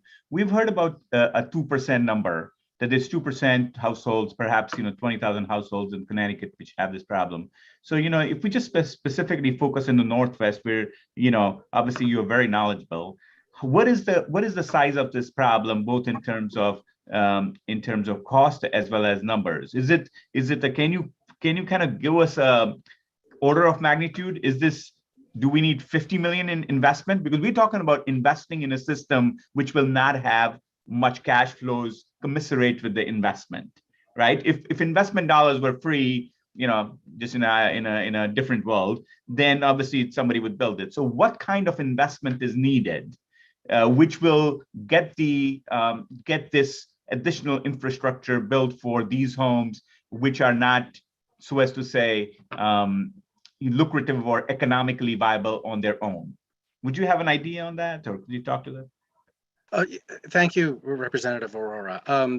Let me answer the simple part first. The Northwest corner has approximately 75,000 homes. About a third of that lacks reliable high-speed internet access. So the 2% number is really a misnomer. That's a holdover from very arcane reporting requirements for the FCC. I think, as someone else said earlier in the day, when an incumbent provider provides their coverage reports, if a single home in a single census tract has access to their service, they can report the entire census tract as being fully served. That's how you get to 98% coverage. In fact, that number is significantly lower. As to the overall cost for this, it's hard to answer that without knowing what you define as the ultimate solution. If the ultimate solution is a fiber to the home network if the ultimate solution is fiber optic cables passing every single home on every single street in the Litchfield Hills, then that cost could be north of $100 million. But that is our, that's obviously our dream scenario, where every single person who lives in our neck of the woods has access to fiber to the home gigabit service. If you want something south of that, obviously the cost is going to be lower. But again, what's the intent? Is the intent to just fill in the holes? Well, we can't even agree yet on what the holes are. So until we're dealing with the same data and until we're dealing with the same goals, it's hard to give you a concrete number. I'm sorry to hedge here, but that, first define for me what success is, and then I can do a better job of giving you a number. No, success is basically when somebody will pay for the service and say, listen, everybody complains. I complain about my internet access too, and I got all the time. There's YouTube, there's this, there's that. There's we all always using more. But I'm not complaining to the extent that there is access to my house. So my point is that if there's $100 million required to be invested and the returns are 2 million, that we'll only have revenues of 2 million. Obviously, no business will do it because they won't work at 2%. But hey, if the government invests a part of it, then perhaps obviously we'll get a lower return as well. So the idea being, is it a public-private partnership model where we might be okay as a state with 1% rate of return because it's serving a purpose of social policy, right? And then we borrow at 2.5%. So if we can say, hey, listen, if we meet 2.5% and we get this job done, then we're not losing money, we're not making money, but you know what? Let's just get it done. So the question here is that it's important if we can say, well, what is the investment required? What is the nature of the problem? Because otherwise we're going to regulate everyone, the entire 3.5 million people. There, maybe not 2%, but 95% of the system is working on a private sector basis.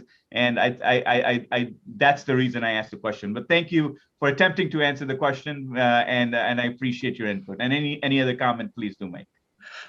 Sure. Just briefly, that I can't speak to the issues in other parts of the state. I am focused on the Northwest corner.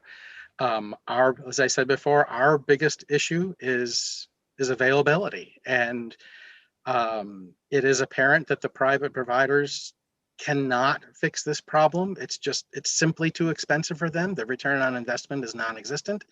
And we're going to have to come up with some sort of public-private partnership to make it work. We have a plan at Northwest Connect. We've been working on this for a while. I would refer the members of the committee to our website, northwest-connect.org. There is more information there on the particular needs of the Northwest corner than you could ever read in one sitting. Thank you.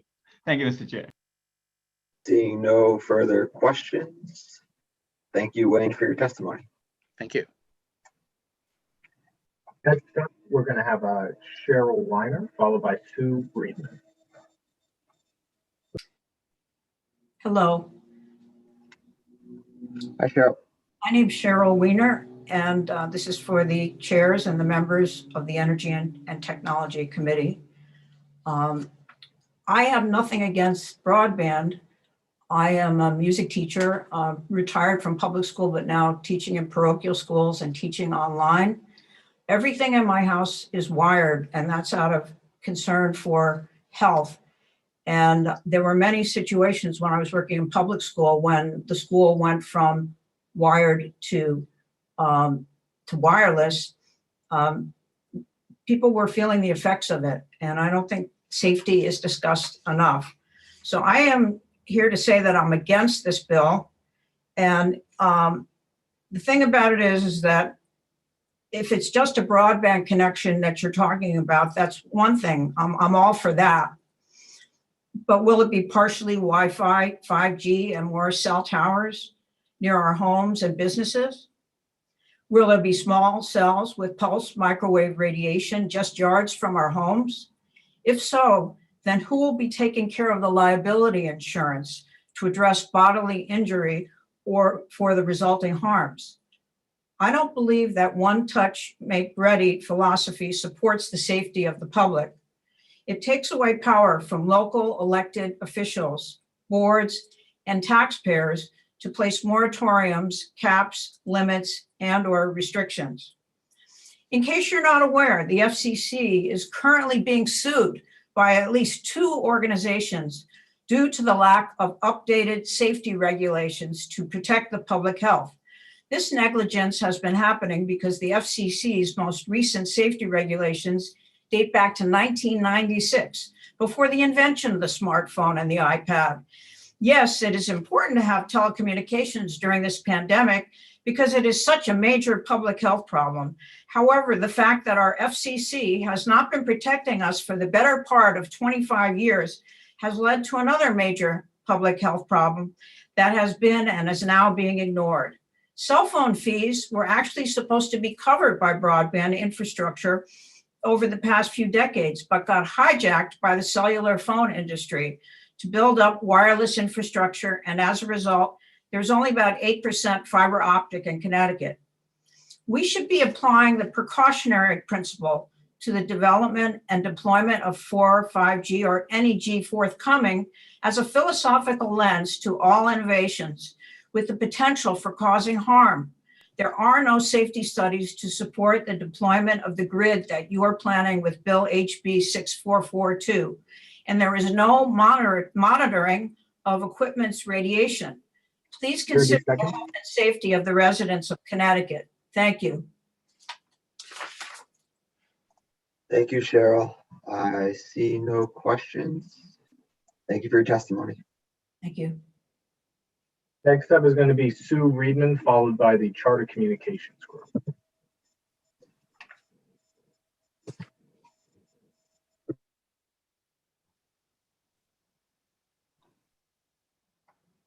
You are unmuted. Yes, my name is Sue Riedemann. Mr. Chairman, members of the committee, I am testifying today on behalf of the Ecological Health Organization. ECHO is a statewide support and advocacy group for people with multiple chemical sensitivities, and a number of our members experience severe adverse reactions to wireless radiation. For those who are sensitive to RF radiation, exposures can cause debilitating symptoms such as migraines, cardiac arrhythmias, neurological problems, insomnia, concentration and memory problems, vision problems, extreme weakness, fatigue, and more. While we support the bill's goal of increasing access to broadband, we oppose HB 6442 as this legislation will serve to expedite the process of bringing harmful 4 and 5G cell antennas to our communities. While fiber optic wires will bring broadband to the street level, small cell antennas are being installed on utility poles across the state to send broadband via wireless radiation to the premises.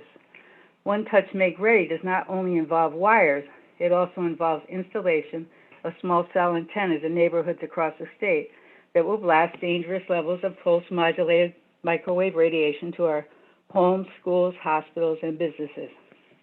Installing 4 and 5G small cell antennas at street level every few houses will leave vulnerable populations with literally nowhere to go. Electrical sensitivity is recognized by the U.S. Access Board as a protected disability. Small cell antennas installed in residential zones is an access barrier for the electrically sensitive to their homes and communities.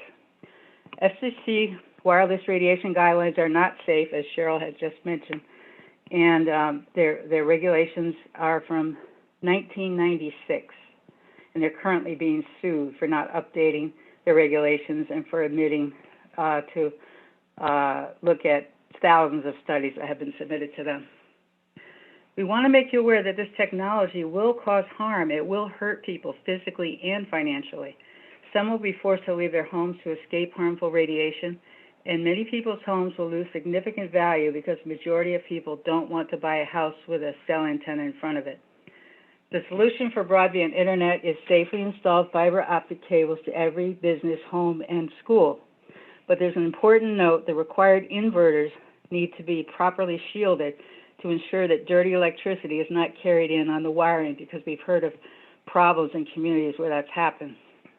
I urge you to review the resources that I provided in my written testimony, and I especially encourage you to read the final report of the New Hampshire Commission study on environmental and health effects of 5G technology. They have come up with some excellent solutions for steps we can take to reduce exposure to wireless radiation in our communities.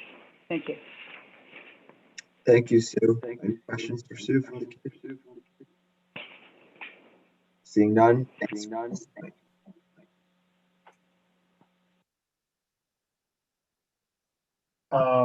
Next up is going to be the Charter Communications Group, and that has Michael and Jennifer Young.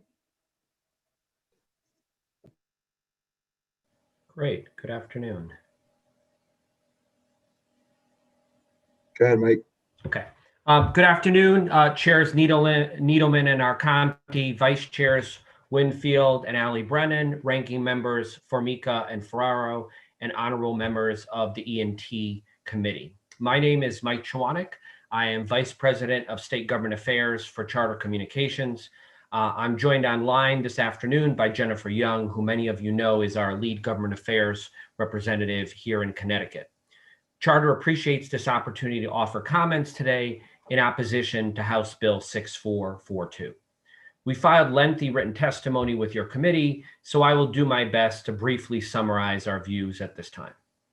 Charter shares the governor's goal of promoting broadband access and affordability, but we respectfully believe this proposal would undermine our state's leadership position in broadband connectivity and lead to less, not more, opportunity for residents to receive high-quality broadband.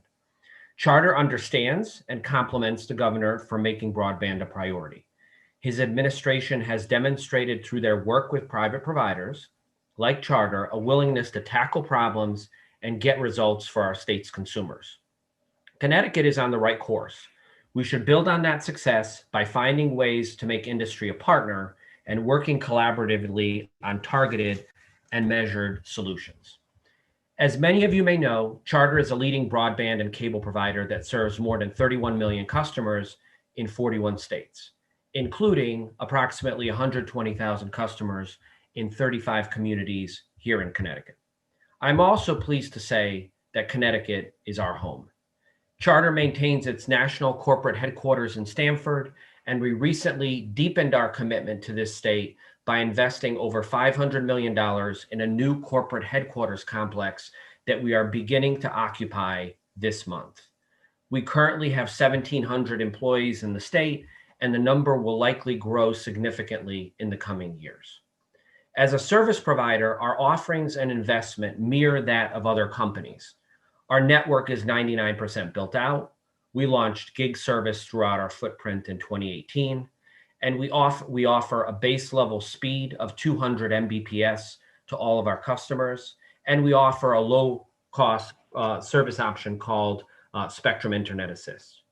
These are very positive statistics, and they illustrate the widespread access to high-speed broadband services offered in our state.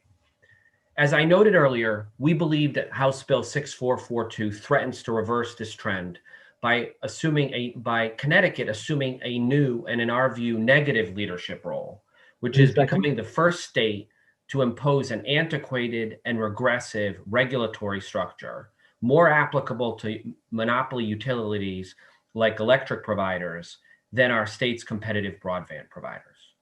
Instead of moving forward with this bill as currently drafted, we would respectfully suggest that the state focus its attention on more measured and targeted initiatives that address important policy issues like broadband adoption, providing additional resources to increase awareness of current low-income service options, expanding upon the creative state-sponsored program Governor Lamont initiated with the Everybody Learns program, and potentially even considering vouchers for low-income customers so they could control service provider options and assist them with service subscriptions.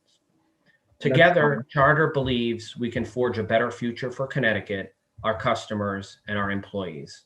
Thank you for this opportunity to appear before you today, and I'd be pleased to answer any questions. Representative Ali Brennan.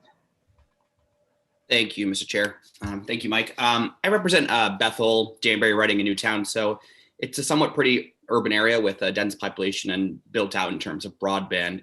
Reading your testimony and listening now, I'm just curious if you can tell me if customer rates in my district will be impacted if your company and other ISPs were required to bring broadband to every resident, I guess, in your service area. So, Representative, I think from our perspective, and I think the statistics we put out in my testimony is something that we're very comfortable with. We actually happen to not serve any of the cities in the state, so we're serving, more suburban, and small towns like my community where I live in Litchfield County. And so, our build out is rather extensive, right? So we are really looking at pockets of customers here and there, a neighborhood, perhaps a street, where there might, as others have stated today, really be economic impediments to making the math work, for us to consider doing a build out there. I think our bigger concern than, I would not downplay the direct implications of the build out costs, but I think the underlying regulatory structure that's being contemplated here, is very problematic. Having listened to a lot of the Q&A, over the course of the day today, there were discussions about, broadband adoption. There was discussions about mapping. There were other, I think, worthwhile discussions, right, that the industry could kind of think through and be partners on. The idea, I'll just say it, of creating a whole nother bureaucracy and attempting to kind of reconstruct that, in the coming months, from our perspective, wouldn't be efficient, wouldn't be a good use of taxpayer dollars, and in all seriousness, would end up becoming an impediment to us making investments. Thank you. I appreciate it. Thank you. Thank you, Mr. Chair. Representative Brewer. Thank you, Mr. Chair. Sorry about, see if I tuck my eyes down so I don't have to glare. Good to see you, Mr. Chwanek. I appreciate your testimony. Thank you. I'm curious,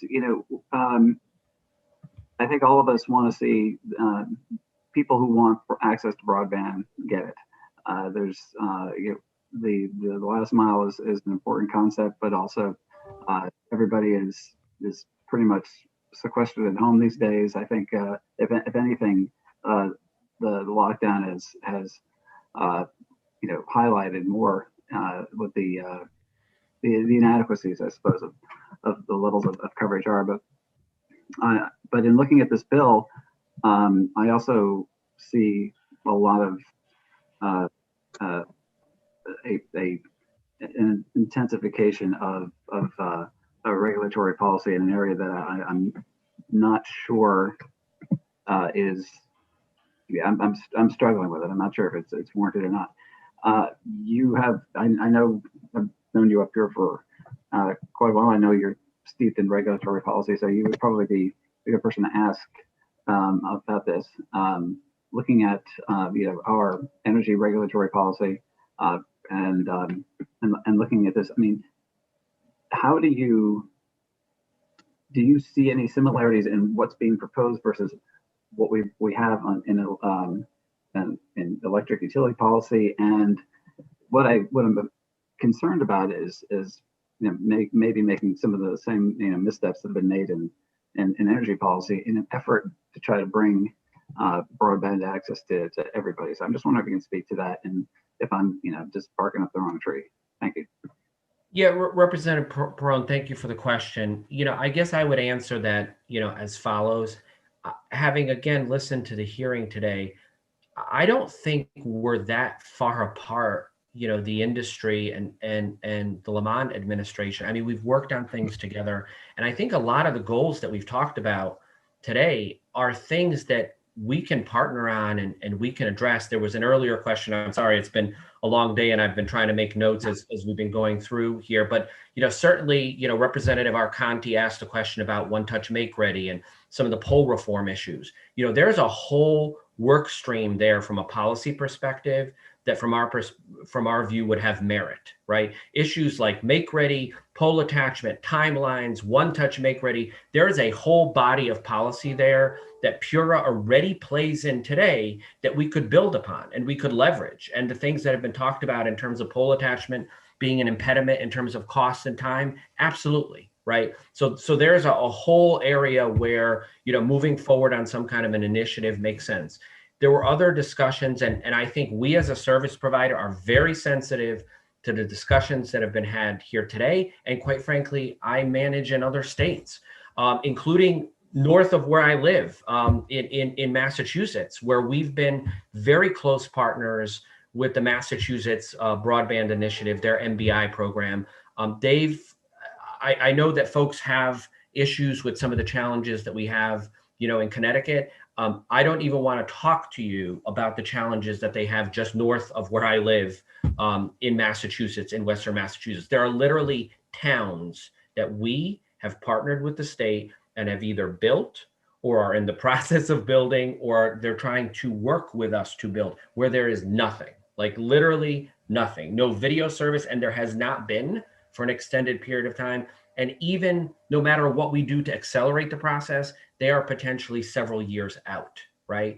So, I look to Massachusetts, most recently in the context of Vermont, they were able to stand up, and it wasn't ideal, but they did their best. And I think we as an industry, including Comcast, did our best to work with them. There was a line extension program that they established there very quickly with CARES Act dollars, where basically it ended up being some combination of a multi-party split, right?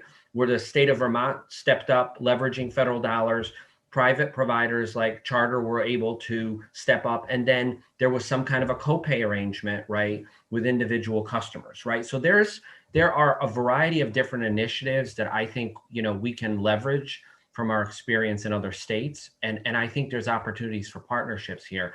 I just don't think the overarching, regulatory framework that's proposed here makes any sense. Okay. Thank you very much for your answer. Appreciate it. Representative Piscopo. Thank you, Mr. Chairman. Thank you, Mike. Good to see you. Good to see you, Representative. Thank you for your testimony. Representative Perone covered a lot of my where I was going with you, because even in the beginning, the governor's people did admit that there is a problem with adoption. I mean, you could have the facility there, but it's the adoption hookup is where we run into trouble. I mean, and you expounded on that with the previous question, but I see this bill.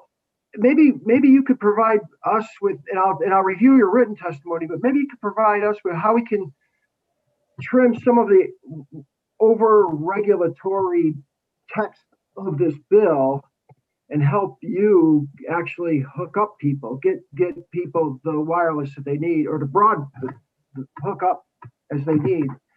So if you want to provide me with that, I see this bill as a little bit too heavy on the regulation and not actually getting the intent of the bill done, the underlying intent, and that is to hook people up. Yeah, yes, and Representative Piscopo, I mean, I think, and I think some of the mapping and data collection, that's in the proposal obviously makes sense. I think there are some defects to the federal regime that people have mentioned, the one served, all served, dynamic with how census block service, is assessed. The federal government through the FCC is going to be changing some of their, mapping approach. There was new funding authorized in December. I think we would just be sensitive to, if the state moves forward on new mapping or data collection, that they do their best to align with what the feds are doing so that we don't have kind of additional inconsistencies, right? Assuming that people are comfortable with the federal regime. There have been numbers thrown around today. And I was actually very pleased with Mr. Simmons and others, from the Lamont administration who testified earlier today, because there's been, I think from our perspective, a mischaracterization of some of the numbers. These 20, 30%, characterizations are really associated, Representative Piscopo, with what you suggested, which is issues like broadband adoption, where access exists, but there are challenges in terms of affordability, or quite frankly, just generally awareness, right, and interest in terms of leveraging service that's already there, right? And then I think a smaller, area, or a much smaller number, which is actually associated with the access issue, right? And maybe that 1 or 2% is higher in places like Representative Horn's district, right? Which is not too far away from where I live in Litchfield County, right? Where, as others have said, there are economic challenges because of low population density, right? So I think that there's two different discussions, right? There's the broadband adoption discussion, which potentially contemplates a larger percentage, the 20 or 30% percentages that have been mentioned today. And then I think that infrastructure gap, is much smaller. And again, I can only speak for Charter. There are others who are going to speak for themselves today, but we're open based on our experience, like I said, in other states, to partner with the state and come up with incentive or funding mechanisms, right, that enable us to serve individual pockets or customers, or individual customers, where the economics otherwise don't work. Thank you. Thank you. And Mike, you mentioned quickly on your investments in Connecticut. Is that to improve the service, your outreach to customers, or where are you going to be located? So Representative Piscopo, so there's a long story here, so I will be very quick. Before I joined the company in 2012, we relocated our headquarters to Stamford, and then we've gone through, a series of relocations. We're now on Atlantic Street, and then our senior management, which a lot of them live here in Connecticut, was very pleased with the state. CEO Tom Rutledge is actively involved with the Lamont administration on economic development issues, right?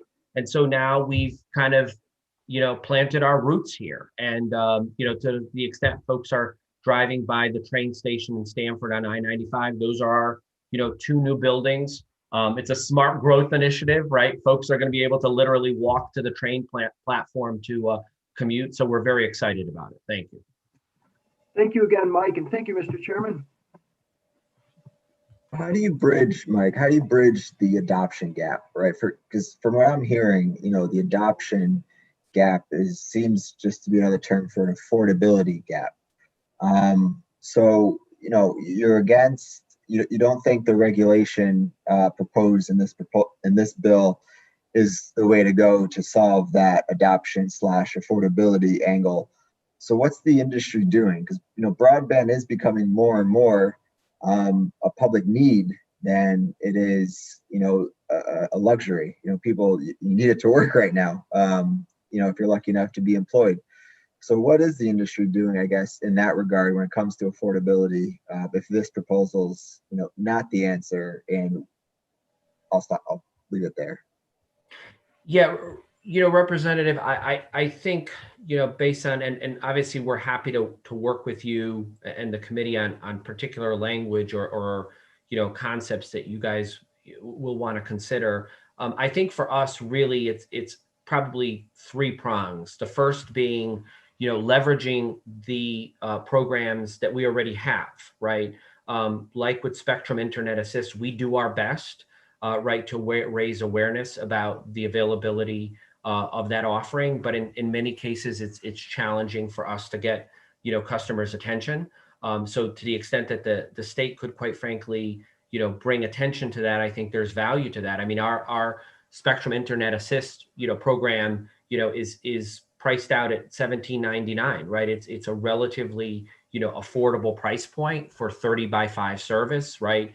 There's no data caps associated with it. We're not charging, a modem fee, right? So I think kind of packaging something around our existing initiatives makes sense. I think the initiative that the Lamont administration instituted, during the pandemic, with and maybe I don't know statistically, how successful it's been, what the experience there is, Representative Arconti, but it would be helpful to learn from that. And then, I think Mr. Bert Cohen earlier this morning talked about some of the federal dollars that are coming, including, potentially the FCC's new program, right, where they might be, providing subsidies to providers or to customers, directly. So I think some combination of that, Representative Arconti, is something that we'd obviously be, happy to work with your committee on.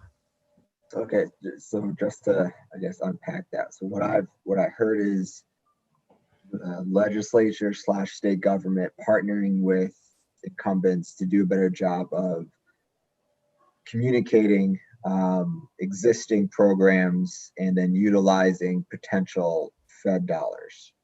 Is that correct? I think some combination of that, I think, to us would make sense. Yes. Representative Horn. Thank you, Mr. Chair. And thanks, Mr. Chonik. I'm really glad you guys are here. We need you as part of this conversation and this effort. So, and I want to particularly, I've had a lot of conversations in the Northwest corner about investments Charter has made to help people and to fix problems. And it's been commendable. I mean, it's a good relationship and I do think it's improving. However, it hasn't solved the problem and the conversation's been going on for a long time. So it is definitely, and to Representative Arconti and many others' point, adoption is a big problem, and it does, it's basically an affordability problem. And so anything I'm saying here does not take away from that. That is a huge issue that I'm also committed to. It happens not to be the major issue that I talk about because it really is an access issue, and it is cases like what I used to be. I was served by Frontier at what technically was broadband, but it really was useless. It was basically dial-up. And I still got considered served, as did everybody on my street, even though it was not broadband and there was no infrastructure serving us. So it is a real challenge. And I also just want to point out, we also have been speaking a lot with communities just north of us in Massachusetts about, as you note, you noted they have significant challenges up there, but one of their advantages is that they are so drastically unserved, they qualify for federal money. We don't, because we're the crack that we fall into that crack between federal money focuses on rural broadband is really unserved areas, which parts of Massachusetts qualify for. And my neighborhood does not, again, because two ends of a street will be served, but the whole middle section is not. So, and I, the mapping and One Touch Make Ready, I am certainly committed to those. I think they're critical pieces of it, but only as they lead to a solution. So I wonder what you could suggest for us. This has been, this is a big bill that we're discussing today, but this conversation has been going on for a long time in my neighborhood. And how would you suggest that we accelerate getting that infrastructure put in that's missing? Representative Horn, the first thing I'll say in response to your comment is that I think we should be fortunate that we are not Massachusetts. I do understand that, kind of not being able to leverage those federal dollars is a challenge. But, just to put some of the numbers in perspective, Massachusetts is roughly is roughly twice our size in terms of population. By the FCC standards, they have 10 times as many, unserved customers as we do, right? And we can kind of argue about, if the FCC is capturing the numbers right, but assuming that their methodology is even consistently wrong, right? Let's say if they're consistently not accurate, right? The level of their impact is obviously much more significant than ours. I mean, I think Representative Horn, I mean, there has to be like a package of considerations, right? So, on the poll issues, right? That becomes, I mean, we charter are doing including in Massachusetts, we're committing to do very significant rural build out in the coming years, potentially around 1 million passings in 24 states. And I'm part of some of the regulatory approvals associated with that. It is a very daunting challenge. I've been involved in build out in upstate New York, where we did 1,000 passings, in the span of 4 or 5 years. Do not underestimate how much pole attachment issues are a consideration, right? And I'm not saying that you are. I'm just saying that impediment in terms of time and cost, they have real implications to our operations people, right? If they think that something's going to take them 12 months instead of 6, if they're not sure if the cost for replacing a pole is going to be $1,000 or $5,000, right? The math, going to your point, in pockets of homes can be very dramatically different, right? So I think the pole attachment issues are I think important. I think at some point, right, the question is going to be, if there is uneconomic build, is the state of Connecticut in a position to assist with that, right? Because that's what Massachusetts has elected to do. If there are new federal dollars, right, where are those federal dollars being directed? Because there are a variety of states where we charter, they stood up broadband grant programs very quickly in the context of the CARES Act dollars, right, that were released last year. And we participated in those programs in other states, right? So we charter are very interested and very willing, right, to work with you on developing programs where we obviously are going to need to make a commitment. It's not like we're going to push the cost, onto you. It's going to have to be some kind of a shared commitment, but we're very open to working on those types of initiatives. Thank you. And to be clear, I'm 100% with you on One Touch Make Ready, as my colleagues know. So thank you, Mr. Chair. Thank you, Representative. Senator Needleman. Norm?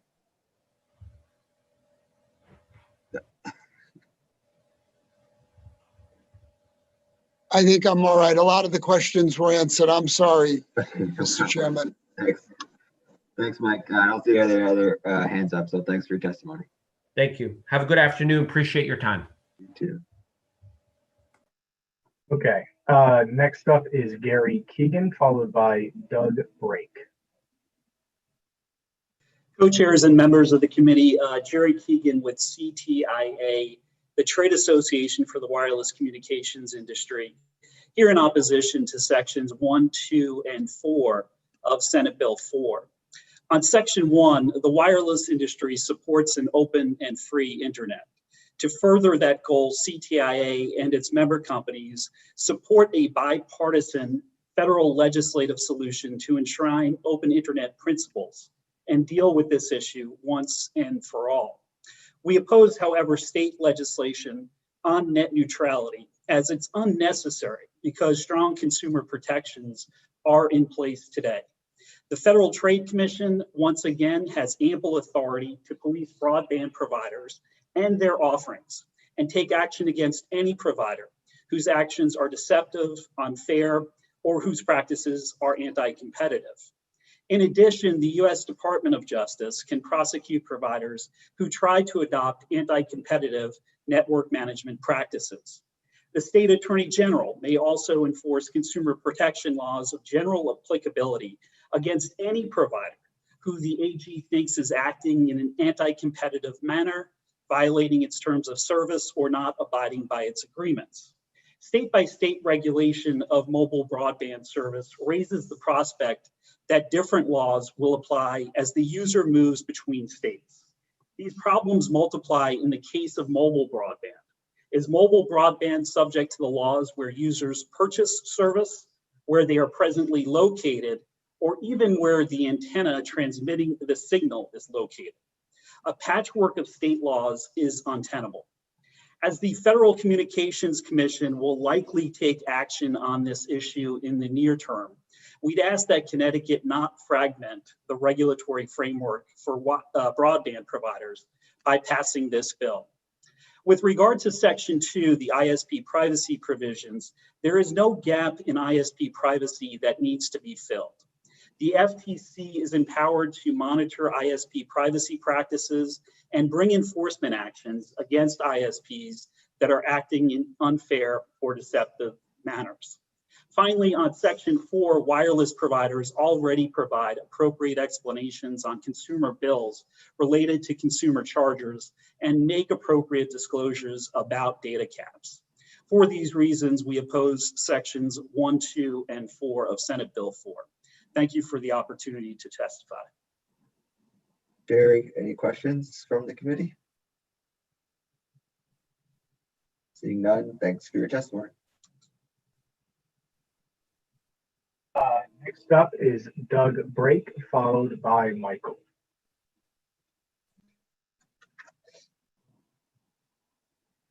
Chairs Needleman and Arconti and members of the Energy and Technology Committee, thank you for the opportunity to appear before you in general opposition to House Bill 6442. My name is Doug Brake, and I'm the Director of Broadband and Spectrum Policy at the Information Technology and Innovation Foundation, recognized as the world's leading science and technology think tank. For years, we have studied various broadband regulatory regimes and industry structures, coming to the general assessment that the US model of private sector competition between owners of network infrastructure has worked remarkably well. Compared to more heavily regulated broadband in European peer nations, competition and light touch regulation drives roughly double the level of investment in the United States. The current broadband system has served Connecticut well. Recent measurements put its fixed broadband as 10th fastest in the country, just 10 megabits per second shy of first place. And FCC's deployment estimates, which are actually fairly accurate, put Connecticut among the most broadly connected states, with 99.2% of its population having access to fixed networks at 25 megabits per second, a speed that is adequate for participating in the digital economy for the foreseeable future. House Bill 6442 risks disrupting this success by taking a big step toward utility-style regulation. Heavy-handed efforts like build-out requirements, encouraging municipal broadband, or imposing restrictions on business practices are not the right tools to achieve equitable adoption of digital technologies. Unfortunately, a lot of broadband discussions conflate internet access, that is where internet infrastructure is actually available, with internet adoption, right? The numbers at which people choose to subscribe to service. That latter problem, internet adoption, is a much larger problem, especially today when the pandemic has thrust digital tools to the forefront of everyone's socially distanced lives. Adoption is a complicated social issue, not an infrastructure problem. Surveys indicate that those who go without broadband do so because of a combination of affordability issues, a perceived lack of relevance, or challenges around digital literacy. We should not be attempting supply-side bank shots trying to lower prices through actively promoting additional competition where networks already exist. Redundant infrastructure will add costs to the system, fragment the market, stifle investment, discourage entry by dynamic new services like low orbit satellites, and potentially even drive prices up. Policymakers should instead address affordability directly through subsidies targeted at low-income users, ideally through a flexible voucher system coordinated with other social assistance programs. We also need to provide better community-based digital inclusion efforts to help provide digital literacy training and low-cost devices where they're needed most. These efforts will be far more effective at achieving the goal of universal broadband adoption. In the interest of time, I'll stop there and look forward to any questions. Thank you. Representative Piscopo.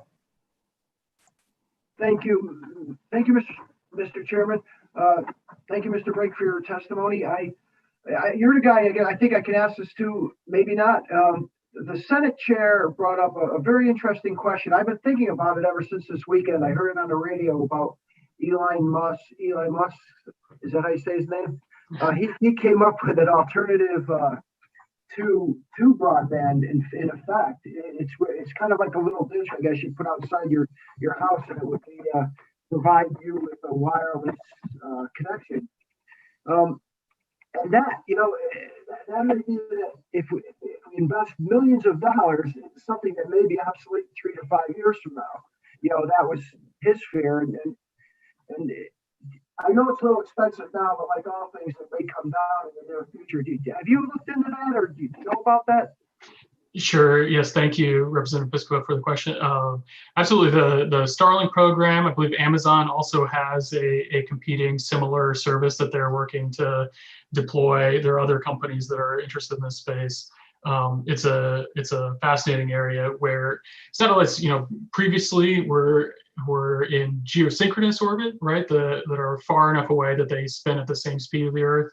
These are much lower in orbit, and so you don't have nearly the same delay to get the connection up to the satellite and back down to Earth. And so it's a much more robust, higher performance broadband than previous satellite broadband offerings. And so there is a lot of excitement around these technologies. And I do think that it's important we calibrate, our regulatory efforts or rural broadband deployment efforts with the recognition that this is a dynamic and changing market.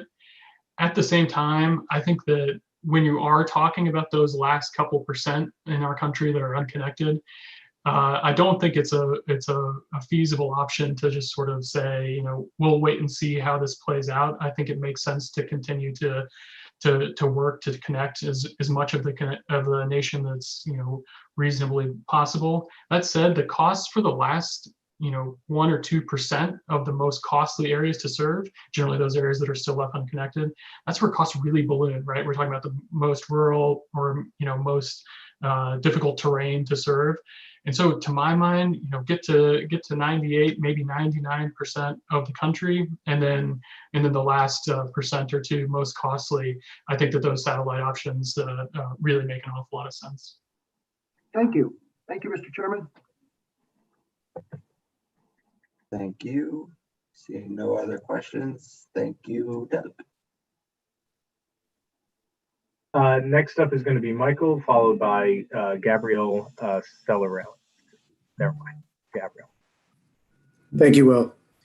Good afternoon, Senator Nealman, Representative Arcani, Senator Formica, and Representative Ferraro. My name is Michael Cicchetti, and I'm the Vice President for Government Affairs at Frontier. Frontier, as you know, is the successor to SNET, which was the traditional phone company in the state. And our headquarters are also located in the state in Norwalk. I want to thank the governor's office for bringing this issue forward, and thank the committee members for addressing this issue. I think one thing we can all agree on is that the COVID pandemic has brought to the forefront the importance of reliable internet.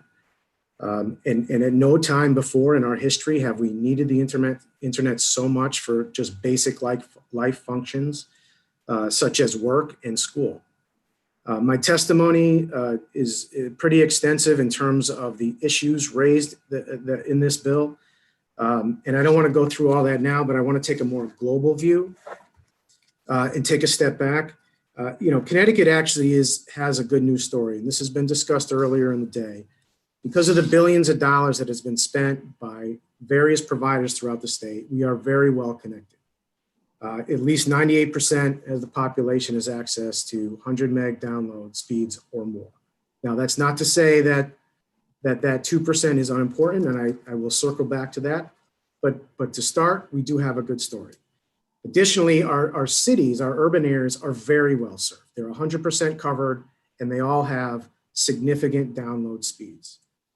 So what are our challenges? We've got access challenges in limited areas. According to the governor's people, about 2%. These are pretty much all in rural areas, a lot of it in the northwest corner. And then we've got an adoption issue. And these are areas where folks are not subscribing to service, even though it's available. And if you look at the CCM Dalio report, it focused on those adoption issues. Approximately 23%, according to their numbers, folks aren't subscribing to the service, even though it may be available. So if you look at these two challenges, the adoption issue is much larger. We're talking 2% versus 23%. However, there's nothing in this bill that actually addresses the adoption issue. Not one section, not one subsection, not one sentence talks about how do we address that adoption issue. All the bill does is overregulate the internet and increase costs to our customers. It uses stale 1930 style, fully regulated monopoly electric legislation to try to regulate the internet, which is the most important, powerful, dynamic invention in our lifetime. So I know I only have a little bit of time. What are we going to do? One, how do we address the access issue? Universal Service Fund. We already have it on our books. Section 16247E establishes a universal service fund in Connecticut for the purpose of building out to those areas that are uneconomic for the providers to build to. It's already on the books. We can initiate it and use that immediately to start collecting funds to build out to those areas. And two, on the adoption issue, let's follow the recommendations in the Dalio report, which said that education program, partnering with community organizations, partnering with schools, let's get the information out there that the internet service is available to people. And if it's a financial issue, then let's work on that together. But the question was raised earlier, is this bill conflating access with adoption? I would posit that this bill accomplishes actually neither. It doesn't solve either problem. It's just 28 pages of overregulation, which doesn't solve the problems that have been put forth. So I know that was very quick.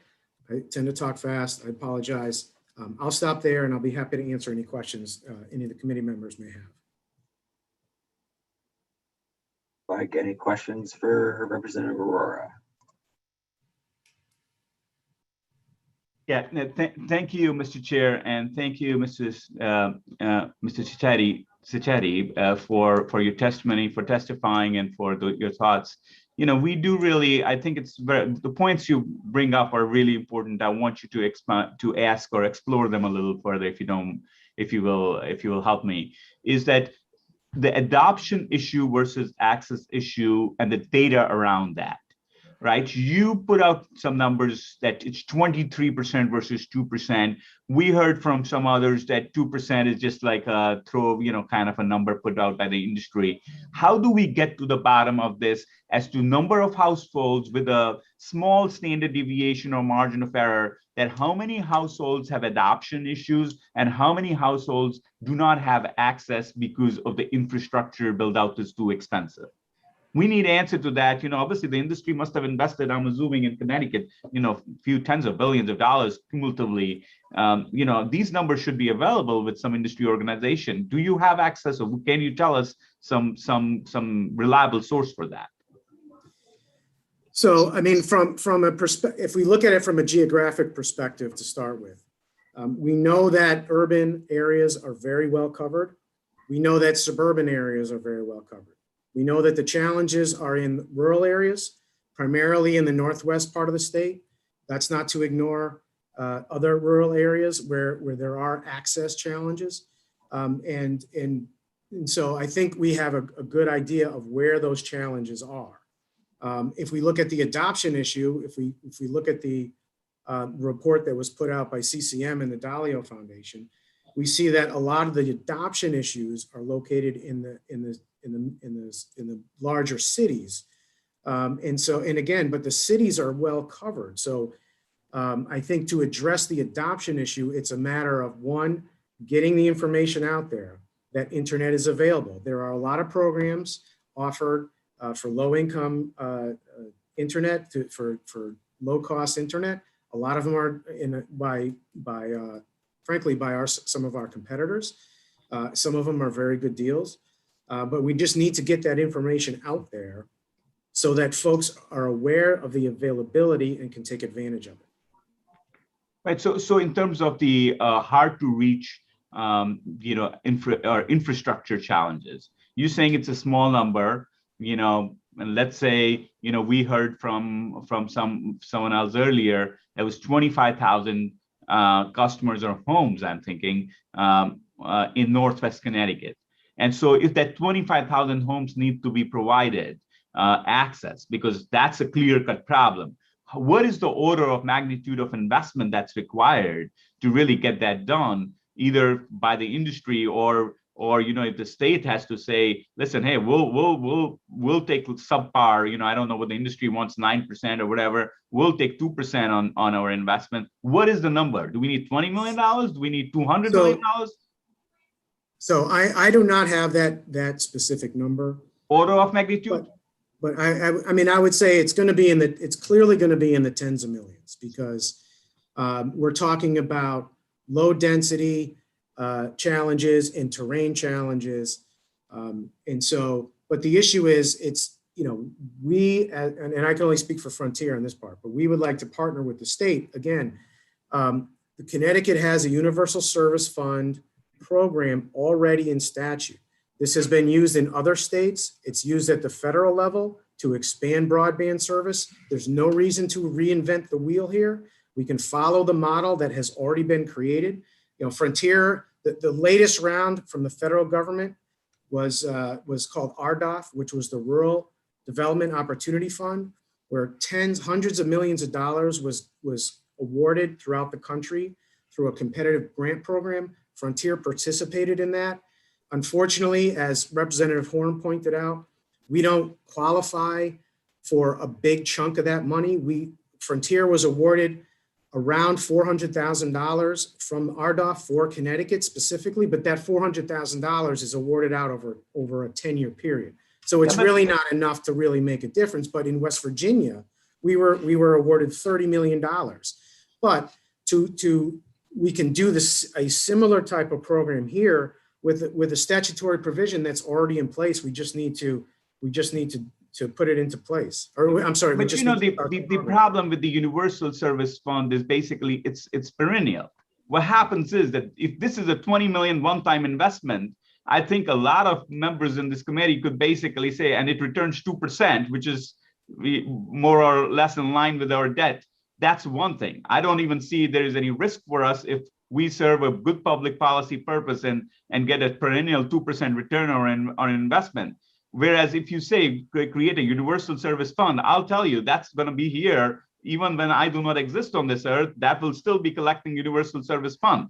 So these small surcharges have a history of outlasting their initial objective, and they end up being taxes on the long term and are very harmful to the most what I call very regressive taxes. So instead of a universal service fund, if we could be, if the industry could tell us, listen, this is a 50 million investment problem. It doesn't make money because in this 50 million we'll make zero. And you need to help us invest or make 1 or 2%. Then that frames the problem very well for us.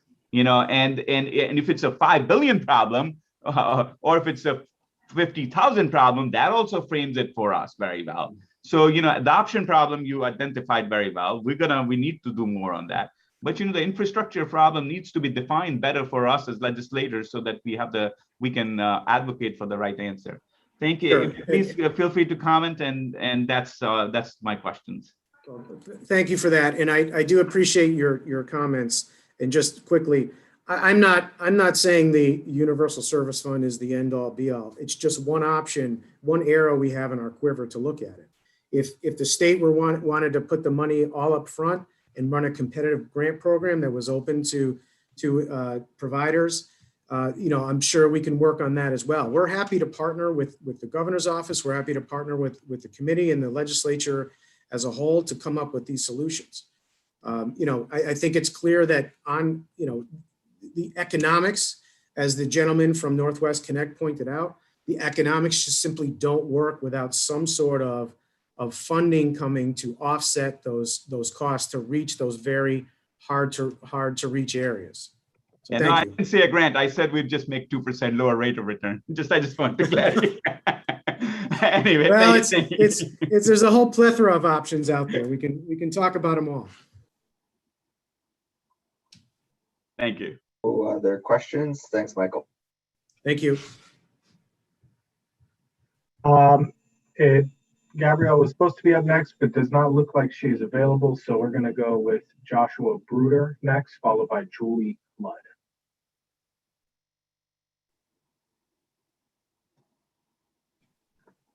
Hi, thank you. Chairman Needleman, Chairman Arconti, Ranking Member Formica, Ranking Member Ferraro, and distinguished members of the Energy and Technology Committee. Thank you for the opportunity to testify today on Governor's Bill 6442, an act concerning equitable access to broadband. Tilson, my company, supports the proposal to implement One Touch Make Ready in Connecticut. My name is Joshua Broder, and I thank you for the opportunity to appear before the committee. I'm the CEO of Tilson, which is on a mission to build America's information infrastructure. We do that as consultants and design builders. We help advise on policy development and broadband deployment and build network for government clients, cellular carriers, internet service providers, and utilities. Grid modernization is largely network deployment. As a leading network design, build, and operating firm, Tilson builds high-performing technology project teams, and we work on impactful projects nationwide. So in short, we build broadband all over the country, including in Connecticut, where we have a large office in East Hartford that employs several dozen people building fiber and wireless networks around the state. We've deployed hundreds of miles of fiber and dozens of wireless sites in the last year in Connecticut. We also have a public utility affiliate that develops multi-carrier infrastructure around the state. I've reviewed the governor's bill, and I'm here today to voice my support for the One Touch Make Ready provision, which is an important regulatory tool that can significantly speed broadband deployment in Connecticut. Personally, I've been working in broadband since 2002, where I started my network career in the Army, deploying communication networks in Afghanistan and other parts of the world.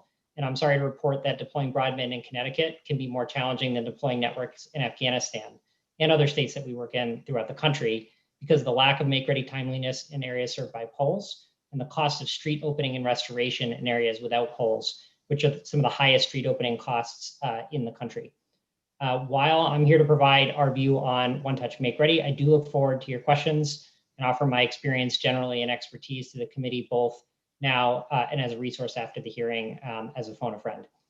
We are enthusiastic about the bill's proposal to have Pura develop and implement One Touch Make Ready. One Touch Make Ready establishes a one-stop process for preparing utility poles for new broadband infrastructure, a process referred to as generically Make Ready, where each attacher must move its own wires to make room for a new attachment, and sometimes new poles must be placed. Unfortunately, Connecticut has one of the slowest processes in the country for completing that Make Ready process. One Touch Make Ready has been implemented in many states already and provides a much greater level of certainty for companies like Tilson and its customers as to when the Make Ready will occur and how much it will cost. Delay in the construction industry is directly related to the commercial viability of a project, as having crews standing idle for weeks, months, or even years for approval to attach to the poles and deploy the network creates enormous costs as well as great customer frustration. Thus, Tilson views One Touch Make Ready as one of the greatest administrative actions to incent faster broadband deployment. I would note, I asked one of my team members just before this call how we were situated in Connecticut with Make Ready timeliness. We've applied for 13,000 pole attachments since March of 2019, so 2 years, and we've only received less than 25% of those licenses to date, and the majority of opportunities to attach are still temporary. It's really just an untenable situation. Thanks, I'll give the rest of my time and be happy to answer questions. Thanks, Josh. Any questions for Josh? Representative Aurora. I'll keep it really short. Do you work in Northwest Connecticut, and is this a big problem there as well? We work statewide, and this is uniformly a problem across the state. We have unique challenges in urban areas of Connecticut where poles don't exist and the underground costs are quite high. I will point out that some of those areas are desperately underserved or have other access issues. And of course, in rural areas of Connecticut where predominantly fiber is attached to poles, we find this problem to be uniform and consistently bad. And what would be the cost, or who loses? Sometimes, it's easy to kind of figure that out. Who loses? It's a utility that doesn't really want to do it, or who loses in this situation? Perhaps it's a very obvious question, but So the actual costs on a true-up basis are borne by the attacher, right? So theoretically, there should be a cost recovery process and there should be no gap for the pole owner. the challenges we face are primarily with incumbent telephone companies.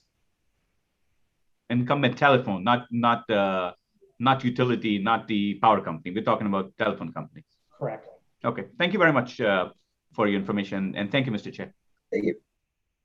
Seeing no other questions, thanks, Josh, for your testimony. Thank you. Next up is Julie Flood, followed by Jessica. Good afternoon, and thank you, committee, for your time. I am a CT resident, an advocate, a mother, and a small business owner. I oppose HB 6442 as it stands for a few reasons. One, if Northwest Connect is willing to get service where it is lacking, then great. Let's see that map, confirm those numbers, and place more of that fiber. These 28 pages are about much more. The intent seems to be to expand, to upgrade a massive rollout. And in that, it lacks mention of thorough and up-to-date safety testing. What I heard thus far is investment, advancement, tech advancement, competition. We must include safety studies on this project, also opt-out options to your consumers, those who do not want to be a part of this impending grid. The increase of small cell antennas attached to the fiber laid throughout our towns, at the base of our driveways, and in neighborhoods. Opt-out options must be made available to include smart meters placed on our structures. This upgrade is taking place now, and consumers have no option to refute these Wi-Fi attachments. Communication-to-communication meters emitting constant Wi-Fi into our homes.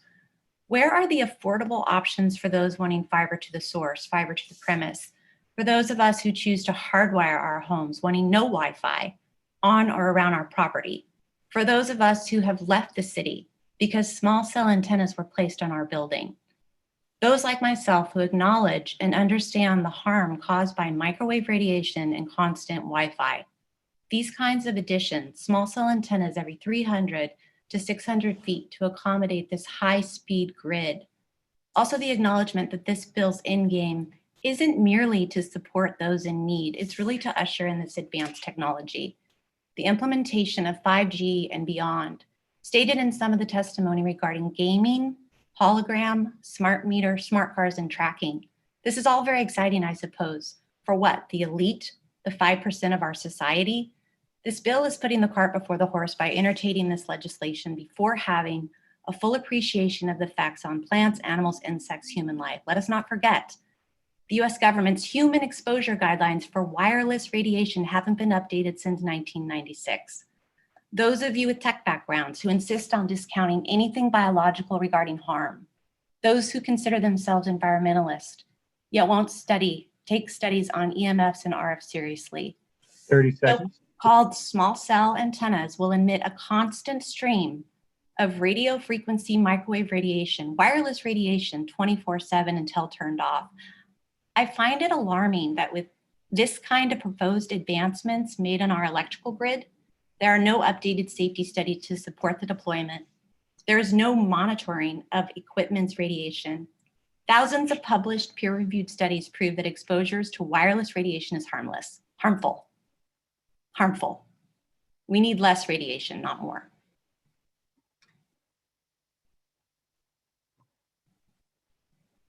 Thank you, Julie.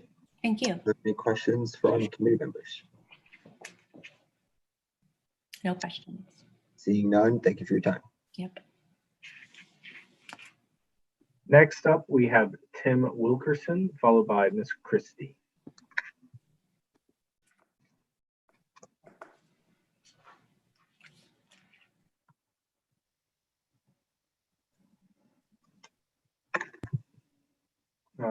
Tim, are you there? My apologies. Can you hear me, Mr. Chairman? Yep, you're good, Tim. Thank you. Good afternoon, co-chairs and esteemed members of the committee. My name is Tim Wilkerson. I'm president of the New England Cable and Telecommunications Association, or NECTA. We represent Atlantic Broadband, Charter Communications, Comcast, and Cox Communications. And today our testimony also includes investments and products from Altice USA. The deployment of high-speed broadband infrastructure across Connecticut is the envy of the other 49 states. According to 2019 FCC data, as you will have heard repeatedly, Connecticut is the top-ranked state for high-speed broadband deployment at 99.2%. As numerous independent studies have confirmed that ranking, Connecticut is not only the state with the most broadband infrastructure, but also has a competitive landscape providing consumers with choice of world-class services.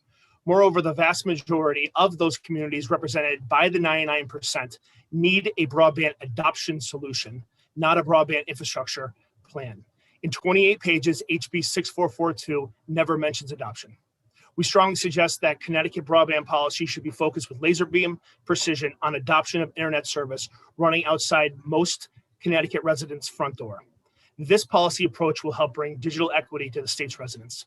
Our internet networks, while passing more than 1 million Connecticut homes, are delivered through more than 8,000 miles of fiber optic networks and reach speeds exceeding 1 gigabit for residential customers and up to 10 gigabits or 10G service for Connecticut businesses. These nearly ubiquitous fiber optic rich networks represent a lasting commitment by providers to invest in Connecticut. But to maintain, upgrade, and secure these networks, providers must have the flexibility to make investments to preserve and enhance the quality of service they provide to meet consumer demand. Departing from Connecticut's proven light touch regulatory approach, which this bill does in fundamental ways, could jeopardize providers' ability to do so. The most significant connectivity challenge, equity challenge Connecticut is not infrastructure, but removing the remaining barriers that prevent residents who have access to the internet, but have chosen not to adopt or subscribe to that service. Our members work tirelessly through public-private partnerships like Governor Lamont's Everybody Learns initiative and expanding our existing low-cost internet adoption programs for families facing financial, cultural, digital literacy, or other complex insecurities, prohibiting them from having high-speed broadband. As the primary digital divide challenge in the state is not access to the internet, but adoption, this bill's focus on regulating broadband is misplaced and counterproductive to addressing remaining broadband adoption challenges. This bill would raise costs on broadband, chill investment, and divert vital public and private resources that could otherwise be used to address adoption. The bill would have a detrimental effect, undermining incentives that have made Connecticut a magnet for broadband-related jobs, investment, access, and performance, in addition to raising a host of legal issues, as state broadband regulation of this kind is preempted by federal law. There were several questions earlier asking if this bill would increase costs on our existing customers, and to clarify, the answer is most definitely yes. As drafted, this bill would prevent cost recovery on new customers, so the industry would be forced to recover those costs on existing customers. Moreover, the bill is designed to mostly benefit the customers discussed earlier in the 1%, but not the vast majority of existing customers, the 99%. Please note there are proven innovative public-private partnerships for the unserved 1% that we've mentioned before, like the Massachusetts Broadband Institute's Last Mile program, which was mentioned during Mike Chwanek's testimony.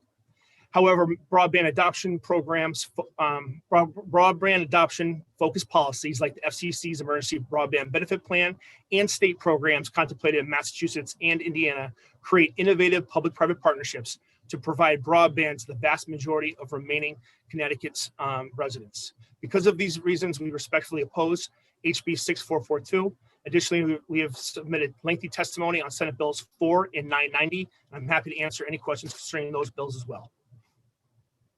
Just a quick question on adoption, Tim, because that seems to be the recurring theme among testimony from the industry today. We keep hearing about all the great programs that the industry offers, but people don't know about it. So I guess what I haven't heard enough of today is what exactly the industry is doing to get that outside of the public partnership you guys have with the Lamont administration in the past year. Up until this past year, what's been done to try to solve this adoption issue, and what's the industry going to do going forward? So I will first reference Comcast Internet Assist program, which has literally been around for the last 10 years. So predated the pandemic, like almost all of our other low-cost broadband plans have. All of our companies work with a vast majority or vast number of local organizations like the YMCA, other groups like that that are on the ground. They also partner with the state's superintendents to be able to get these packets into back to school packets for families, saying that these programs are available. This type of outreach in a very coordinated and smart effort has been going on for years to try to get more people to adopt this program. I think one of the frustrations that we've seen over the last 4 years during the Trump administration is you see people who are facing the most insecurities, whether it be food, whether it be housing, etc. There are many people that we were encountering that were literally worried about their immigration status and facing potential threats on immigration because of the last administration. And that is obviously patently something that we do not ever, we're never engaged with the federal government in that way, but it's a very complex effort to be able to reach these families who are some of the most, facing some of the most vital and pressing insecurities. All right, thanks, Tim. That's helpful. Just trying to shed some light on some of that. I don't see any other questions from committee members. Thanks, Tim. Thank you. Next up is going to be Pasca Hahn, followed by John Erlinghauser.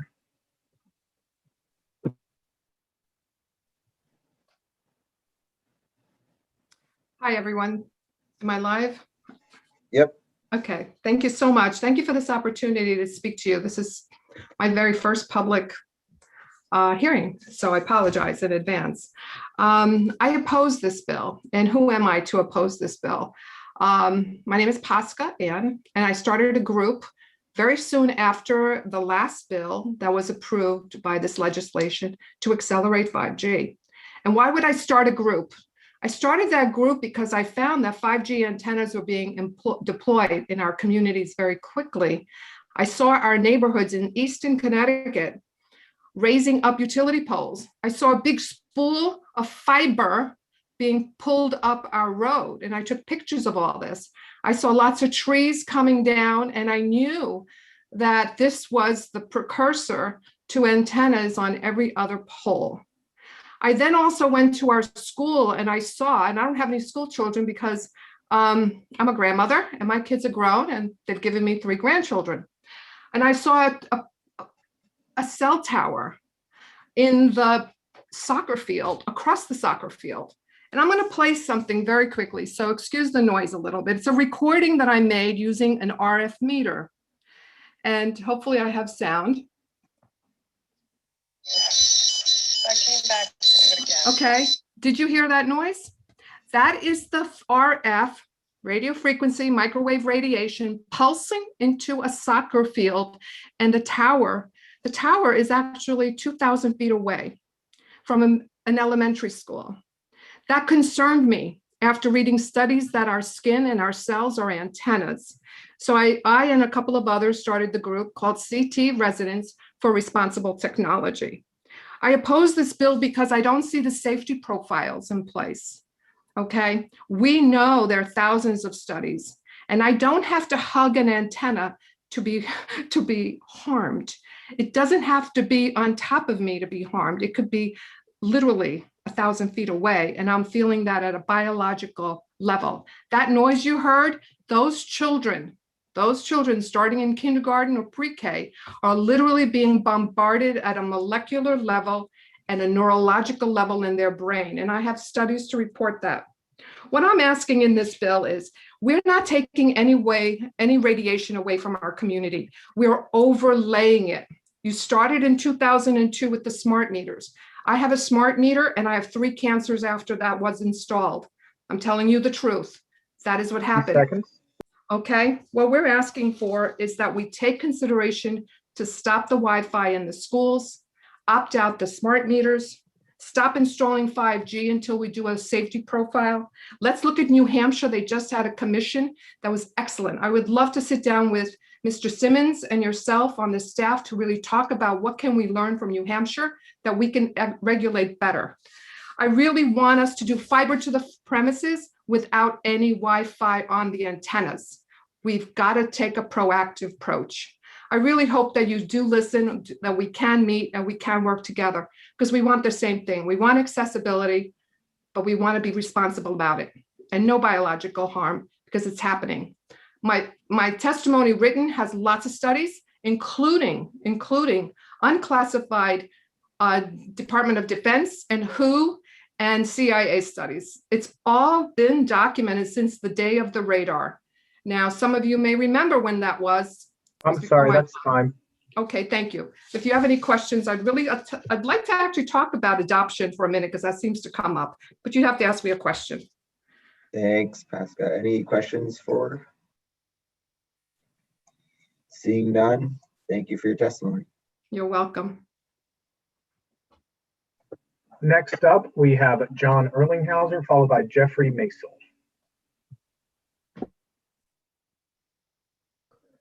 Yeah, thank you, Mr. Chairman. My name is John Erlinghauser, Advocacy Director for AARP in Connecticut. I'm here on behalf of AARP's almost 600,000 members across the state. And AARP is here today to support House Bill 6442 because it includes multiple well-articulated measures to facilitate broadband progress throughout the state. The bill is important to AARP because, among other things, it helped create and achieve the important goal of ensuring that older residents have access to affordable, reliable, high-speed internet. Equitable access to high-speed internet is essential to telecommuting and learning from home. That has become clearer than ever during the pandemic. During this time of high unemployment, it's essential to job searching and applying for work. It also enables older residents to age in place safely. And among other things, the high-speed internet access allows older residents to overcome social isolation through virtual visitation with friends and family, staying connected to houses of worship, senior centers, libraries, and more. Multi-generational households, broadband services enable grandchildren to learn remotely, and enables telehealth, which is particularly important for those living in rural areas far from medical services and those where getting in-person healthcare can be a challenge. Additionally, the COVID-19 pandemic really has put a spotlight on the essential nature of high-speed internet and the shortcomings of the current network here in Connecticut. And even after the pandemic fades, this is going to be even more important than ever. So we really support this because it creates a visionary blueprint to guide Connecticut towards a broadband connected state. And I just did want to comment on a couple of things. I know Representative Perrone likened this to deregulation of energy and could it create all those kinds of problems. This actually goes in another direction, which would kind of the well thought regulatory provisions that are allowed under federal law would help bring us back into a position of being able to get access where it's needed and get us on a road to hopefully in the long run affordability. So, you know, we support it for those reasons. And I would be remiss if I didn't say I'm happy to not be here before the committee for the first time in a long time talking about telephone deregulation. And I always get a mention from Representative Steinberg saying, well, we have to do deregulation. And I always say, we can't put the cart before the horse. And, you know, this is the horse. This is what's going to get us to that technology that we need. The governor created a really visionary blueprint for what we need to do. I did submit some detailed testimony that had additional suggestions that was not written by me. It was written by a consultant, Susan Baldwin, who I would be more than willing to make available to members of the committee at a future time and to the administration for any input that she could provide. But I will say she was quite impressed with the legislation and thinks it's could be leading nationwide in terms of what other states should be following with regards to high-speed internet. So I'll give you back your 30 seconds and be free to answer any questions that I can. Keeping in mind, I'm not a technical guy, but I can tell you about the impacts on our members. Thanks, John. Yeah, I do have a question, right? Because I know you represent a big constituency on this subject matter, but we've heard from the industry today a lot that the bill is 28 pages that does nothing in a sense to solve the problem that you laid out for your constituency when it comes to access. We've heard the access versus adoption argument a lot today. So I guess maybe without trying to get too technical, why you feel, to rebut some of their talking points on why this would help your constituency solve this access issue. Well, Representative Conti, it's a good question. I appreciate it. I'll do my best to answer, but I'll start off answering it by saying what I've heard so far, and I've listened to the entire hearing from the industry, from NECTA, from the individual providers, from Frontier, is what I've heard from them year after year after year after year. It's the same old industry talking points. Better education will solve the problem. Regulation isn't the answer. It's the same stuff. And, so I would expect nothing less from them, but we're still at the same problem we've always been at. And, that 30% that isn't getting access to services, regardless of what the FCC or others say about the amount of people. So we think it's important and a good piece of legislation for multiple reasons. We think it has strong consumer protection measures. There are things in there to enhance reliability. There's a lot of data-driven policymaking. And equity. And there are things to improve the bill as well. I mean, we think broadband should be considered an essential service. And the bill should make that finding. I mean, there's no question in our mind that the pandemic has demonstrated it is essential. I wouldn't be able to testify here to you today if I didn't have, access to service in my home. There should be more explicit language on oversight. And we should broaden the data that's collected. So there are lots of things that we could do. We do think this is a really, really good start. I do think there are things that can improve the bill.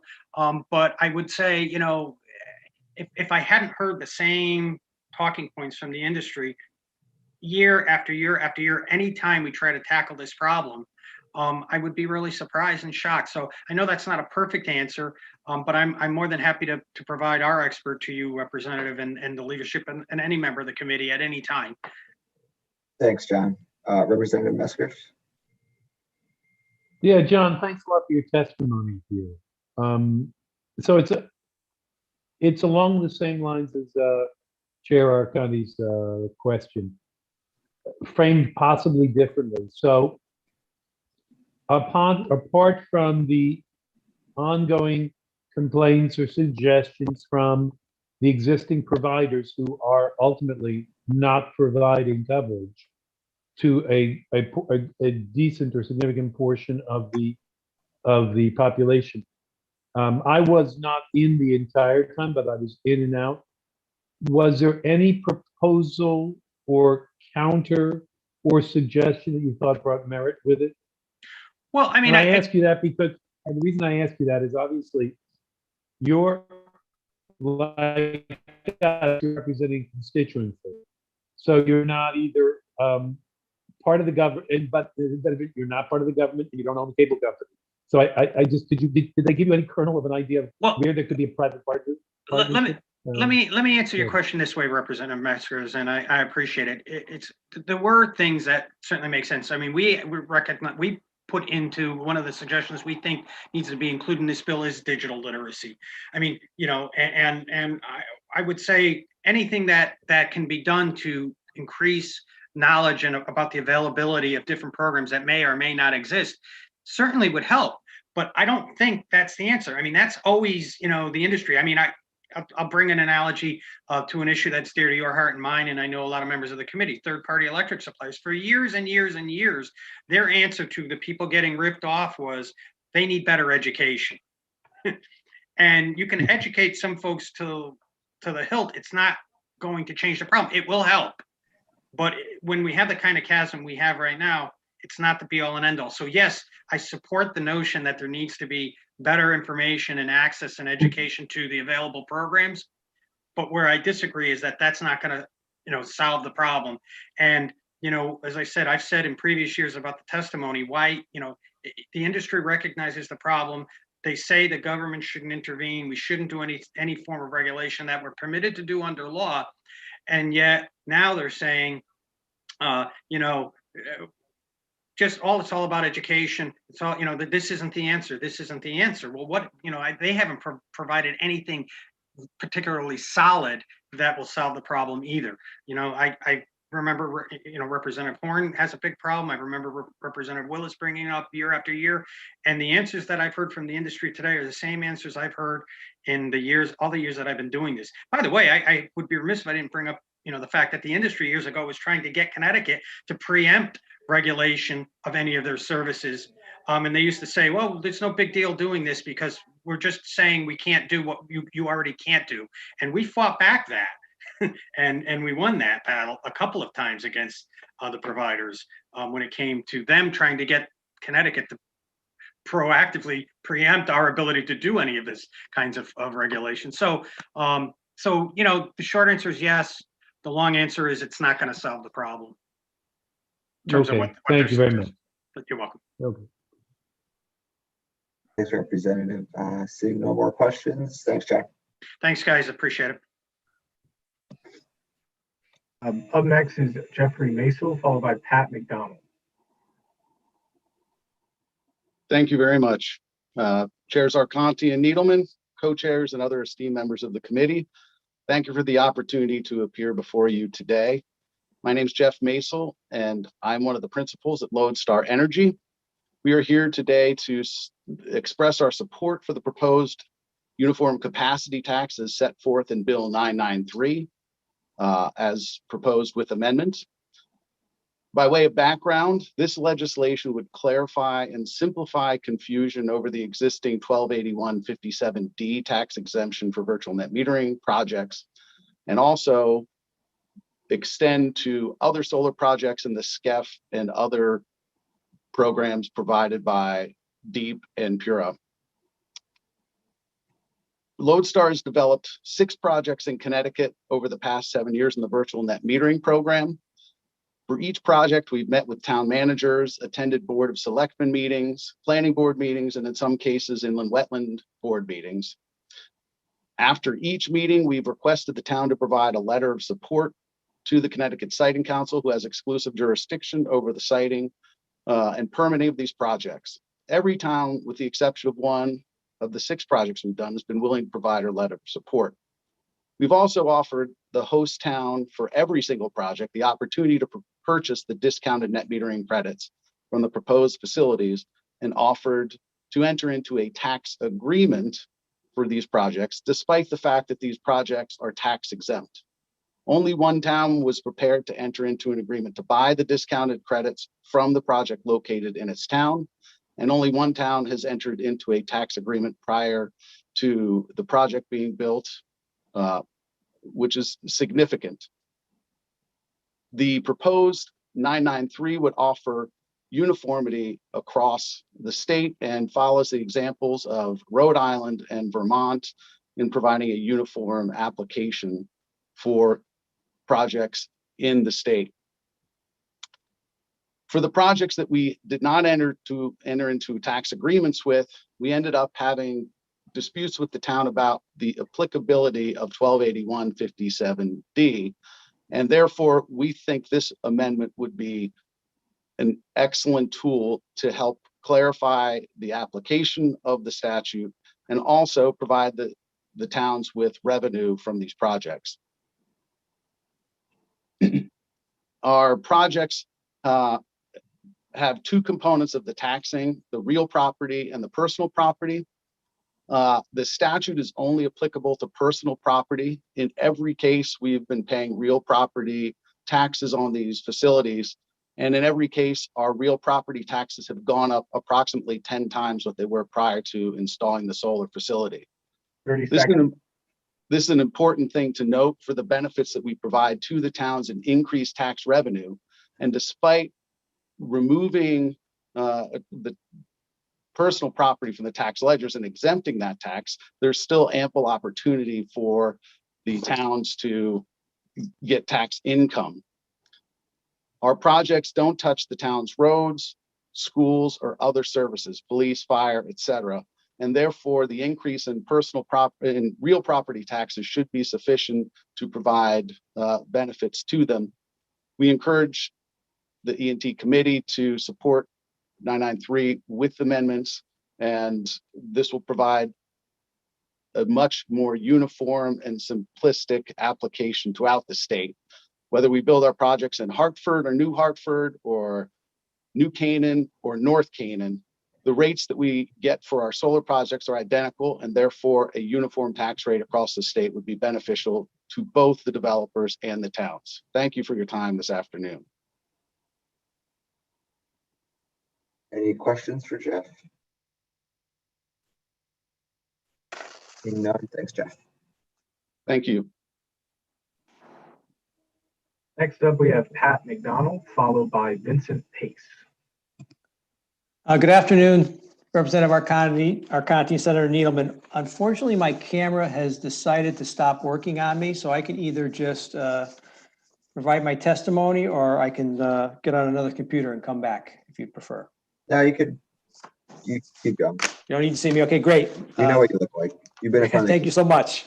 I'm Vice President of Regulatory Affairs for UIL, the parent company for UI, United Illuminating, Southern Connecticut Gas, and Connecticut Natural Gas. There's two bills I'd like to testify on today. The first is raised bill, Senate Bill number 992, and that concerning utility company text message communications. We're firmly committed to providing information to our customers in the ways that meet their needs best. Certainly, we live in a world where text communications are increasingly common tool to communicate, and we appreciate the thoughts in Senate Bill 992. We've got a few items for consideration. The first is not all customers can receive text without a fee. So we believe it's critically important to allow customers the ability to choose how they like to receive information, including allowing them to opt in. In addition, I think we'll need some time to develop the systems necessary to implement such a plan and keep track of which customers like a text and which ones would not. And for these reasons, we believe that the statute should direct PURA to initiate a proceeding to consider a program to communicate to customers via text before service can be terminated, and allow PURA to implement the details of how the messages would be sent and what will be in the messages. The next raised bill I'd like to comment on is House Bill 6442, an act concerning equitable access to broadband. We've provided detailed comments on the wording of the bill to try to provide clarity to the requirements and avoid unintended interpretations. I'd like to provide some high-level concerns we hope can be incorporated. First, we want to maintain the safety of all parties involved. There's separate parts of the pole, the power gain and the communications gain, for good reason. I want to make sure there's adequate separation of the two systems to ensure the safety of all the workers. These concerns apply to underground and electrical conduits as well. Unintended energization of communication equipment or workers not trained in electrical systems is potentially a lethal combination. Another consideration is the work associated with the pole attachments should be part of the cost of the telecommunications system and not subsidized by electric customers. We also believe that PURA should work with the telecommunication companies on an ongoing basis to ensure the needs of the telecommunication companies are being met, and that the telecommunications companies are fulfilling their obligations associated with the facilities. The timeframes associated with the attachment should be developed and implemented by PURA rather than established in statute. The timeframes might be appropriate for a single attachment to one pole, but there can be numerous attachments in an infrastructure build out. There could be time to set new poles or anchors. There could be vegetation work that needs to be completed with the associated permissions. There could be underground work that needs to be completed, and there could be large numbers of attachments. PURA is best positioned to develop categories of timeframes within the work should be completed. And PURA could also develop a process for things such as weather that would impact those timeframes. In addition, PURA should also establish timeframes for the attachers to complete maintenance or relocation of their facilities in the public right-of-way. Double poles are a large problem in Connecticut, and the existence of these double pole situations is a direct result of the communications companies' failure to relocate their equipment. Attachers should promptly relocate their facilities when notified or face fines or other sanctions from PURA. Thank you for these comments. I'd be happy to answer any questions you may have. Thanks, Pat. Did you include some of these safety changes in your written testimony?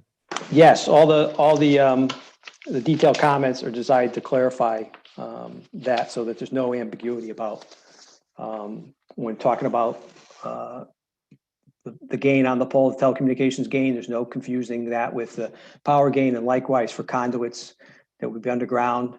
If we've got a high voltage duct system underground, that's not a good place for a telecommunication worker to be because of the safety hazards.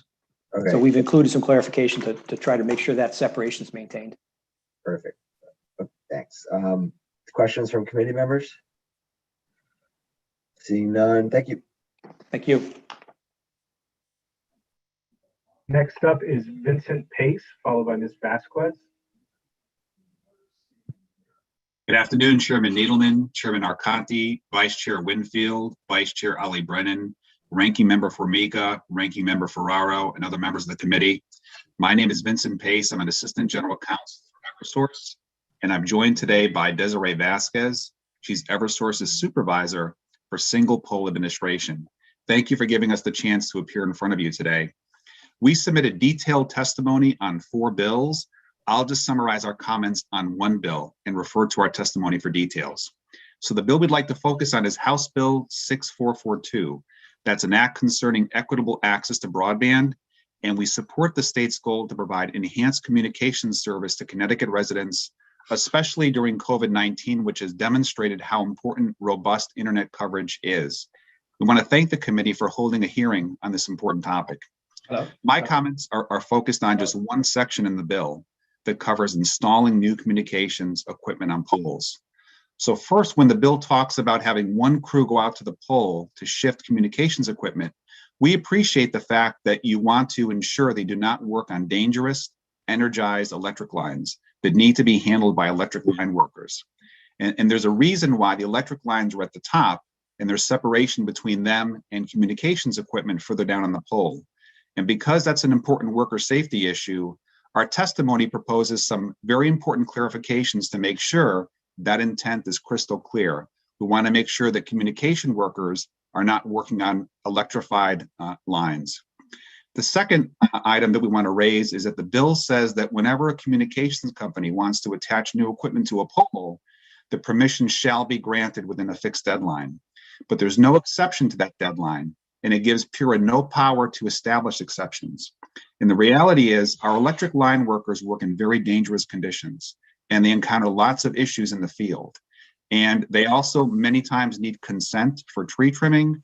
They also need to give notice for scheduled power outages, and there's other conditions they have to satisfy before work can be done. For these reasons, we ask that PURA decide what deadlines to use. But if the committee decides that you need to have a fixed deadline in the statute, we respectfully ask you to consider allowing for exceptions when it's beyond someone's reasonable control, and to empower PURA to also approve exceptions. We look forward to working with this committee and other stakeholders to address these issues, and that includes my statement. I'm very happy to answer any questions, and we have Ms. Vasquez who can answer questions about our pole attachment process. Thank you very much. Thanks, Vince. Questions from committee? Seeing none, thank you. Thank you very much. Take care. Next up, we have Deb Pullen, followed by Ronald Bavar. Thank you. Good afternoon. My name is Deb Pullen, and I'm testifying today in support of House Bill 6442 concerning equitable access to broadband. I am the executive director of the Connecticut Association for Community Action. We are the state association that works with the state's 9 community action agencies. The community action agencies are the state and federally designated anti-poverty agencies, serving about 200,000 low-income people in Connecticut in all of your districts, in all 169 cities and towns in Connecticut. Community action agencies connect their customers to essential programs and services like energy assistance, SNAP enrollment and food, housing, employment and training, childcare, and more. Through a holistic, multi-generational approach, our agencies work with those in need to plan, achieve, and maintain a realistic path to short and long-term economic self-sufficiency. I want to thank this committee and the governor's office for your support of enhanced access to broadband, as well as for the thoughtful dialogue that you've engaged in throughout the day that I have listened in on as well. As has already been so well put, access to broadband has become essential for people to participate in both education and our economy. Simply put, not having reliable broadband is a barrier to getting out of poverty. We have a digital divide in Connecticut that aligns with other divides, including poverty, economic opportunity, health access and outcomes, and educational success. In addition to hitting low-income families, The connectivity deficit also disproportionately affects Black and Hispanic Latino residents, as well as older adults, a deficit that has become glaringly impactful throughout this pandemic, and most recently as people have tried to register for the COVID vaccines. The state must take an active role in making broadband available to all residents. There is no fiscal incentive right now for companies to take this on their own. Connecticut has taken great steps in advancing digital equity. We've provided every school student with a laptop statewide, but we know there's still more work to be done. And as it currently stands, our fiber and telecommunications infrastructure is just not set up right to address the digital divide. This bill works to address this issue by collaborating with cable companies, municipalities, businesses, and consumers to help close this broadband gap, grow the economy, lower broadband costs, and allow oversight of broadband facilities. In 2021, there's simply no reason why some Connecticut residents, especially our most vulnerable and at-risk populations, continue to experience barriers to accessing the internet. And so I strongly urge you to support this bill and help all Connecticut residents reach their potential. Thanks, Deb. And it's good seeing you again. Haven't seen you in a Good to while. see you too. Any questions for Deb? Seeing none, thank you for your testimony. Thank you so much. Next up, we have Ronald Bavar, followed by Jill Drew.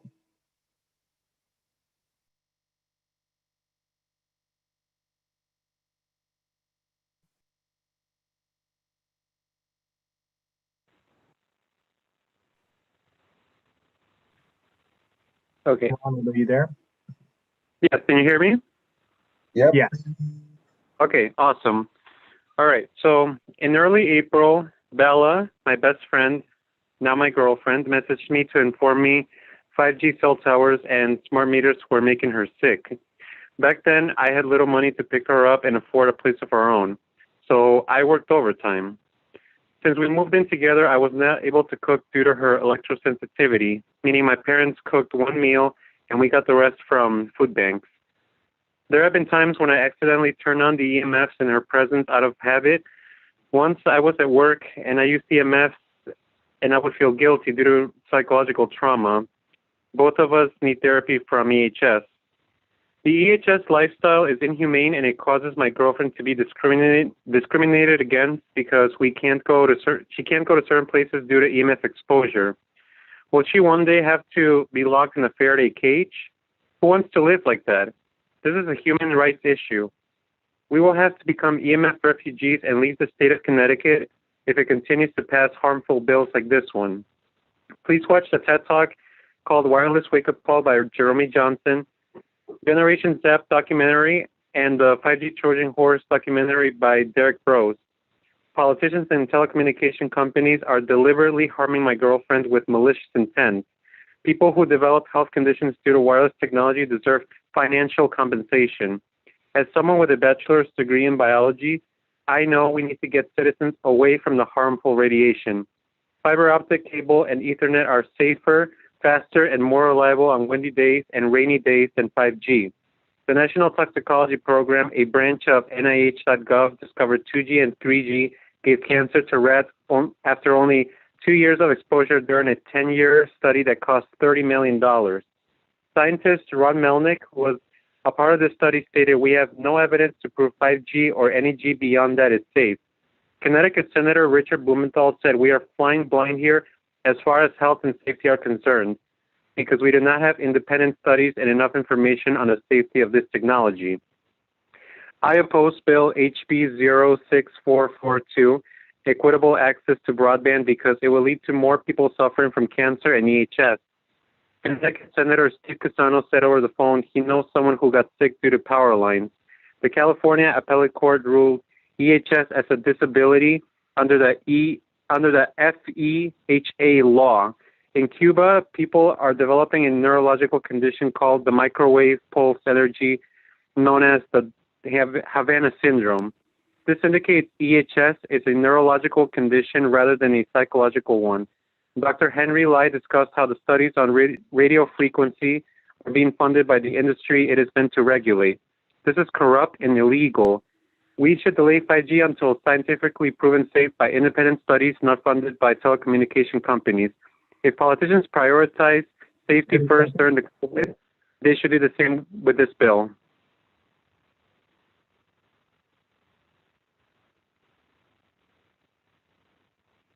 I'm happy to answer any questions now. Thanks, Ronald. Any questions for Ronald? Let's take a question. Thanks, Ronald. Next up, we have Jill Drew, followed by Whitney Flood. Okay, thank you all. I am delighted to be here today to testify in strong support of HB 6442. My name is Jill Drew, and I'm the co-chair of the all-volunteer Sharing Connect Task Force.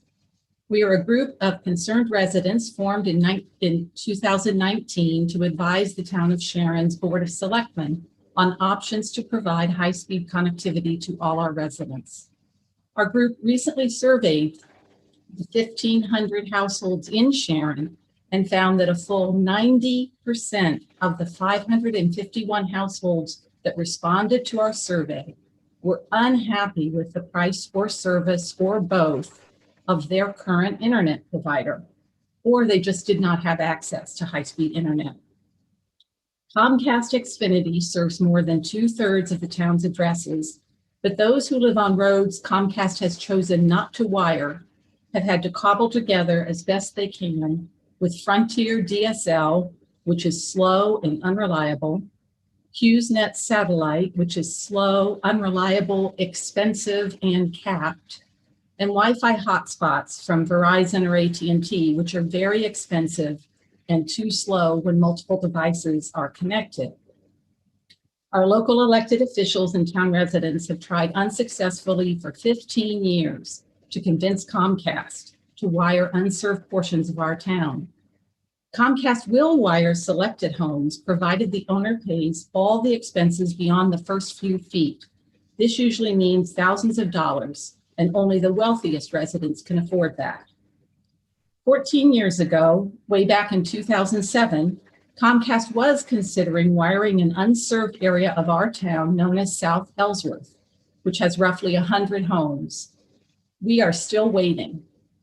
We can't afford to wait another 15 years for Comcast to act. In desperation, Sharon is being forced to explore spending millions of dollars provided by bonding by the town to build a municipally owned fiber optic network. Our town in the rural northwest corner of the state has been losing population for years, but now has the opportunity, if we could get reliable, universal high-speed internet, to attract families who could work from home and help to rebuild a robust local economy. Our group has been working with urgency, especially since the outbreak of the pandemic, when the digital divide here became glaringly apparent. Too many of our children have suffered when attempting remote learning. Too many colleagues working from home have been stymied, and too many elderly residents are unable to participate in telehealth appointments, all because of connection speeds that are not sufficient for today's world or from lack of access to broadband altogether. We applaud the governor's initiative and we urge the committee's support. Thank you, and I'm available to answer any questions. Thank you, Jill. Representative Horn has a question. Thank you, Mr. Chair. Nice to see you, Jill. Thank you. Thanks. I have mentioned, we have had some discussion earlier in this committee about various efforts, including in the towns in my district, including Sharon, and throughout the district that are working on, like you have mentioned, Sharon Connect and the work that you are doing. And because I think we've had a number of conversations in particular about, some of the incumbents saying this is about education, this is about, so I wonder whether you could comment about the kinds of work your committee has been doing with the community and the need there, and what you have seen in terms of, what's happening in our towns. Thank you so much, Representative Horn, and thank you for your really important advocacy on this point. So one of the things that we did when we formed this group was we really wanted to find out what residents of the town wanted to do. I guess we figured out we were pretty much on our own. Comcast was not going to solve our problem. Frontier is not in a financial situation to solve our problem. So we created a survey for the town, and we got a third of the town's households to respond, which is an extraordinary number for a survey like that. So we were doing that survey over the summer. And at the same time, we were hearing individual stories from individual residents about their issues of trying to connect, and they couldn't connect. So what we did was, one member of our task force, who's pretty, Megan Flanagan, who's just a fabulous person, started doing one-on-one tech support for various families, starting with families that had children in school who couldn't do remote learning because they couldn't get high enough speed to be able to connect to their classroom online. And so she was doing things like trying to get hotspots for people and really listening to, trying to solve that issue of that very last mile. These, there were probably 8 to 10 households in Sharon where she got involved, trying to connect, trying to find a way that the students could connect at home. I mean, some people were even going outside our library to connect with, because you had the SEND network being wirelessly. That's what they had to do for their kids to do their homework. And as it started to get cooler in the fall and the sun was setting earlier, that became impossible. So anyway, I guess what I want to say is that we feel in Sharon and in several of the other communities in the Northwest corner, people, you kind of know who has connectivity, and some of the people who don't.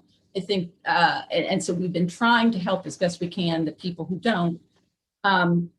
But it really is, it can be really a money issue. Many of the families who cannot connect, it would be $10,000 for them to pay Comcast to connect them, and that's just really out of anybody's league. You really can't do that unless you're one of the most wealthy. And I think that that's really helpful because it actually sort of shows there's a little bit of overlap between the access and adoption issue. Because if you're told that it's going to cost you $10,000 to connect you, that's both.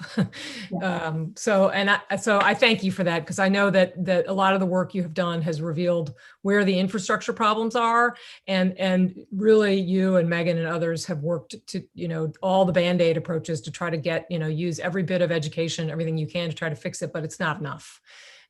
So I thank you for everything you're doing, and I hope that all the intelligence that you've gathered, not just in Sharon, but actually your survey, I think, was used throughout Region 1 School District. Oh, that's right. Yeah, I forgot to mention that. Enumerate this problem is hugely helpful. So thank you, Jill. Thank you. And thank you, Mr. Chair. Thank you, Representative. I don't see any other questions, so thank you, Jill. Thank you. Next up, we have Whitney Flood, followed by Charles Rothenberger. All right, am I on? Yep. Okay, great. Good afternoon, esteemed members of the Energy and Technology Committee. I am testifying here today to oppose Bill 6442. I'm all for technology advancement, but not without it moving forward in a safe way. The other day, I was forwarded an email from Northwest Connect CT, who I believe is in charge of fitting the pieces of fiber laying plan together. It stated the urgency to write to you all and make you aware of support. I read the message and then I read the bill, and a few things stuck out to me. Equitability of the bill and how it will bring basic high-speed access to all. Right now, I live in an area where there's only one provider for telephone and internet.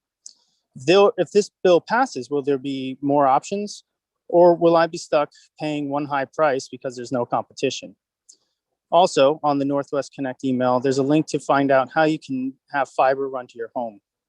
I searched and I could find no definite answer to this. I did, however, find that it would increase the cost depending on the municipalities accepting the fiber, upwards of $10 to $20 a month per household. I also found on the site that it will help connect to the smart homes and the Internet of Things, which would need small cell antenna rollouts and would be connected to the 5G network. As for maps of coverage, maybe that work should be finished first and assessed first to determine who really does need this broadband expansion. I understand we all want to go to 1 gigabytes per second for download speeds, but for most people at home, is that really necessary? According to Broadband Now, in terms of broadband access, Connecticut ranks solidly as the state with the 10th best connection in the US. Also, I question the one touch make ready. It is described in the email as a simple way for companies to move around wires basically without needing permission. But I believe the FCC has adopted this as to mean any modifications to poles and wires without permission, pretty much cutting the red tape for small cell antenna rollout, which is the end game. Is it really necessary for pre-kindergarten children to have devices in front of them, especially with all the studies around that harms when it comes to Wi-Fi? Wouldn't it be better to hardwire our schools? My home is hardwired. No Wi-Fi, that's by choice. I don't want small cell antennas anywhere around my property, nor do I want a smart meter, which in my opinion is part of this bill's agenda. The communication to communication, constant Wi-Fi emitting grid is the long-term goal, not just giving service to the few in need. This bill will be opening up the floodgates in the area of implementing smart cell antenna on poles to connect us all to the smart grid. This infrastructure will be happening all over the country with no real safety studies from the technology companies. What we should be focusing on here is hardwiring without the use of Wi-Fi and small cell antennas. EMFs are considered a carcinogen. Thank you for your time.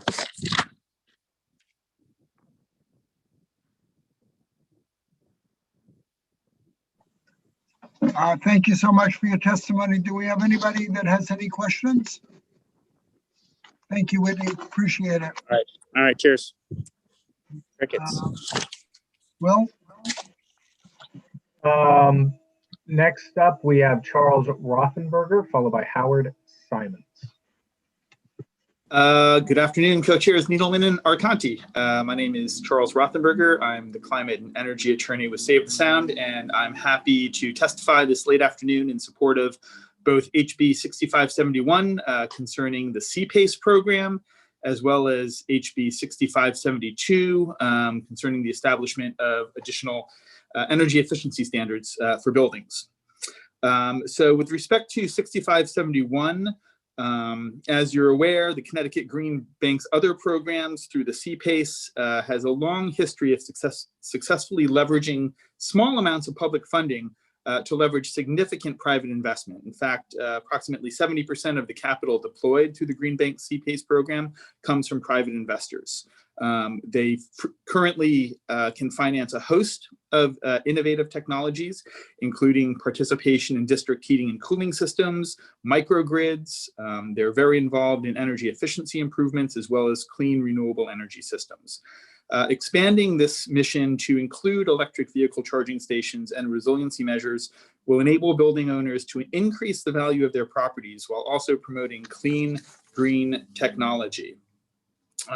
The cost of EV infrastructure and resiliency measures will allow businesses to more easily adapt to Connecticut's changing transportation landscape, as well as the inevitable impacts of climate change. And we urge the committee to support the bill and report it favorably out of committee. Likewise, with HB 6572, which would allow municipalities to voluntarily adopt enhanced energy efficiency standards for new and substantially renovated buildings. This will have significant benefits for Connecticut residents. Improving the energy efficiency of our building stock, as well as some other people testified, ensuring they are benefiting from renewable energy and are capable of supporting EV charging related to the previous bill is really a critical part of meeting our greenhouse gas reduction targets. And this will also enhance the value of buildings in the real estate market, as well as help us to achieve significant reductions in demand on the energy grid, which will be important both as we look to build out our intermittent renewable energy resources, as well as increase the beneficial electrification of our buildings and transportation sector. So I will just conclude by saying we support both of these bills. I appreciate your time and consideration of the testimony, and be happy to answer questions if you have any. thanks, Charles. I don't see anybody with their hand raised. Nope. So thank you so much. Thank Will, you. who's up next? We have Howard Simons, followed by Judith.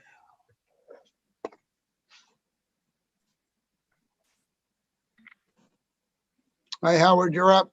Oh, thank you very much, Senator. And thank you all for the opportunity to testify at this late hour and for the completeness and fullness of the record you're building on these bills.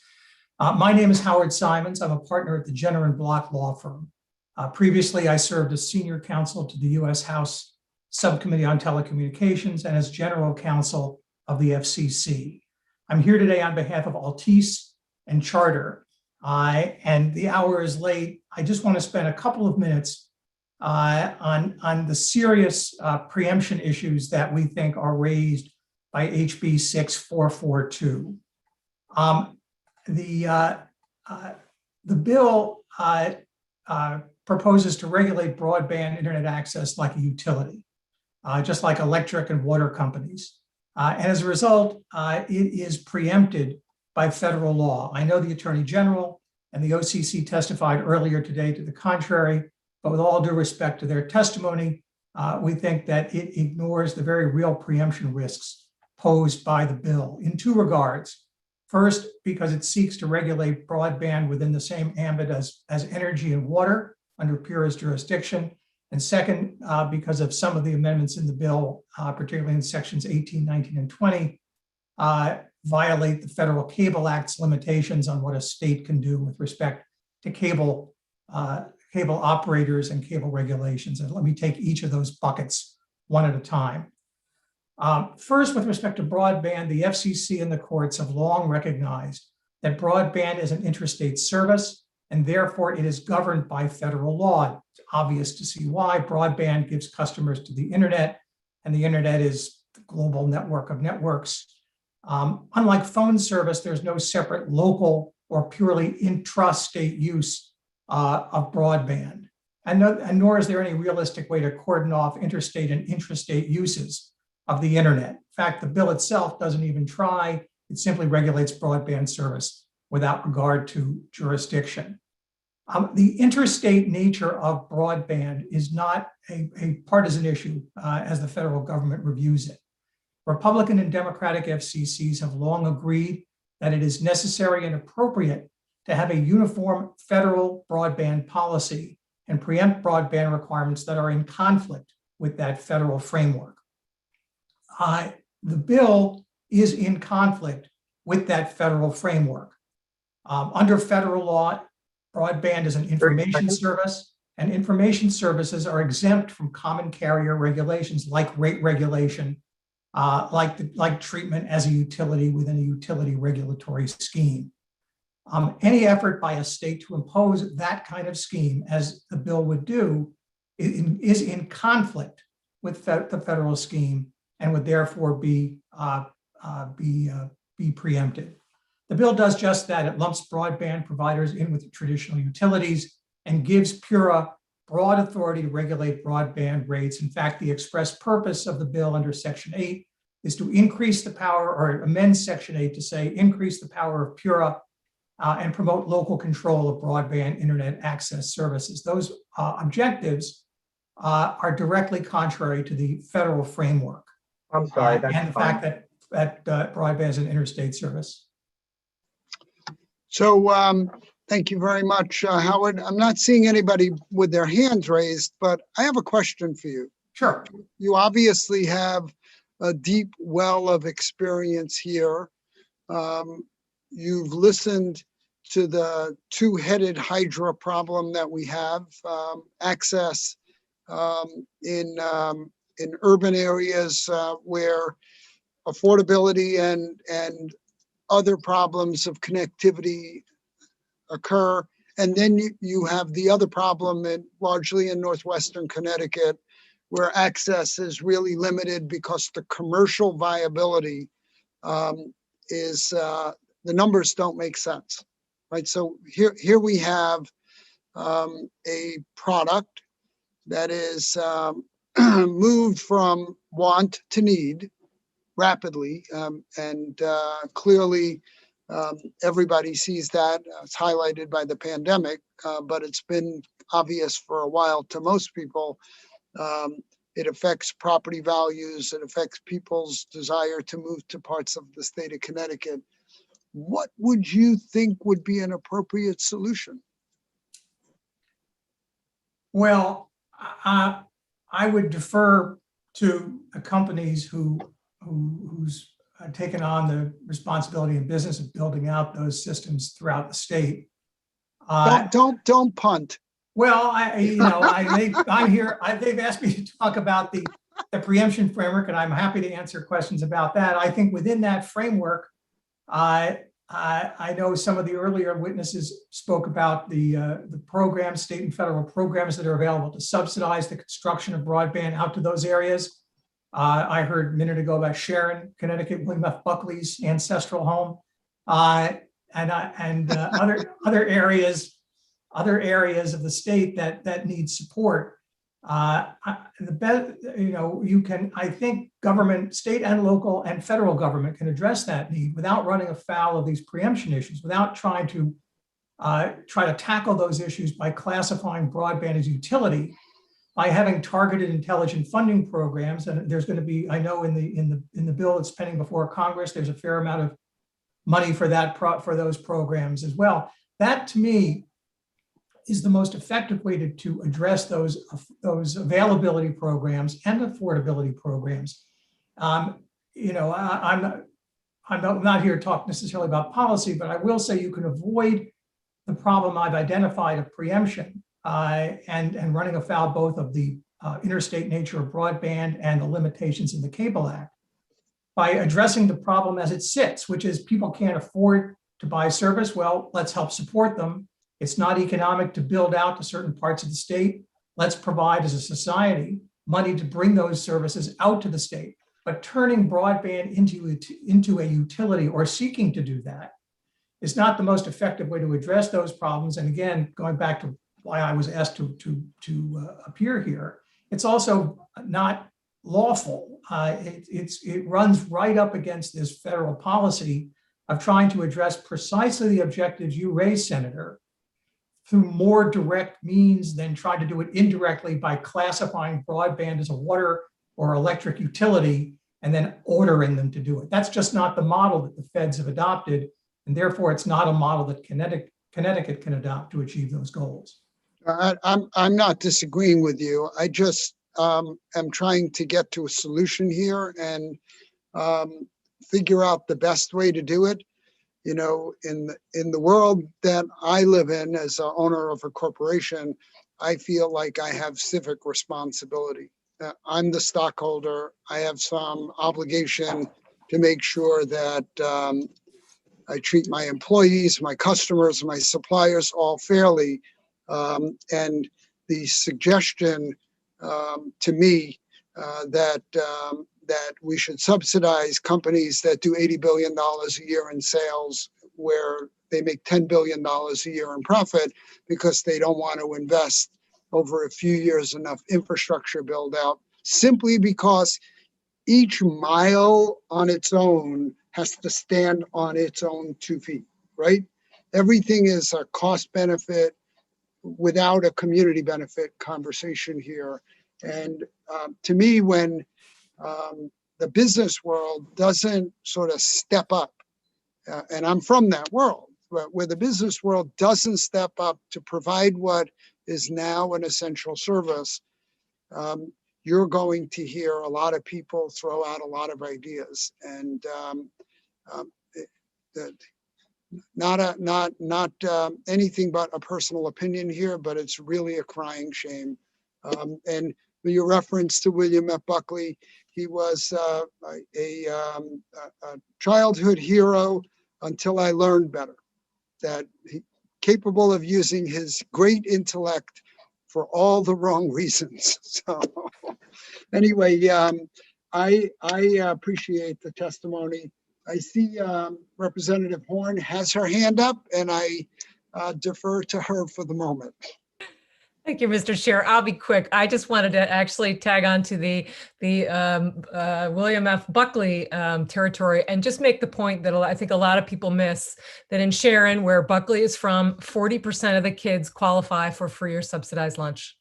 So it is not the purely wealthy community that sometimes that reputation gives it. So thank you. No, I certainly didn't mean to suggest anything other than I knew that he was from there. So I think we know that. And thank you, Representative Horn.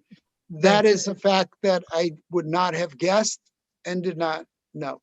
So I don't see anyone else's hand up. I see Representative Horn's is still up, but I think we're going to move on. Howard, I appreciate it. And thank you for your testimony. thank you, Senator and Representative Horn.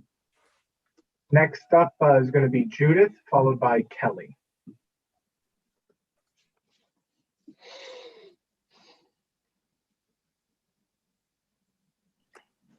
Am I muted?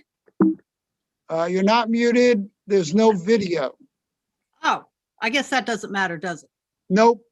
Nope. Well, I'll start my video. I'm not sure I want it, but okay. I may not. All right, let me just move on one more time. Okay.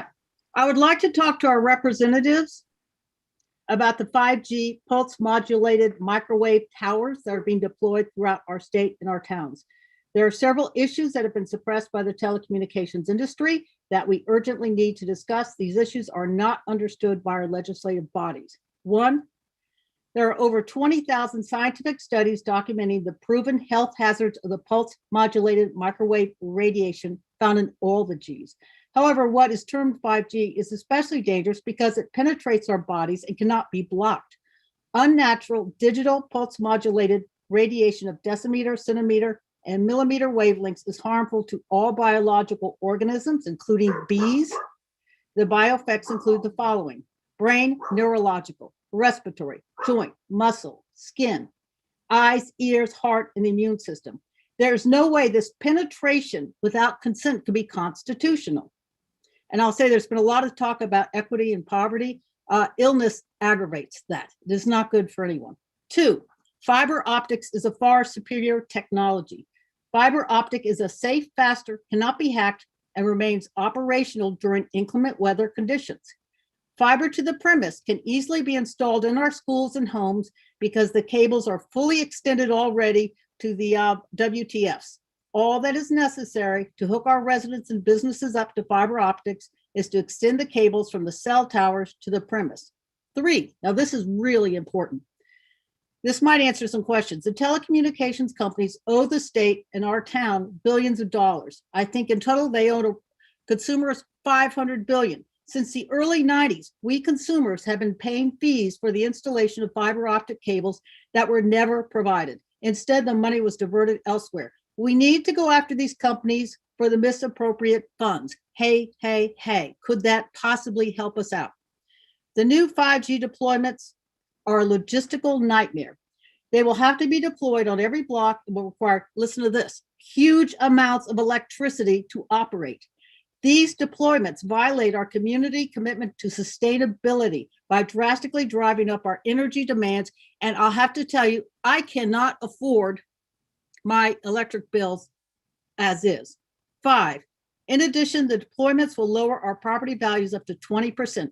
They're unsightly and will necessitate the cutting down of trees. The beauty and unique qualities of our communities will be destroyed. 6, there is no oversight mechanism in place to regulate the amount of pulse modulated microwave radiation that is being beamed out directly into our houses. None. The U.S. has no exposure standard. The guideline is not a standard or a legal limit. The FCC regulations are going back to the 90s and are not science-based. I'm going fast. Connecticut municipalities are being fed false and misleading statements by the Land Use Task Force, Pure, and the Siting Council websites. Their guidance is creating liabilities to local governments. The local towns do not understand their constitutional authority's obligation to protect our health. Under the 1996 Telecommunications Act, there's no preemption for health, only for the environment. The town and city officials are obligated under their oaths of office to provide for our health. I'm sorry, that's time. Okay, are there any questions? I That assume not. would be, that would be for me to ask, but I'm glad you did, Judith. Okay. I don't see anybody's hand raised. So thank you for your I testimony. just want to say, no one on this committee has asked any questions regarding the health issues of anybody presenting the health issues, and I find that very sad. If we're going to worry about equity, we Judith, might want to worry about health. We have another 20 people on the list. We I appreciate understand, but your you aren't time. asking any questions about health. Thank you. Thank you so much. Too bad. Next on the list, Will. Good.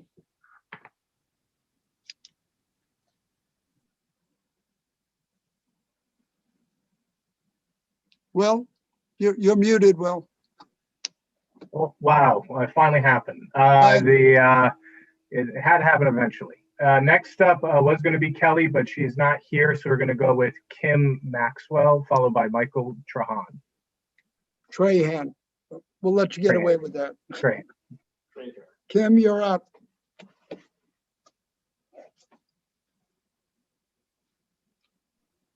Can you hear me? I can. There you go. Okay. You're good to go. My name is Kim Maxwell. Thank you for hearing me. I don't remember most of your names. I'm sorry. I am president of Northwest Connect. I'm also chair of the Norfolk Broadband Committee. I would like to not say all the things that have already been said about justifying this or the problems. I would like to say, however, that it seems to me there really are two problems. One is this problem of accessibility and affordability, which has been discussed at length. But the other is the problem of the quality of the network that we actually invest in. And we are a strong believer that there is no option but fiber optics, satellite systems, 5G systems. The current copper systems are not migratable to anything that fiber can do. And it really should be the state's objective to, over the quickest period of time, to get a fiber optic network installed, however it gets done. When a cable company says they're supplying 1 gigabit, they're telling you it's 1 gigabit for split among 150 people. It isn't 1 gigabit. A fiber network can deliver 10 gigabits today for the same price. Let me say something about Norfolk. Norfolk has been a kind of target for Northwest Connect. We have a business plan put together. I'm having a Board of Finance meeting this evening for you.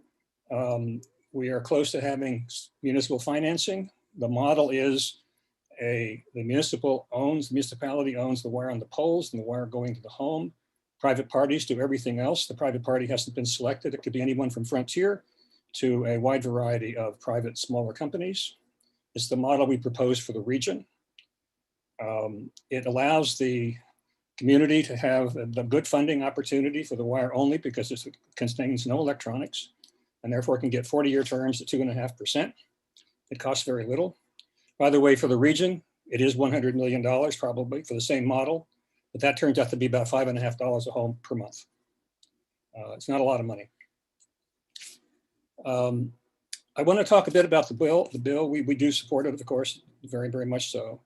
But the OTMR section, I think, needs to be, I don't know what to do actually to suggest what you actually do with it, but if PURA has the few resources that we learned today that they have, putting together a OTMR regulation system is not going to be easy. It's a lot of moving parts. 30 seconds. How much? I'm finished? 30, sir. 30. Okay. This is all in my report. This is all in my report that I've submitted to you. And that's probably all I need to say right now. Thank you. I can answer any questions. I'm here for any questions. Thank you, Kim, and I appreciate that. That's actually very valuable information. I probably agree that as of right now, there isn't an adequate technology to replace hard fiber. You said you've run the fiber already, or it's just the last connection? No, the business plan is to start, if we get the funding, which I hope we will get, we will be starting an engineering study in the early summer that will produce a poll application that goes to Eversource. Eversource then reviews the polls, conducts a survey, decides what poles need to be replaced. Speaking of Eversource, the good part of Eversource is that they do that process very well and in time. What they don't do well and in a timely fashion is then replace the poles, which they have to do and pay for it. After that is a make-ready process. The make-ready process is presently a very long period of time because the other pole attachers don't show up to do it. The one-touch make-ready thing is largely about time, although there is a cost savings as well. If all that happens in a reasonably timely fashion, considering the way we're financing this, we'll have a network up and running by sometime in the early part of 2023. It'll cover every community, every home. We have a scheme for working out how to connect people. We have people who are half a mile, 2/3 of a mile from the road, so they don't have a burden. The business plan is available on the website of Norfolk. I think it is anyway. If you want it, I'll be happy to send it to you if it's not on the website. But we've been working at this a while and we've got all the kinks worked out. We've talked to people, we've got every supplier involved. We think we know the costs. We think we know what to do. Was this made possible by the municipal gain legislation that was passed 3 years ago? The municipal gain legislation probably wasn't crucial. As long as we were legally entitled to attach to the poles, that would have been a question, whether municipalities could legally attach to the poles. They were able to before.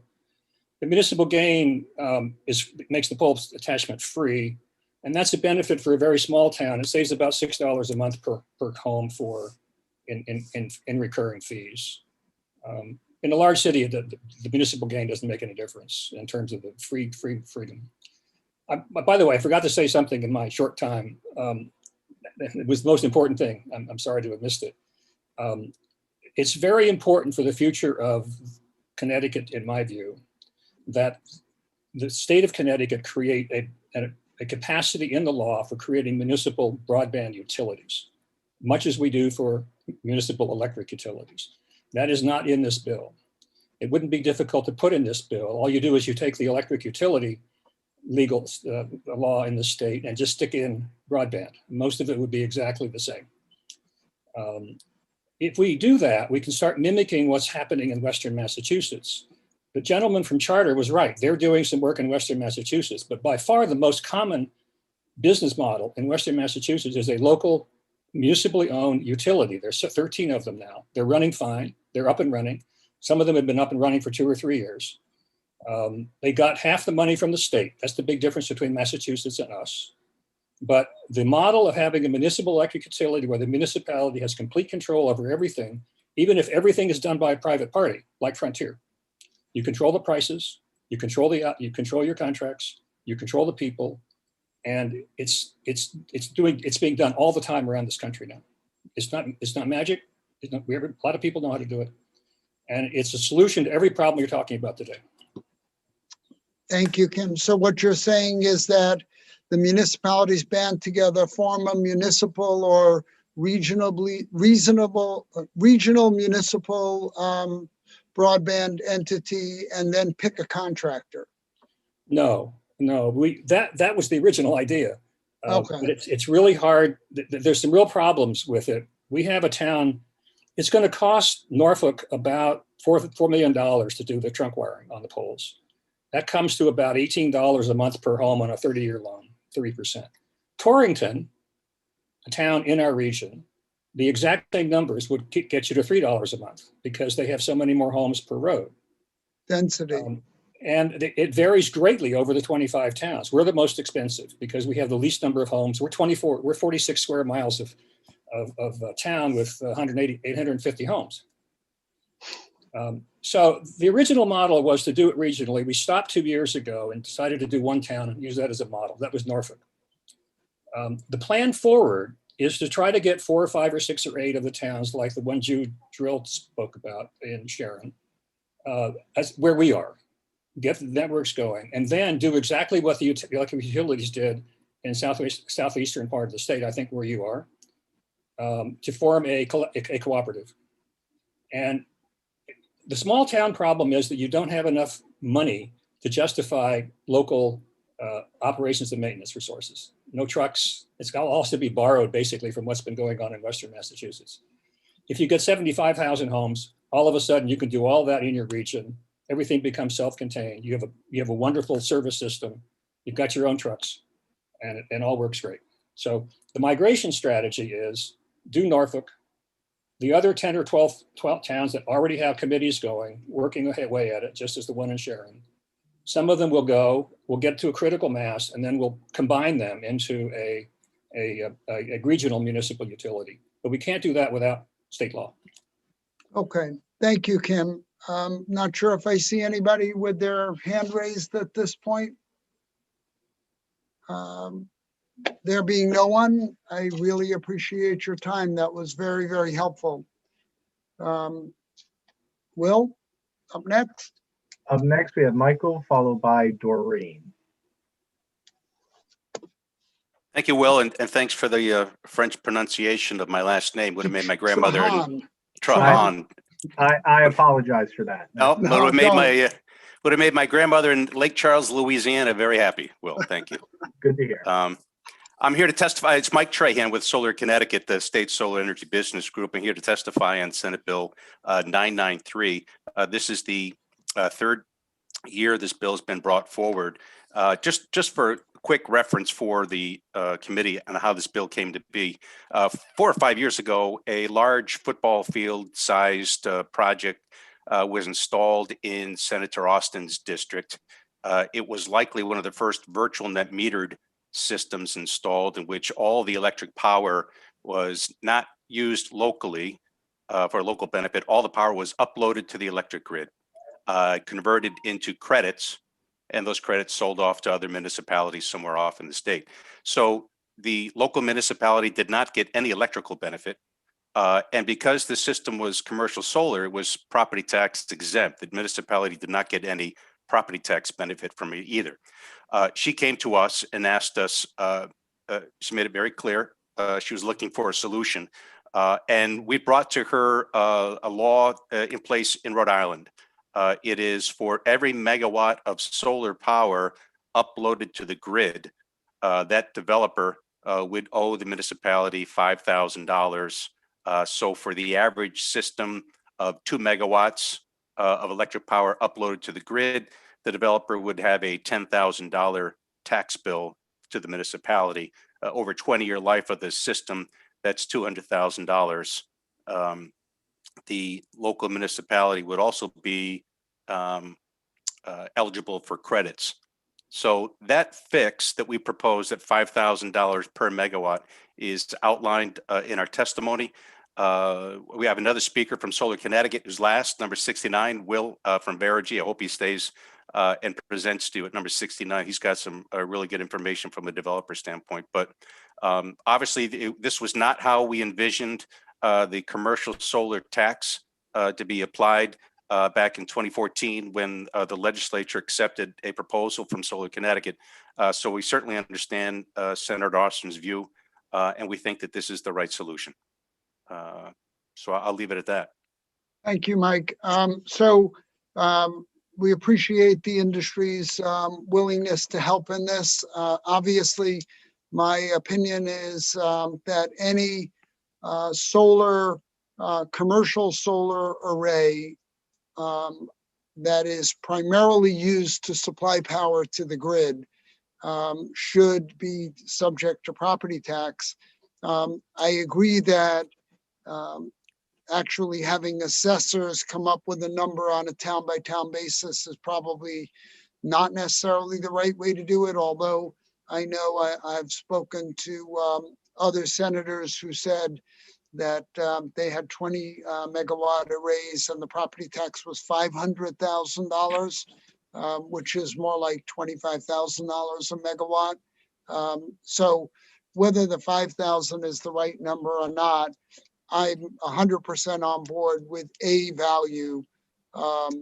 There are these arrays that benefit other parts of the state and in some cases probably other states that are located in the more rural farming communities, and those towns, which are generally not wealthy towns, get no benefit.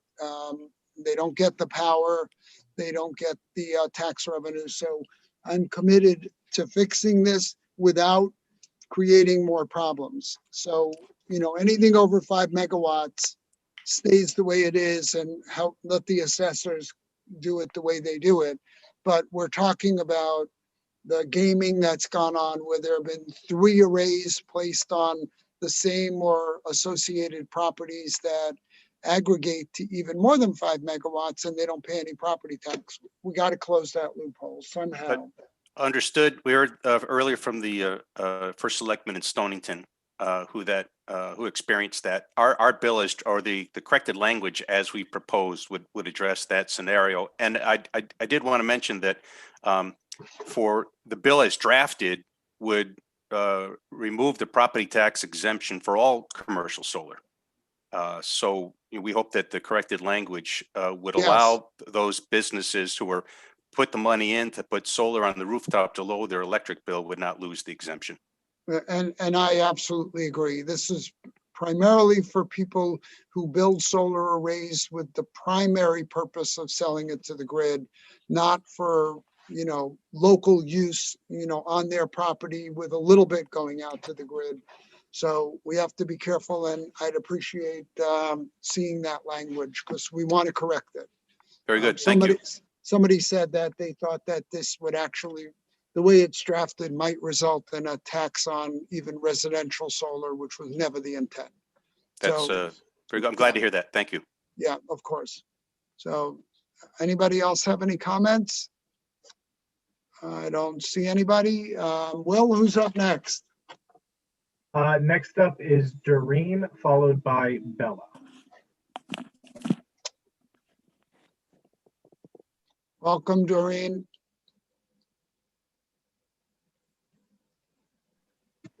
She's calling in on the phone, so this may be a second. So. Hello? Hello? Hi, Doreen. Hi, Doreen. We can hear you. Hi there. My name is Doreen, and I am opposed to the House Bill 6442 if it includes any form of microwave radio frequency being emitted into my home. I have a science degree from Boston University, and I've served in healthcare profession, specializing in pediatric neurology for greater than a quarter of a century. I speak today as an extremely aware individual who has personally been harmed by wireless radiation, and I also speak on behalf of those most vulnerable in the population who don't have a voice. We heard earlier today that the highest responsibility of state government is the safety of our citizens, and we have heard today from the citizens, and we really need to listen and search our hearts and do the right thing. I direct you to the work of Dr. Magda Havas, Havas, magdahavas.com, and Dr. Martin Paul, especially a research article at the National Library of Medicine. The title is Wi-Fi is an Important Threat to Human Health. Here in my little town of Columbia, you can, through the Interlibrary Loan Program, access many important books and resources. Our library dedicated 1 month to educating our town citizens about the harmful effects of wireless radiation in hopes to keep us all safe. You can choose to read the book Disconnect by Deborah Davis or Wireless Radiation Rescue by Kerry Crofton. You could view movies, DVDs. Generation Zapped is great. Mobilize, Screenagers. You could get a personal RF meter, and the truth would be in your hands. Instead of simply an Everybody Learns initiative, which is truly important, I propose an Everybody Lives program. That is what we should be focusing on. In my personal life, I am happy to share that if wireless radiation were to come into my home, I would immediately suffer life-threatening conditions and would become homeless. Many other people are in this boat. Please, may God help us all if we are moving towards a state where technology indeed far surpasses humanity. Thank you. Thank you so much, Doreen. I appreciate your sharing. And I don't see, well, I see Representative Mashinsky with her hand up. Representative Mashinsky, it's all you. Okay, I just wanted to let the witness know that I have asked for the documents, the research documents to come over, be sent over to us. I'm also a biologist and I'm paying attention to this, but I also know from cellular towers that the threat wears off over distance, and it may be comparable in this case. So, you know, there may be more harm to a worker who's working on the structure than an actual citizen who is more than 25 feet. But I'm trying to get that information for the committee, and just because we don't respond to anybody that speaks on this issue doesn't mean we're not paying attention. It's just a very long hearing. But earlier today, I did ask for the information to be sent over to us, and it'll come to the whole committee. So we are paying attention. Thank you. Hello, may I respond? Briefly, yes. Okay. Just assure you that we are listening, that's all. Yeah, it wasn't a yes, question. I do want to just make sure that the information you get is complete, because I did hear the beginning. I have been on all these hours on a landline corded phone from a great distance, and absolutely I can tell you that the effects are going to be felt by people within their homes, not just the workers. I respectfully really understand, and I hope that you understand as well. Thank you so much. Thank you so much. And I want to just say one thing for the record that I meant to say earlier. 2 years ago, when we passed the bill, the in quotes 5G bill, the bill we passed only allowed for propagation of 5G on public property, on state-owned public property for that matter.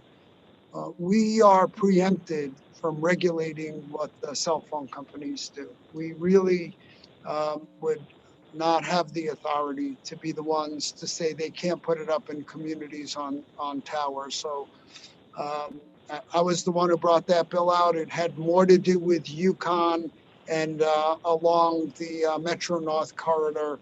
It did not have to do with approval of the propagation of 5G anywhere outside of state property. So I just want the public to understand that. Up next, Will, who do we have? Up next is going to be Bella Romano, followed by David Weedlick. Weedlick, thank you. Yeah. Thank you. It may just be a second again for Bella because she's on the phone. Absolutely. Can you hear me? Can now, yes. I moved from Michigan in June 2019 to Hartford County, Connecticut, after developing a severe case of electromagnetic hypersensitivity, EHS, which is a neurological condition caused by harmful levels of EMF exposure. While in Michigan, I began having migraines that felt like a stabbing sensation in my forehead, loud ringing in my ears, Parkinson's-like shaking, and my ability to memorize information diminished. When I reached out to my family, they refused to turn off the EMFs that were causing me harm. I moved in with my aunt, but my condition worsened. I went to the doctor on May 6th, 2019, and told them I felt ill when I went near a 5G cell tower, but they told me they don't know much about my condition. At the doctor's office, I bled heavily and felt as if I was going to faint. I bled for 3 months every day and was deeply worried I was going to die trying to get diagnosed and from bleeding to death. The only place I felt safer was outside. As a result, I was homeless for 4 months and slept outside in the rain and snow. No one would help me. I looked up Amish places and discovered it was impossible to live on my own. Amish areas are modernizing and radio frequency radiation passes through these communities. As a last resort, crying for my survival, I reached out to my best friend online, who is now my boyfriend, to pick me up because I would have tremendous difficulty relocating on my own and be at risk of fainting or dying. I was unable to travel by airplane, so we went together by bus. As an EMF refugee, it saddens me that I had to abandon my wealthy lifestyle, my childhood home, my family, my friends due to my condition. After I moved, my family who had the money still refused to help, and I had to undergo living in my boyfriend's low-income and dangerous area. As if EHS wasn't hard enough, we both worked hard to escape poverty by doing landscaping, tutoring, and collecting over 25,000 cans and bottles, 5 cents each. Whenever my boyfriend goes to work as a technician or has to run errands, I am alone since most people don't want to put up with my disability for long. I have no one to speak with and no form of entertainment. Imagine not being able to socialize, research my condition online, and seek a support group. Join my in-laws and my boyfriend for special occasions, being incapable to travel by car, visit a doctor's office, go grocery or clothes shopping, limited to make phone calls, and I also can't pay attention to the news nearly as closely as I used to. EHS is a life-changing medical condition that not only restricts me, but my loved ones whenever they're around me. The difference is that I feel the pain from the EMS, and they have to live my lifestyle in my company only without the pain. People are social creatures, and it is important for them to not be isolated. That's why I oppose Bill 06442, equitable access to broadband. Thank you, and I'm available for questioning. Thank you, Bella. And I am really, really sorry about the health condition. I can hear the pain in your voice, and I know we all can. So thank you for taking the time to testify today. I don't see anybody that has any questions, but thanks for your patience. And again, I hope you do feel better. Thank you. I appreciate the sympathy. Yeah. And next up, Will. Next up, we have David, followed by Ms. Connell. All right, good afternoon, everybody on the Energy and Technology Committee. Thank you for allowing me to speak today. My name is David Weidlich. I'm president of CWA, Local 1298, Communication Workers of America, representing Frontier employees and AT&T mostly. I am here today to, in part, support 6442, but also oppose parts of 6442, and I've included that in my written testimony. I also have a problem with One Touch Make Ready and Senate Bill 4, which I'll speak about shortly.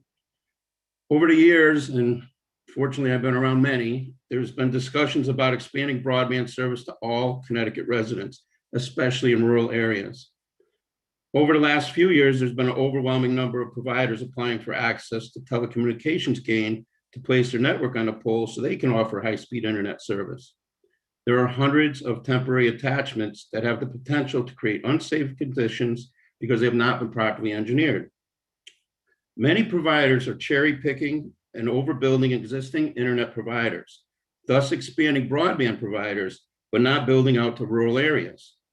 Many are exclusive to aerial plant neighborhoods that already have access to high-speed internet.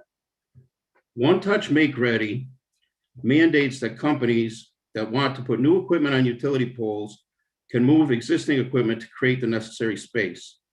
This is called Make Ready work. Moving Frontier equipment has been performed by CWA represented Frontier employees for decades, ensuring safety and quality of the Make Ready work.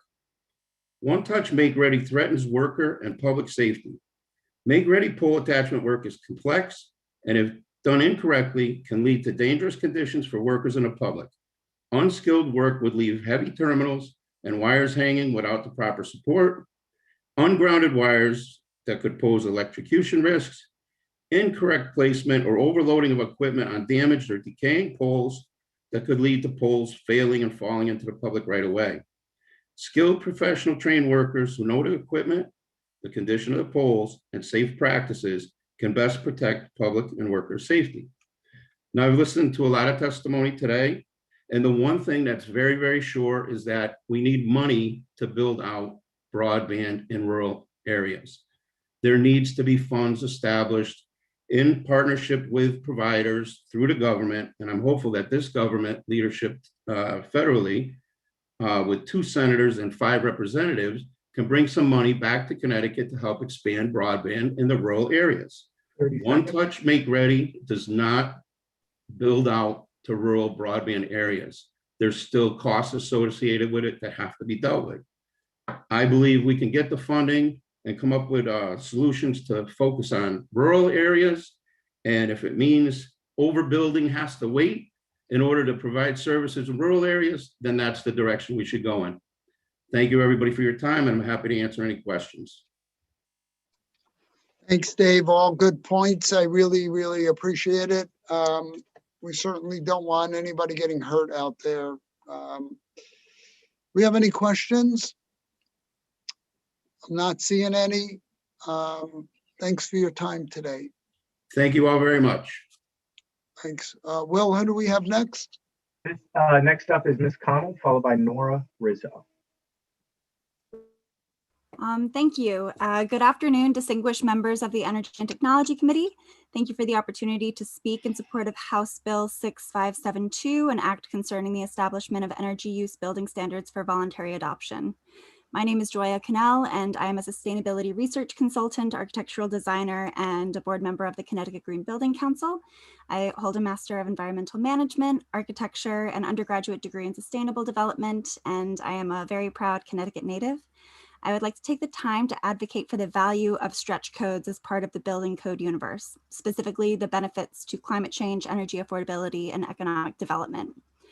Firstly, stretch codes are critical procedural elements for responding effectively to updates in the building market, design, and technology.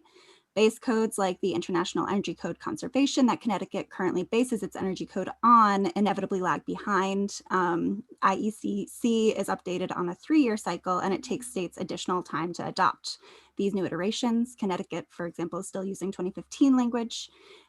Because of the nature of code, climate and building experts alike recognize that we need to structure code appropriately to scale modern energy savings and decarbonization measures. And this is why stretch codes are becoming so much more popular across the country, including our neighbors.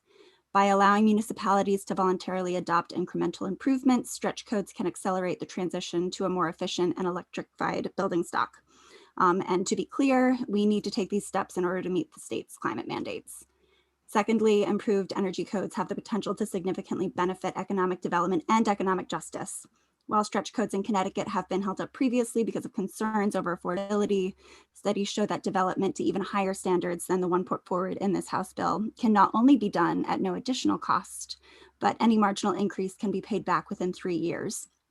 In fact, publicly funded affordable housing in the state is already designed to a higher efficiency standard than that proposed by the House bill, meaning that the stretch code will have no impact on either publicly funded affordable housing development nor its public costs.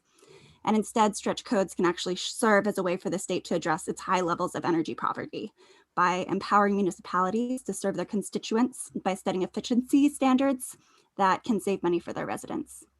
And in summary, buildings that are designed to a higher energy standard have a higher resale value, attract more talent, and save money for the most impoverished and energy burdened populations. And this is really important in Connecticut, where we have the highest energy costs in the nation. With our surrounding states like New York, Massachusetts, New Hampshire, and Vermont already implementing stretch codes to address these issues in their communities. Adopting House Bill 6572 as an important effort for attracting, maintaining, responding to needs of residents and businesses alike. And finally, while it's important to get stretch code passed in Connecticut, I do recommend that DEEP and DIS continue to develop more comprehensive options. There's a wealth of information and resources from local experts, think tanks, neighboring states, and there's actually an expert from Massachusetts that will be speaking at a Connecticut-based conference on March 25th about their experience. Thank you for your time and consideration, and I am happy to answer any questions. That event will be NSBE, the Northeast Summit for Sustainable Built Environment, held on March 25th again. Thank you. Thank you so much. You pronounce your name Gioia? Joya. Joya. Yeah. Okay, Yeah. that was a hard one for me to figure out. And I see Representative Eckert has his hand raised. Representative Eckert. Thank you, Mr. Chairman. And Ms. Connell, thank you for your testimony. I've just been curious, as somebody that's in the building trades myself, you as an architect, and I believe also Ms. Cops had from the Connecticut Green Building Council had also testified, and she was also an architect.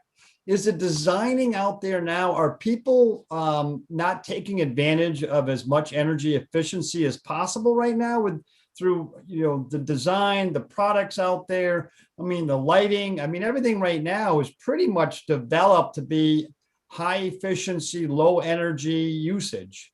And I'm just curious why a developer or builder wouldn't already be looking for that right off the bat without any type of legislation being pushed. Well, yes, there are people out there that are absolutely taking advantage of it, but similarly, there are plenty of people that are choosing to cut capital costs to the detriment of the performance of buildings. It's always happened that way, and while that is not good in the long run, either for building owners, developers, renters, and really the public, it's something that can still happen, and it's the reason why there is code. There's code for fire and safety and accessibility, but in terms of energy efficiency, it's because we need to steward our public infrastructure and our public health too. Now, a secondary question, and you may not know this. I know that we were supposed to have new building codes last year. They were supposed to be put out in October of last year. And I believe we were going to go to a newer energy code also. And do you know if the state is going to be doing that at all? I don't know if somebody in your field would know if that was going to take place as a designer of structures, if the state was moving in that direction in a new energy code. That's a great question. So what exactly the calendar is for that, I am not so sure. It's kind of like this hearing. There are options out there to reach to, and it's just procedural hiccups, which is why I like to think of stretch codes as being a procedural asset. Building codes take a little while to adopt, and allowing municipalities to reach towards what the future is already going to is really important. It's beneficial, and it sort of helps get over that procedural hiccup of taking time to adopt code. Yeah, I expect, I'm thinking that they're going to have it out hopefully by this October. The new codes is what I understanding I thought would be with including new energy efficiency codes. So. Yeah, the International Code Council has come out with 2018 codes, which many states have adopted, and they've also come out with the 2021 codes already. That's correct. But Connecticut just needs to adopt them, I know. Yeah. we're usually a little behind, unfortunately, but thank you for your testimony, and thank you, Mr. Chair. Thank you. Thank you, Representative Eckert, and thank you so much for testifying today. I don't see anyone else's hands up. Who's up next? Will? It was supposed to be Nora Rizzo, but it does not look like she is here. So it's going to be Brittany Kilburn, followed by Dan. Great. Brittany, you're up. Hi. Hi. How are you? I hope you're good. Thank you for waiting. Thank you for having me. First, I just wanted to say I'm not speaking as an expert or a representative of a company. I'm just speaking as a mother of two healthy children. I just wanted to say that I'm not opposed to providing. Should I wait until he's listening? Or can you hear me? We can hear you. Okay. I wasn't sure if he was listening. So Although I wanted to express my opposition to HB 6442. Although I do agree that everyone should have access to the internet if they want it, this bill is unclear to me and it leaves many questions unanswered as to how this internet access will be provided. No wireless radiation is truly safe. And I, as a mother, am careful not to use my cell phone for extended periods around my children, and I make sure to turn off the Wi-Fi while we are sleeping. But I'm reading that 5G is even more harmful than the wireless technology that we currently have. I already felt uncomfortable with the massive cell towers that are near my home. Actually, there's one next to the neighborhood school where my daughter used to go. And in nearly every neighborhood in my town. I will be very uncomfortable if a 5G small cell antenna shows up on the utility pole in my yard where my 2 young children play every single day. We don't have a backyard, we just have a front yard. So there's no way for them to, simply move away from the street because that's the only area that we have for them to play in. Not to mention that the pole is less than 200 feet away from the bedroom in which we all sleep. If that happens, I will no longer feel safe in my own house, in my own yard, and I will fear for the health and well-being of myself and my children. They should be able to play in their yard without being exposed to pulsed microwave radiation with no way to turn it off. I should have the final say in whether I want a cell antenna in my yard or in my neighborhood. I am urging you to please consider the ramifications of a bill like this. I agree that internet access should be made widely available, but I also know that the fiber to the premises is the best, fastest, and safest way to do that, not by installing 5G small cell antennas on every light pole. EMF radiation is harmful to all living beings, and installing an antenna on every pole will create a very unhealthy environment for us all.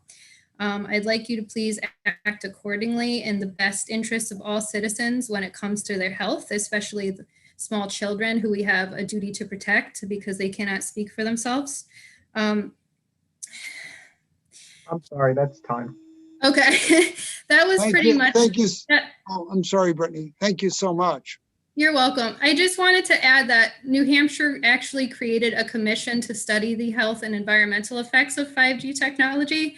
And I think that would be something beneficial for Connecticut to do so that the concerns of the residents with the health effects could be addressed and maybe our fears could be put to rest, if you actually, took the time to study those health effects and to show evidence that there are no health effects or environmental effects. Thank you so much. We really appreciate that. I see I have 2 names up. Representative Ferraro first. Thank you, Mr. Chairman. And I just want to assure Brittany that she may look up at the screen and somebody may be looking away from the camera because we're all multitasking, but there are a number of people on this call and we are all listening intently to each person giving testimony, even though, it's been a really long day. Representative Mashinsky spoke earlier. She's has biological background. I also have a degree in biology and chemistry and master's in fishery biology. So the science is really important to me as well. And Representative Mashinsky has asked for some studies.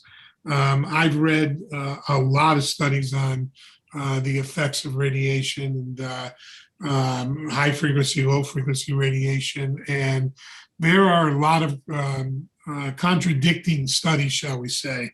And a lot of it does indicate that radiation does dissipate over distance. But, there are studies being done, as Brittany has suggested, in New Hampshire. And, oftentimes that's the great thing about having 50 different states in which we have 50 laboratories going on at the same time to study these problems. And Connecticut has the opportunity to study what New Hampshire has achieved in their study and learn from it as well. So I just wanted to assure Brittany, she sounds very worried, and I understand, and I feel for her and her concerns, but I just want her to understand that we on this committee share her concerns as well. Thank you, Mr. Chair. Thank you. Thank you, Representative Ferraro. I appreciate that. And I just want to concur with what Representative said. Many of us are on multiple calls at the same time right now, and we're looking at multiple screens. Just this is a very unusual way to work. So we don't want to appear disrespectful. We really appreciate you taking the time to testify. Thank you. And Representative Mashinsky. Yeah, I wanted to weigh in again. I was just sitting on my porch with 2 Zooms and 1 phone, all 3 of which were working on meetings where I was supposed to be listening. And I'm trying to switch screens, and my brain is trying to follow as I go from one screen to the other. And it's a real trick for all of us on the committee to try to do that. But like Representative Ferraro, I'm also a biologist, and I also am very sensitive to any of these claims, and do my best due diligence to determine if there really is a risk or not. I know when I looked into this for the cell towers a few years ago, when there was one proposed for my town, I did a lot of research on it back then, and there really was a fall off over distance to the threat. And that was my conclusion at the end of all the research. And so if you were less than 25 feet from the device, yes, you had a increased risk. If you were further away, you did not. And I don't know enough about 5G because it's new technology to me, but I am going to find out. And you know, we don't want to do anything that will put the public at risk. Those of us that are following this do not want to do that. So we are looking at the research and taking that into consideration when we make decisions. So I just wanted you to be aware of that we take the job seriously, and we do our research. Thank you, Mr. Chairman. Thank you, Representative. And again, Brittany, thank you so much for sticking it out and spending so much time waiting today. We really appreciate it. Thank you. Will, who's up next? Next up is Dan, followed by Louisa. Dan, you're up. Hi, my name is Dan. I oppose HB 6442. I appreciate you guys offering connectivity, but I'm testifying on behalf of my daughter. She's 6 years old. She has PANS. That stands for Pediatric Acute Onset Neuropsychiatric Syndrome. She has a documented sensitivity to RF radiation. Okay. And, you know, some municipalities do want to prefer to be wired, and we want to have local control. Easton, Connecticut is where I live, and we have banned 5G in our town. I think selectmen looked at the financial impact, being that property values decrease about 20%, according to the National Association of Realtors.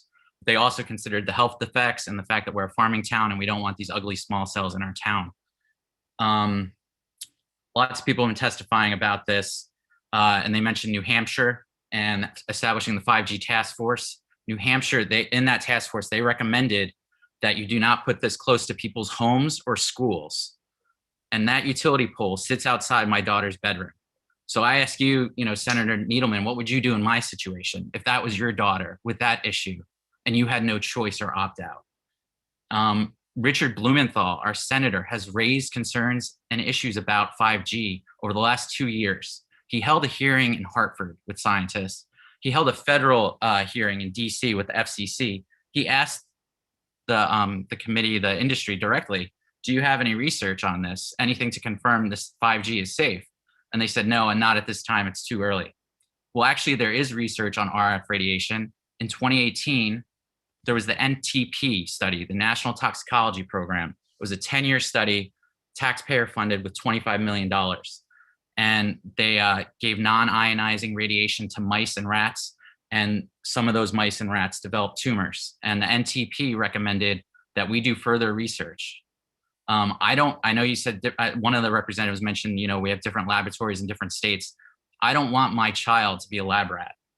I heard the Avangrid vice president, or was it vice VP executive, mention that, they want to give their consumers the ability to opt out of text or opt into text.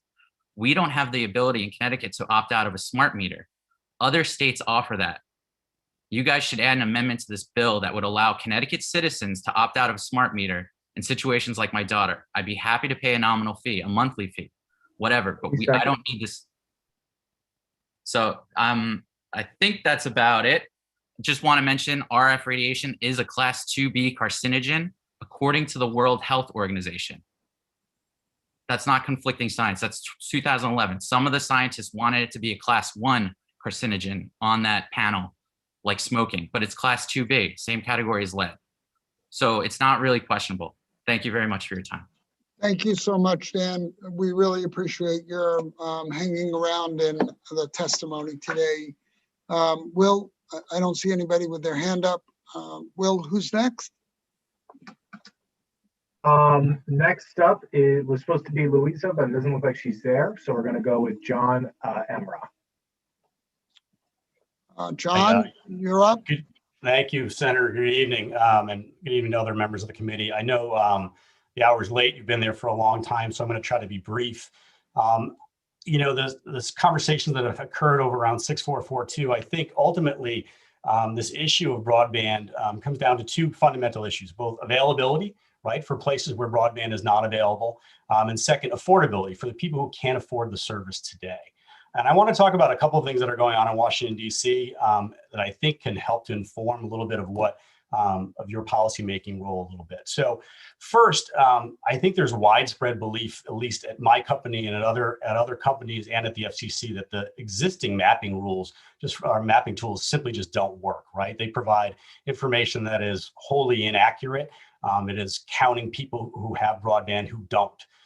So the FCC, last year, the Congress passed a data mapping act to require the FCC to update those rules to be able to determine with sort of pinpoint accuracy on an address by address level where broadband is available, to what extent it is available, and from which carriers and at what speeds, both upload and download. And the Congress appropriated some $65 million this past fall as part of the one of the COVID relief bills to actually give the FCC the funding they need to get that mapping completed. That mapping should be done in about a year's time. So as the state considers its own mapping, I would suggest that anything they're going to do is frankly going to be duplicative. But if the state really wants to do some mapping and feels it wants to be part of that, it ought to follow the same rules that the FCC is establishing, the same guidelines, the same definitions, so that the state doesn't go and create one set of maps that are different than the maps that are being created on the federal level, right? You don't want to create confusion on the part of both policymakers and frankly for consumers, right? If you have maps that are in conflict with one another.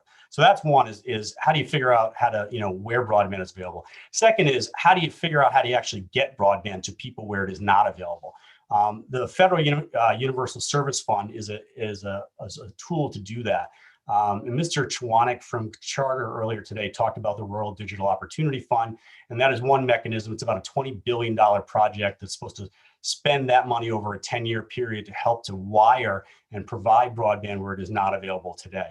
So that project is there, it is funded. It is going to need a lot more money too in the short run. And I think that you'll see the Biden administration as part of an infrastructure bill include a great deal of funding to help get broadband to where it is not available today. But it starts with mapping. And finally, there's the issue of affordability. And I think there's a lot of good things that are going on there. Recently the Congress allocated about $3.2 billion last fall to help to subsidize broadband, to provide a $50 subsidy to Americans who can't afford broadband. The most recent COVID relief package that just passed or is waiting, I guess, the signature of the president, that has another round of funding in it. I think all those things are good opportunities to be able to address the affordability gap, because that is a really big part of the problem. So it is both availability and more so in Connecticut, the issue of affordability. So I wanted to just sort of bring those topics to mind because I think that they can help to inform what you're doing as you think about what the state needs to be doing. Because I think in a large part, Congress and the FCC are taking important actions that can to help to alleviate the problems here. So with that, I'm happy to take any questions you may have.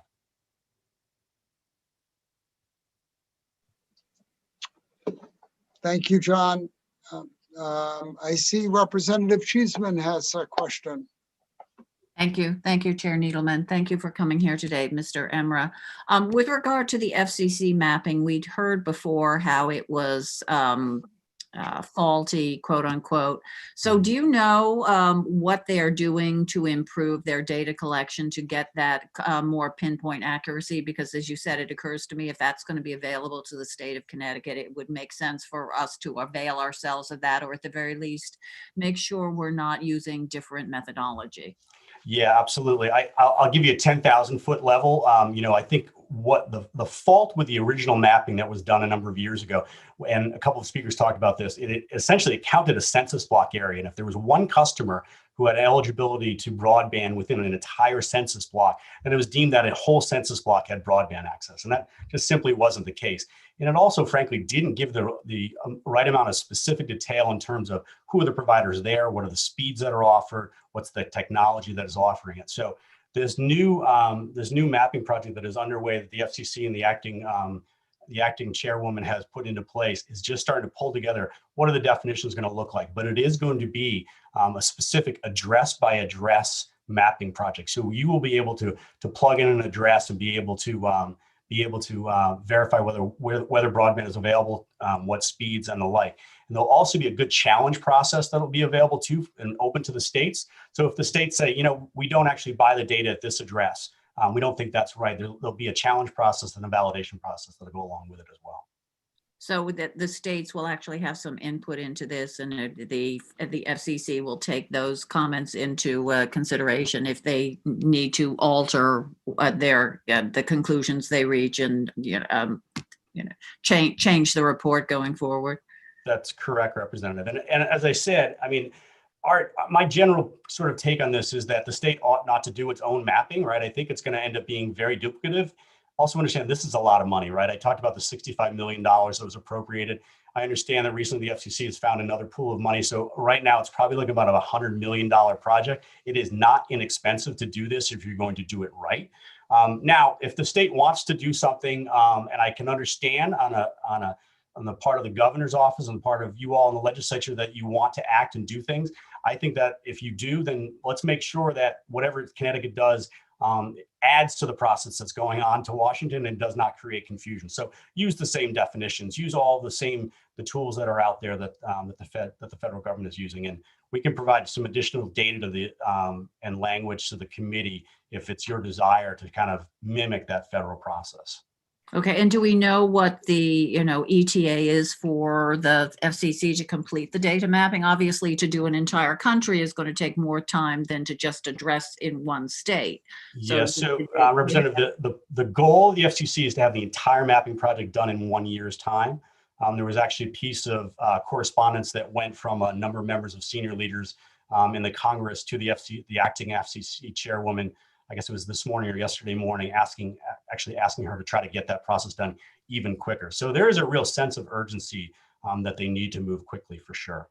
And one presumes once completed or at some point during the process, states will have access to that very granular data to use for their own purposes? Oh, absolutely, ma'am. Yes, sir. All right. Thank you. Thank you. Thank you for your answers, Mr. Emra. Thank you, Chair Needleman. Thank you so much, Representative Cheeseman. And John, thank you so much. I'm looking forward to the day when I actually can make phone calls and hold them. And I know you guys are trying to work on that. So, I'm going to always bring that up. So. Yes, sir, I do. I always look forward to it. All right, John, take care. Thanks, thank you. Bye-bye. Take care. Will, next. Kyle Wallace, going to be followed by Aaron. Hello. Olivia's not on. Doesn't look like it. If she does get on, I'll add her. Okay, great. Thank you. I'm sorry about that, Kyle. No problem. Thank you, Chairs Needleman and Arconti, ranking members, Formica and Ferraro, and all members of the committee. Today, I'm here in opposition to Senate Bill 993. The opposition, though, I would want to start with that it's not necessarily opposition to the stated intent of the legislation and the issue that has been brought up in the other testimony earlier today. It's just that the language currently in the bill wouldn't actually solve that problem. And in fact, it would create a second problem. And so it's really just a matter of the current language. As drafted, the bill would eliminate the residential solar property tax exemption unless the project was over 7 megawatts on a homeowner's home. It would not affect non-residential systems whatsoever.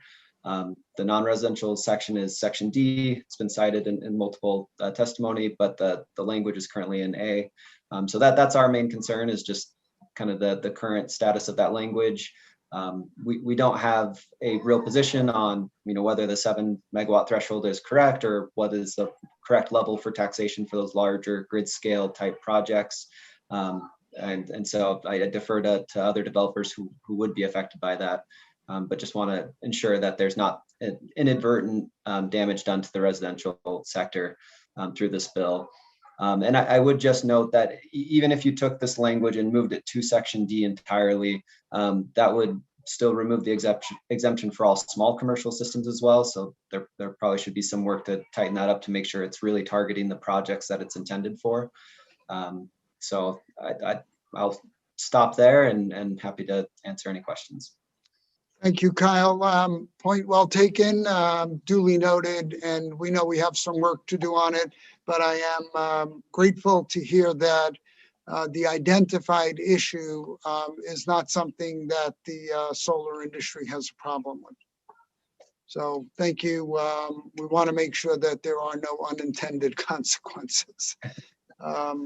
Thanks for waiting so long today. Will, we have 4 left. Who we got? The last 3 are going to be Aaron, Joan, followed by Will. Aaron, Joan. So Olivia's not on, you said? No. Okay, great. So Aaron, you're up. Thank you. Good evening, esteemed members of the committee. I know it's been a long day, and I thank you for hearing my testimony. My name is Erin Walrath Mariano, and I oppose HB 4662 in its current form. I'm a small business owner and mother of 3 young children. I'm also a teacher. I appreciate the work that you're doing trying to balance needs and concerns, and I know that the task is complex. As an adjunct professor at one of our state colleges, I do understand that stable connectivity is an issue for a small percentage of students and families. I strive to work around those issues with my students when needed, and certainly want everyone to have equal access to a fast internet. But I fear that this bill, especially if passed in haste, will swing the door wide open for technologies which have not been properly regulated. After listening to most of today's testimonies, I see that I am not alone. It appears that safety is the #1 reason for opposition. I ask that you oppose this bill and that you support it only if changes are made in response to the legitimate safety concerns that have been raised by residents in this hearing and in written testimonies. In the past year, because of COVID-19, local and government policy has been centered around protecting human health at all costs, even the cost of convenience. Virtually every normal function of our public and private lives has been altered for the stated purpose of protecting the health of our most vulnerable populations. In this context, it is important to note that this bill in its current form would pave the way for blanketing the entire state, including schools and private residences, with unregulated and unprecedented levels of radiation. While this may achieve the goal of more equitable access, consider that it will likely negatively impact the health of the very populations we're trying to help. I personally know several people who have lost their lives to glioblastomas, brain cancers that have been linked to this kind of radiation in the last 10 years. This does not even touch upon all the other cancers and chronic illnesses that have become commonplace in the last couple of decades. Undoubtedly, there are multiple contributing factors, but this explosion in illness correlates with the implementation of wireless technologies. Faster, more reliable connectivity to the internet is useless if we are constantly suffering immune system dysfunction as a result. I implore you to read the many studies that do exist in regards to biological harm and to realize that 5G technology is vastly more powerful and dangerous than previous generations of wireless technology. Please follow up with the people who have testified here today, especially those that have spent years painstakingly researching this topic. From bodily harm to the collapse of pollinators and property values, there are a wide range of negative impacts I ask you to consider. There are viable options for achieving greater connectivity with safety in mind. It is my understanding that fiber to the premises without Wi-Fi is affordable. Local municipalities and private citizens should have the right to opt out of wireless technologies such as smart meters being installed on or close to their homes that may adversely affect their health and environment. In closing, I would like to make one last request. If the committee finds itself weighing financial considerations against safety, I would hope that the concern for our physical safety would win out. Thank you for your time. Thank you so much. I appreciate your testifying, and I want to reiterate one more time that the state of Connecticut does not regulate 5G. It is the federal government that operates, that the telecom companies operate under their jurisdiction, not ours. So I'm not sure that there would be anything we could do, even if we wanted to. But so I just want to be clear about that. I understand that there's a concern on the part of some people, and I respect that. But I'm not sure what we could do anyway about that. Well, oh, sorry, I realized that wasn't a question. I would think hopefully in the languaging of the bill, you could maybe specify some of these just specific protections against certain devices that are harmful. That was all. Thank you so much. And I think we have one last person. Will? Two more. Joan followed by Will. Great. Joan, you're up. You're muted, Joan.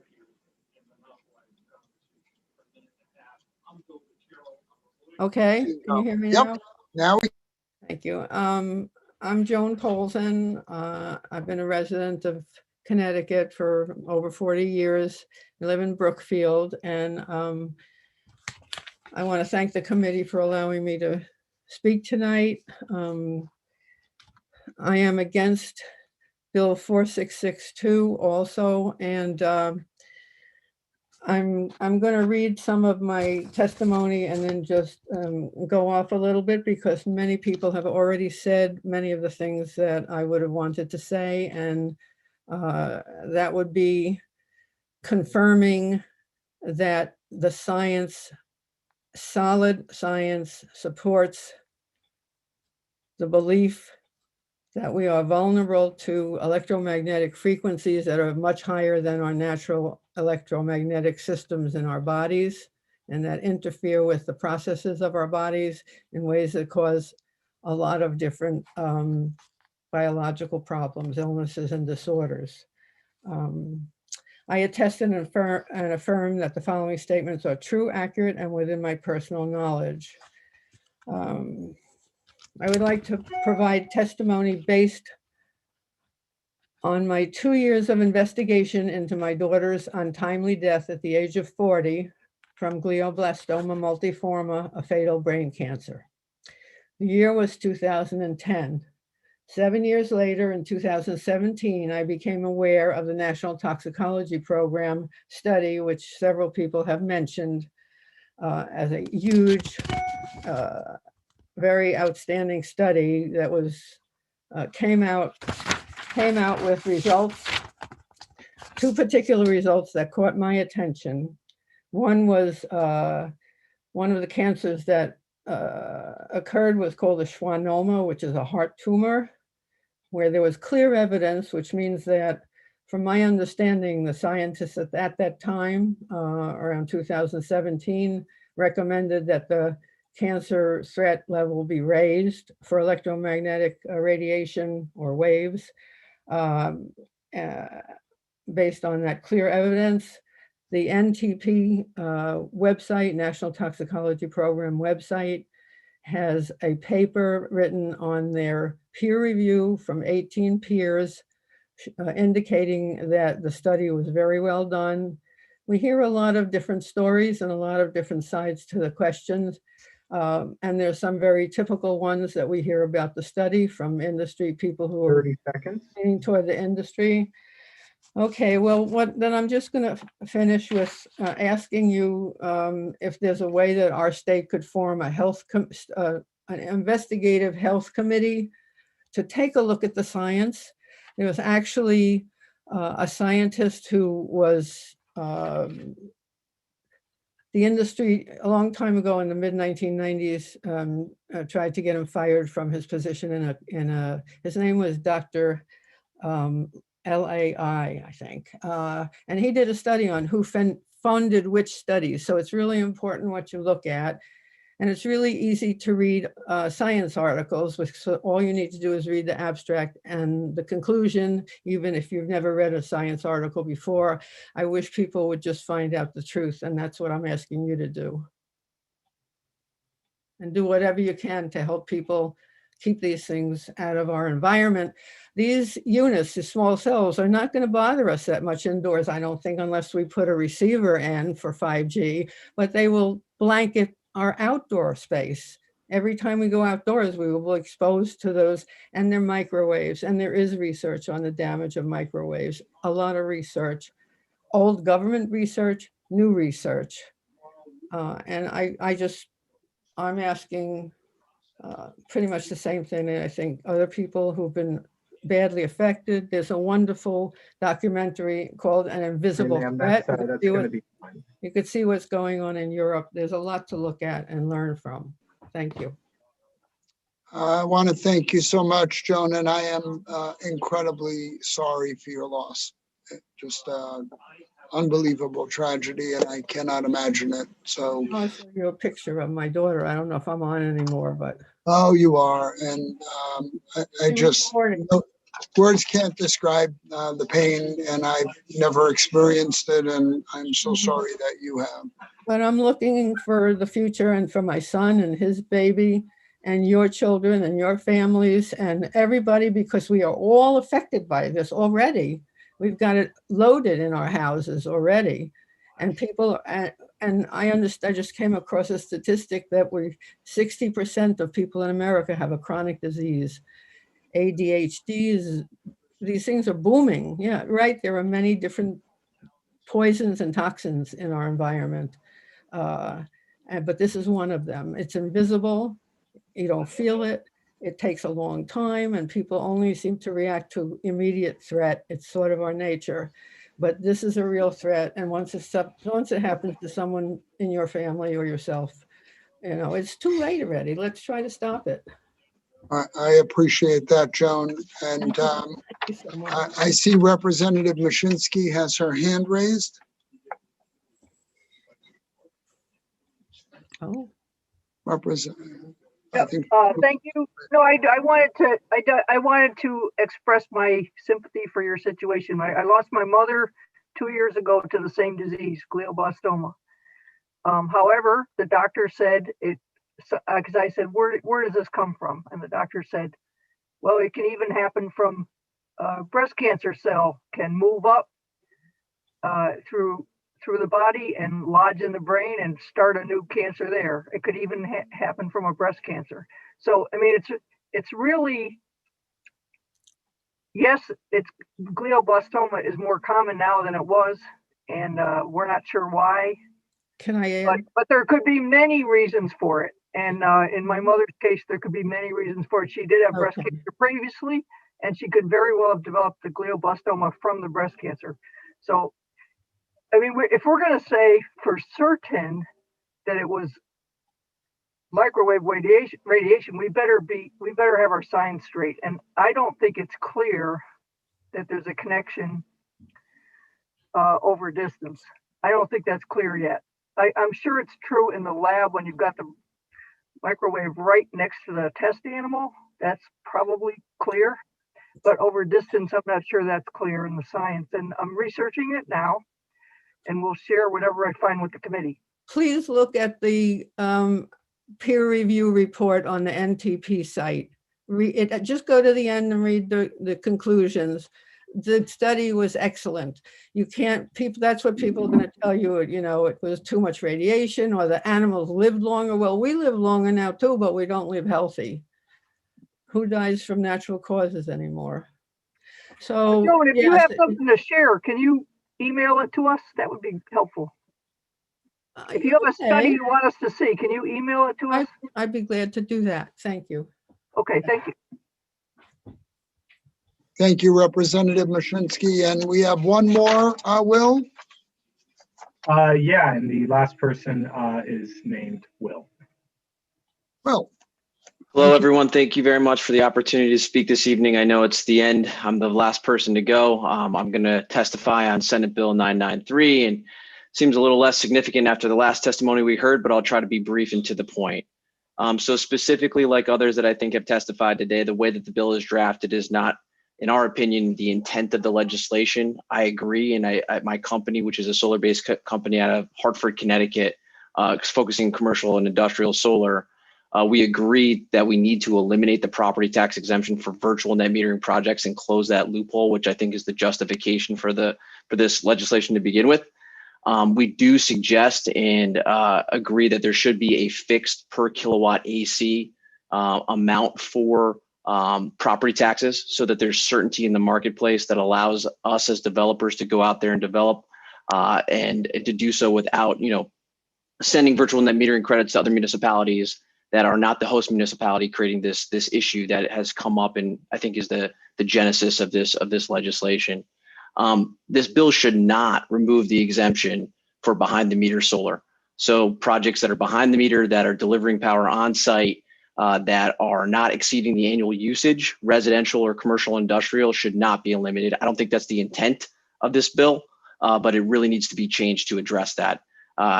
I would just stress for one more thing, and then I'll take questions because I know it's the end of the day, that it's extremely important from a developer, from the solar industry here in Connecticut, that we have an understanding of what the costs are going to be for us as we develop these projects. We want to make sure that municipalities are getting the benefit that they need to get. But there can be some games being played in all of the state programs and the auction mechanisms and giving the lowest cost to the ratepayer if you can play around with those municipal tax rates. And so there's some inequities there that can be resolved through standardizing this. I think $5 per kilowatt AC, 5,000 per megawatt AC has been what has been proposed. That's a good number. That's a number that Rhode Island uses, and that's right in the strike zone for what New York uses, to give you the best, bang for your buck to the ratepayer, as well as getting municipalities the revenue that they need. Last thing I'll say here with limited time is just that these solar projects do not drain on the public resources. I think that's probably been delivered to you as a message today. These are out there. They're not going to schools. They're not using the water, et cetera. They're not using the roads. So they really are a very good vehicle for returning value to the host municipality. But thank you very much, and I'd be happy to take questions. Thank you, Will. I really appreciate that. Message has been delivered loud and clear. I'm not sure if I see any questions from anybody. Not seeing anyone. I want to thank everyone for all their patience and the time they spent. We heard a lot of testimony about a lot of different bills, and I really appreciate everyone's attentiveness to this. Thank you. I think that brings the public hearing to a conclusion. Unless anybody has anything else, have a good night. Good night. Thank you. Thank you, Thank you so Will. much. Have a great night. Nice job, Will. All right, thanks, Will. Thank you, Senator. Thank you, everyone. Nice job, everybody. Thanks, Charlie. You too.